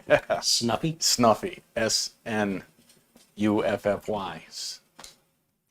I like it. Did it boot? Oh, yeah. It says no signal. Well, it looks pretty, it just doesn't do anything. How can that be? You loaded Windows on it. Maybe I don't have the HDMI cable all the way in. There it is. That'll do it. That'll do it, yeah. Now, let me grab my utilities drive. Plug that in, and we'll copy over Prime 95. And we'll do the heat test and see what it does. So let me go to full screen so you and I can see it. And we'll do, let's see, where?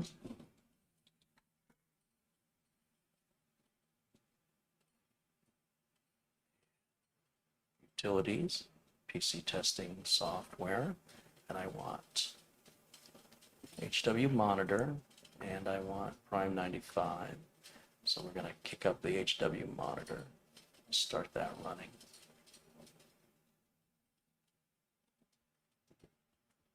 I'm going to pull my flash drive now because we're done with that. Temps look really good. It's a good start. And then we'll go to Prime 95. Click OK on all the default on 26.6. Well, let me close this, clean up some of the noise. And we will keep an eye on this right side, and we want to make sure that never hits 85. Okay. Well, it can hit 85. It can't go any higher than 85. So we've got about 20 to 30 minutes, and we're going to wrap this up in the next 20 to 30 minutes. We'll keep an eye on those temps. In the meantime, we'll bring Mitch and I back over here on camera 1, and we'll let you guys watch both things at the same time. Yeah, that's pretty cool with the CPU spinning as well as the fans, yeah.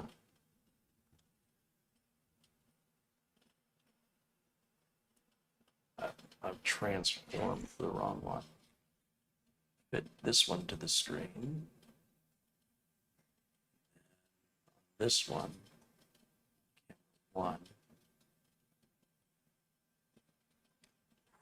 There you go.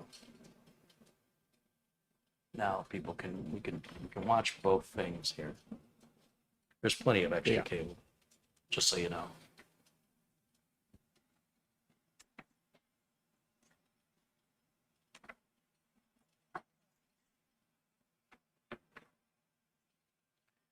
Okay, so while we're waiting and watching the heat test to make sure the cooler's operating, I can tell you this is not a quiet system.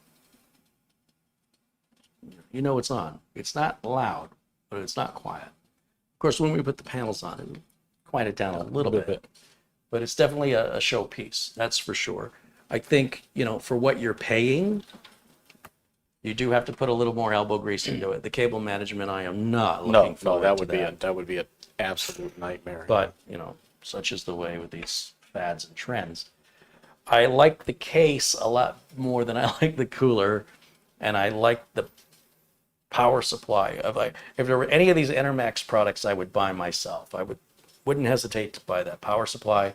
I would not hesitate to buy this case, but I would definitely think twice about buying that cooler unless I want this specific look.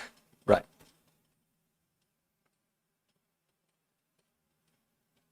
So if anybody's got any questions for us, we'll be happy to do our best to provide you answers, since my back has been turned to the camera for a while here, trying to get this done. And I'm hungry, and I think I'm a little bit, I need to eat. I'm tired. I need a break. Give me a break. Oh, that's Kit Yeah, Kat. don't talk about food. Yeah, it's Kit Kat. You want a Kit Kat? You don't have any I have Kit Kats. in the refrigerator? Yes, I do. I have thin Kit Kats. Never heard of those. Oh, yeah? Yeah, I don't believe.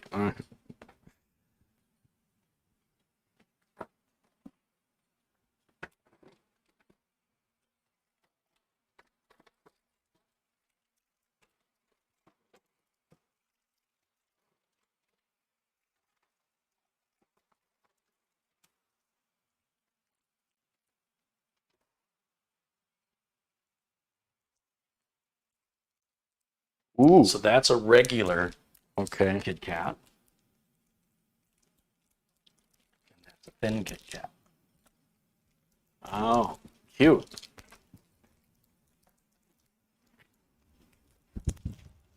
So this is, hey, Johnny Belcher Jr. with a $10 contribution. He says, I'm back. I was in the hospital, but I'm fine now. Jeez, hope you're okay. Hope it wasn't Back to anything regular. serious. So this is the regular, kind of a smaller size Kit Kat, Yeah. right? It's not the full length, but it's the right height. And then the thins, Oh yeah. Like juniors, yeah. the thins are like almost more like a cookie. Yeah. See how much thinner it is? So when you bite into a regular Kit Kat, it has a couple layers. Where's the thins, like you The said? thins only have one layer. Yeah. So it's almost like one of those Keebler cookies.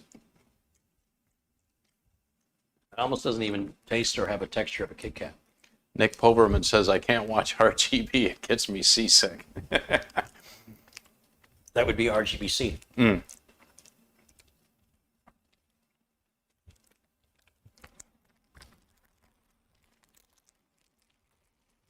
Oh, I'm full now. Yeah. I had a raisin earlier. Don't overdo it. Yeah. So flavor-wise, what do you think of those thins?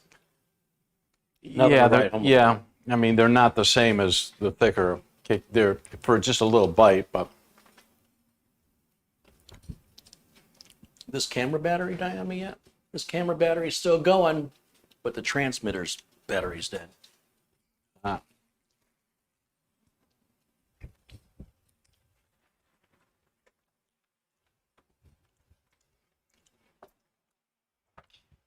Let's cut the lights and see how more dramatic it looks.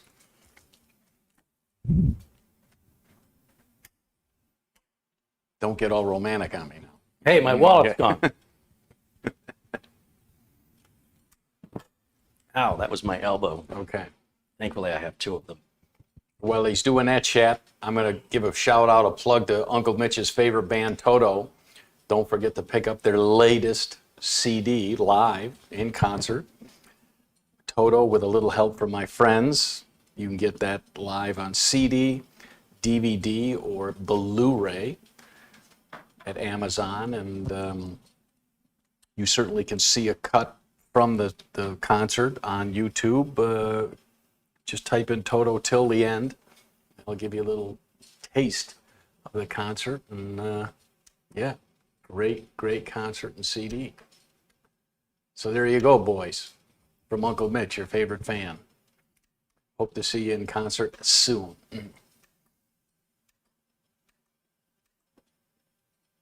Paul, Mitch, what films have you been in? Mostly pornos, but we won't go into that today. How do you think we met? Yeah. No, Paul, I was in a vitamin water commercial, and when I was over in LA, I auditioned a lot, and I was what we call pinned, which means kind of the parts I was going out for, it would come down to me and one other person. So you get pinned, and it would always go to the other guy, not to be frustrated, but that at least meant that I was in the wheelhouse of what they were looking for. And so obviously all that training, acting class and audition class, I was in the wheelhouse. So as soon as the thing that I did this week comes out, I certainly will give you guys all a link. I'm not in it long. No dying scene, but me laying there could be maybe 2 seconds, and then me walking out of the office and getting hit by the car, although you don't see me actually get hit. That could be maybe 5 or 6 seconds, and then there's voiceover, so there's no on-camera dialogue in this. But I'm looking forward to it. It's got RGB in the back. Yeah, I saw. Yeah, That's for what? yeah, because that's going to go. Oh, Yeah. that fan's not. Oh, is the fan running? Oh, it's running. Yeah. Oh, Yeah. these fans shine through on both sides of the fan. Interesting. Can you see it from the top? No? Yeah. Not much, but Bizarre fan design. Now, the motherboard, you'll notice, is doing its own thing here. And if we tie the ARGB connector from that controller onto the board, then we can download the motherboard manufacturer's software. I don't know if the switch will control it on the board. I don't know if it works the other way.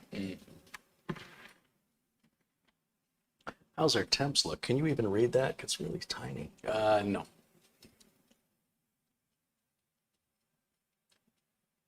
I think I see 75.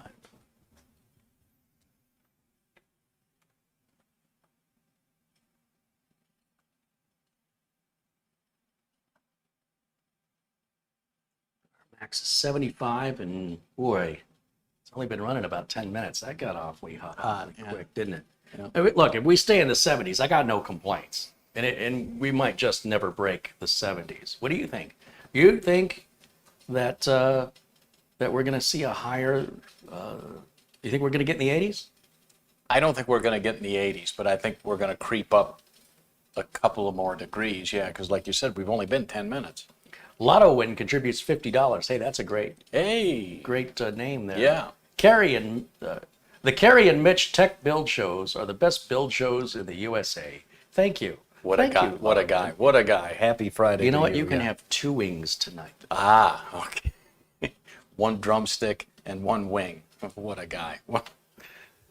And a nice glass of water. Okay. Hey. See, give him an inch, he takes a mile. I'm trying to. But again, if this is under your desk, I mean, it's cool, but you know, I don't know. I mean, I'm just not an RGB guy. That's not what I heard on the streets. Yeah. All flash, yeah. I'm trying to see if I can arrange this where we can see everything. Let's see. If I can move this perhaps.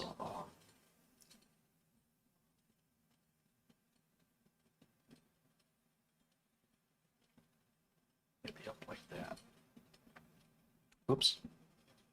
Didn't mean to do that.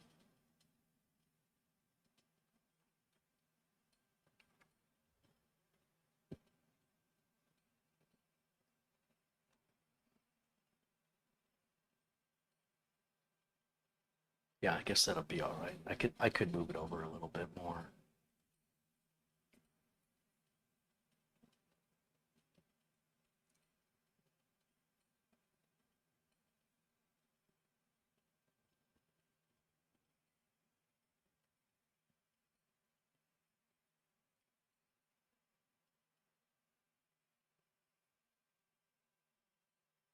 Seeing 79 already, huh? Are we? Jeez. This Frank says this PC is not meant to be under a desk. It's awful big to sit on top. Yeah, these Enermax liquid coolers, at least if their installation is that difficult, you think it'd be worth it that they ran well, you know, that they cooled well. But it just doesn't really seem to do as good as other manufacturers, and it makes me sad. And you can kind of gently put your hand on the pipe, right, to feel the water going through some sort of vibration. Yeah, you can Yeah. go ahead and touch it. If you touch the bottom pipe, you can feel a vibration more so than the Yeah. top one. Yeah. But it's pumping. Yep.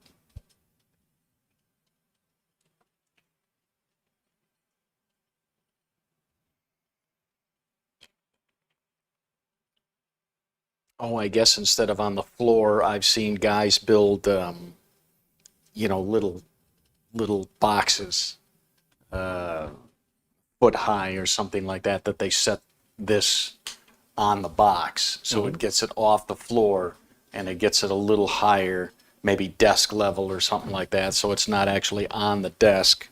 So yeah, I've seen guys do that, build a little box that then this sits on. But hey, at least we didn't have any internet connection issues today, huh? No, it's been rock solid green. Yeah. Maybe it's the humidity in the air because of the rain. You know, it was not bone dry and Is that all it takes? 115.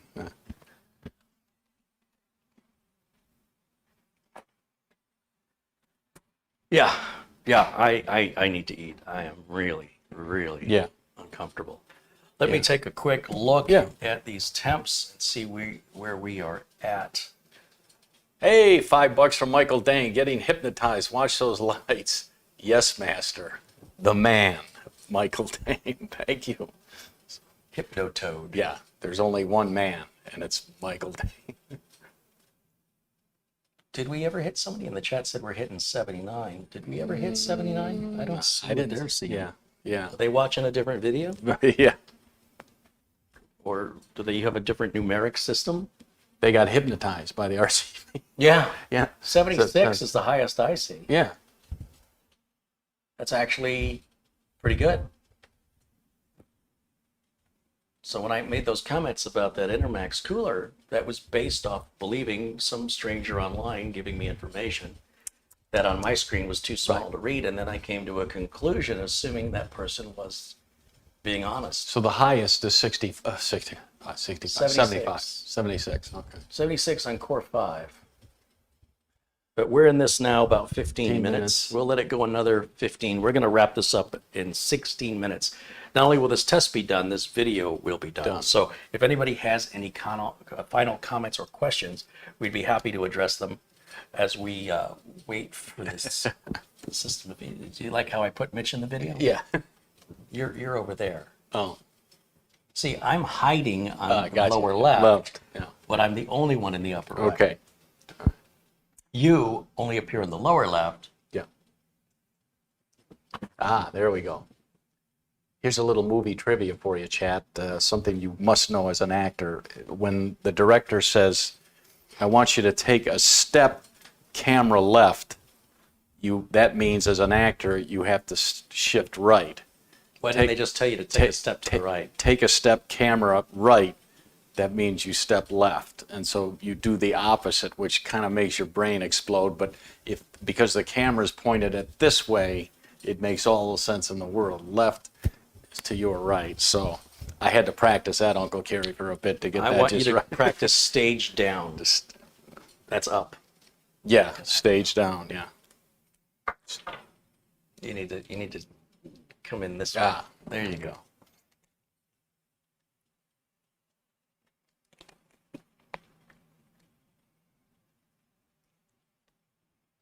Mike says, stick a fork in and it's done. I agree. But again, I think as a... Michael says I should use this as my Christmas tree this year. Probably do red and green. Yeah. Not quite sure my Jewish relatives will approve, but we'll call it a Hanukkah bush. But I think as maybe a Can the lights be shut off? Yeah, if you hold the button in up here, just hold it in.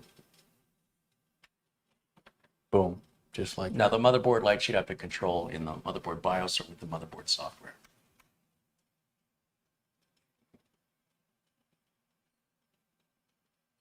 Nick says, I got my numbskull Galaga today thanks to your video. I was able to get one before they sell out. That's awesome. Robert Rock and Rob, it's time for a joke. The joke of the week, Mitch. Well, I'll give you one. Another one? Yeah, it won't be dirty, but I'll give you one. Okay. The last woman I dated was a lovely gal. Our courtship was fast and furious. I was fast and she was furious. That's pretty good. What a bunch. Two guys walk into a Bar, okay. which is really stupid because you think after the first guy walked into it, the second guy would have seen it. Right. That's how punchy we are. So. What was the joke about the peanut walking into the bar? Yeah. I'm assaulted. Yeah. Something. Something like Something that. about Yeah.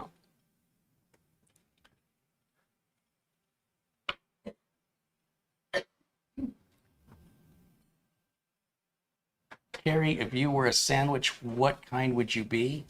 Delicious. Yeah. With all the deep fried fatty foods and salty foods I eat, I would be a delicious sandwich. Thank you for the cannibals. Sauerkraut and Limburger.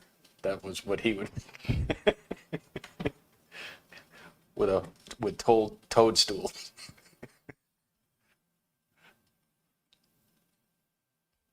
Yeah, quit talking about food, chat. Let's take a look. Nice pastrami sandwich sounds great. Oh, man. Yeah. Don't get me started. Full screen on this output here. What are we running? Oh, 82. We're into the 80s now. Yeah, that's not good. 82. Not good. 82. And we're only, what, 20 minutes? 18 minutes into the test? Is that about right? 18 minutes in and we're already at 82. That is not good. So your initial, you don't have to backpedal. You were right, and I hate to admit that. Hey, Yeah. can I say? Yeah. It's good to be king. All right. You know, 30 years of experience, you kind of. But no, honestly, I didn't know that. I mean, I assumed what I was being told in the chat was true because Mitch and I are seeing a much smaller screen until I basically have to magnify it. When I do, then I can't see our feed from OBS and I can't see the chat. So back and forth we go. Requires multiple monitors. I just don't have any room to do everything, or to have that many monitors.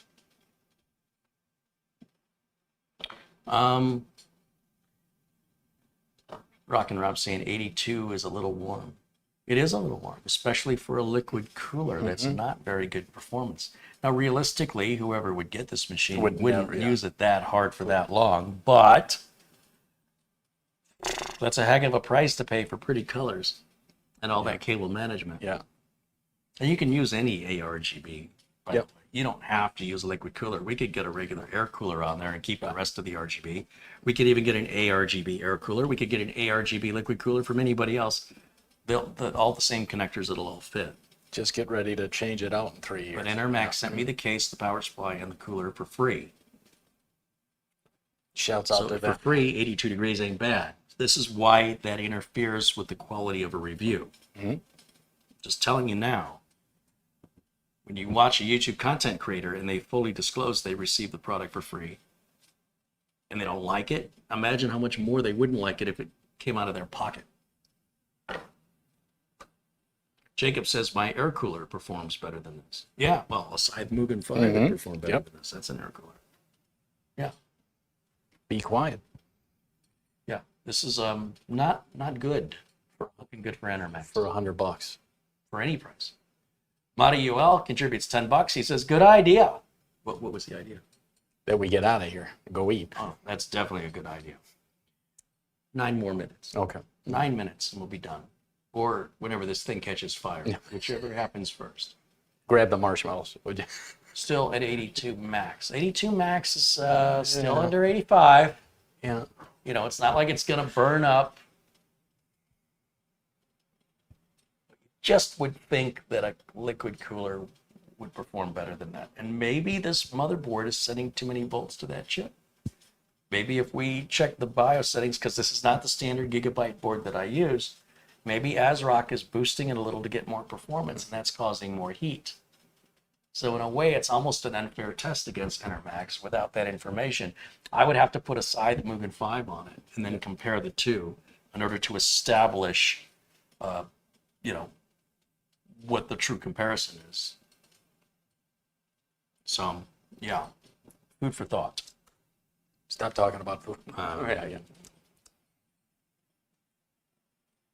All right, guys, we have about 7 minutes. We're going to wrap things up. I want to thank everybody who is blue for hanging out with us today, keeping it civil in the chat room, and for all the contributions from Peter Laycock, and we just got that one from Michael Dane, the man. always from Michael Dane and Marty Uel. And Peter Laycock. Lotto Win. Lotto Win gave us that most recent $50 contribution here. Johnny Belcher Jr. And YouTube is not providing me any more names. Wonderful. But as a reminder, if you're looking for a legitimate and inexpensive Windows 10 Pro, Office 2016 or Office 2019, links are in the video notes. All the parts used in today's builds are in the links in the video notes. 30% off RoboForm. That's just a normal thing. That's always in the video notes. And if My Computer Works. If you want technical support, that's $40 a month. So Marty, I suggested Marty call him. He had a problem, and I said, give him a shot. Marty called them. They want to charge $65 activation fee. Marty says, yeah, but I'm a viewer of CareyHolzman, so I don't get the activation fee. And they said, that's correct. They charged him $35. Okay. And they helped him with his problem. And He's good for a month. Yeah. So he was able to, somehow he got a Windows password set. Doesn't know how he did it. And they were able to help him with that. And then it's good to know. we also have someone else that used it. They love it. So if you guys have somebody in your life that's always asking you technical questions and it's driving you crazy, maybe recommend the service to them. Or a gift to your mom and pop. That's what I was talking about. Yeah. Or if you yourself have a lot of questions, if you're somebody who's constantly asking questions, that is, the more questions you have, the more value for the money, because they don't mind tutoring where need be. They'll help you with your computer. They'll help you with your tablet, your phone. Heck, they'll help you with your smart TV as best they can. Well, that's not their specialty. They'll give it a shot. Been in business 16 years. 16 years. They're right up the street from here. And all the feedback I've gotten from the people who have used it is nothing but glowing feedback. So the only criticisms I'm hearing are from people that have never used the service. And I'm not hearing many. It's just people that want to, I don't know, just be negative people and establish an imaginary. I would never call anybody for help. I know how to use Google. Okay. Knock yourself That out. has nothing to do with them being a service for other people. So they may not be a service for you, but it doesn't make them a bad service. You know, someone might say, well, I write all my passwords down. I don't need RoboForm. I steal Microsoft Windows, so I don't need to buy it at a discount. Look, you know, that doesn't mean what we're doing here doesn't have value to other people. So just bear that in mind, and certainly check out My Computer Works. All the links, you have to use my links in the video notes or I don't get credit for it. That's all. So if you want to give me the credit, I appreciate it. If you want to go on your own and not give me the credit, well, you know, not much I can do about it, but I sure appreciate it if you would. And just about 4 minutes left.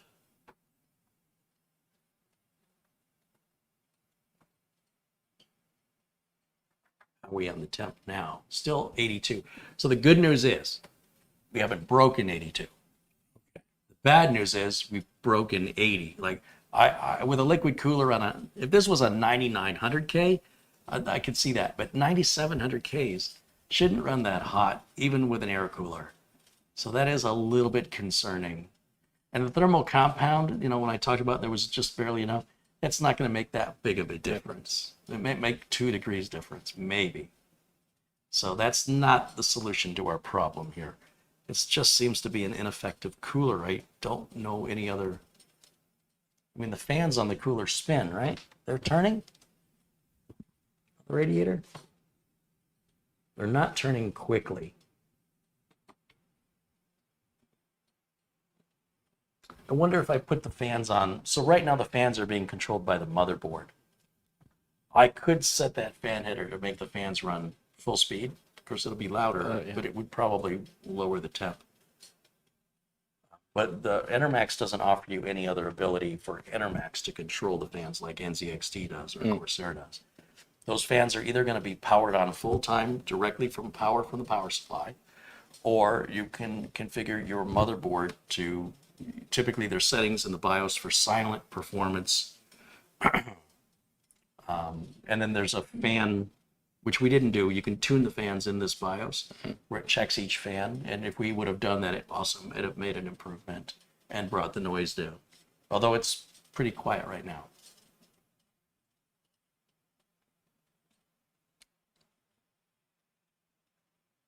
What is the TJ Max? On Intel's, it's 100 degrees Celsius. So we're well above, you know, we've got a lot of headroom there, about 18 degrees at 82. So nothing to worry about. But it's just the idea that it would be that warm with the liquid cooler is a bit surprising in a negative way. Okay, just about a minute and a half left, and I think that's pretty much where we're going to sit on this. I think we're over 20 minutes. 82 seems to be our max, so we're going to wrap it up. I want to thank everybody for watching us, and well, let's go full screen. Do this right. I want to thank everybody for watching us. Again, all my friends in blue. Those who are not blue yet, it's my goal to turn everybody blue in time. Just show up in the chat, be friendly, say hello. Don't be critical. Be supportive. And if all you say is hello, if I see you in future visits and I see you're saying hello to people, I start to recognize your name and I think that person's looking familiar and they seem friendly and I turn you blue. So that's how all these other folks got to be blue. Hey, there's Tony Wello. Hey, Tony, hope you're doing well. And Juan the Panda and Joe Harney, thanks to Jose out there watching, as well as William and Arnold. And who else? Dave out there, Dave Stetzel. Appreciate his contribution to the channel. Of course, Kelly Stewart. And Mike Podekowitz, there's Frank M. Thanks to all of you for hanging out. Thank you. Yeah. That's going to wrap it up for us for today. Check out the links in the video notes. If you like the video, please remember to hit that thumbs up button. Right there. Oh, Right over your face. right over my nose. There you go. Yeah, the nose. Sorry. And if you have Spotify, give the band State of Salazar a listen. This is their album Superhero, And if you like that and you want more content like this, then check out Greg Salazar here on the YouTube channel, based out of Florida. Yeah. State of Salazar and Greg Salazar. there you go. Guys, enjoy your weekend, and we will see you all again very, very soon. Mitch and I have a pretty exciting build coming up for you. I don't know if it's going to be this Friday or the one after, but it's going to be one you're going to need seatbelts for. Yep. We're going to just check in one more time on this temps. I just want to see where it's at because we just crossed over the half-hour mark here. And it looks like...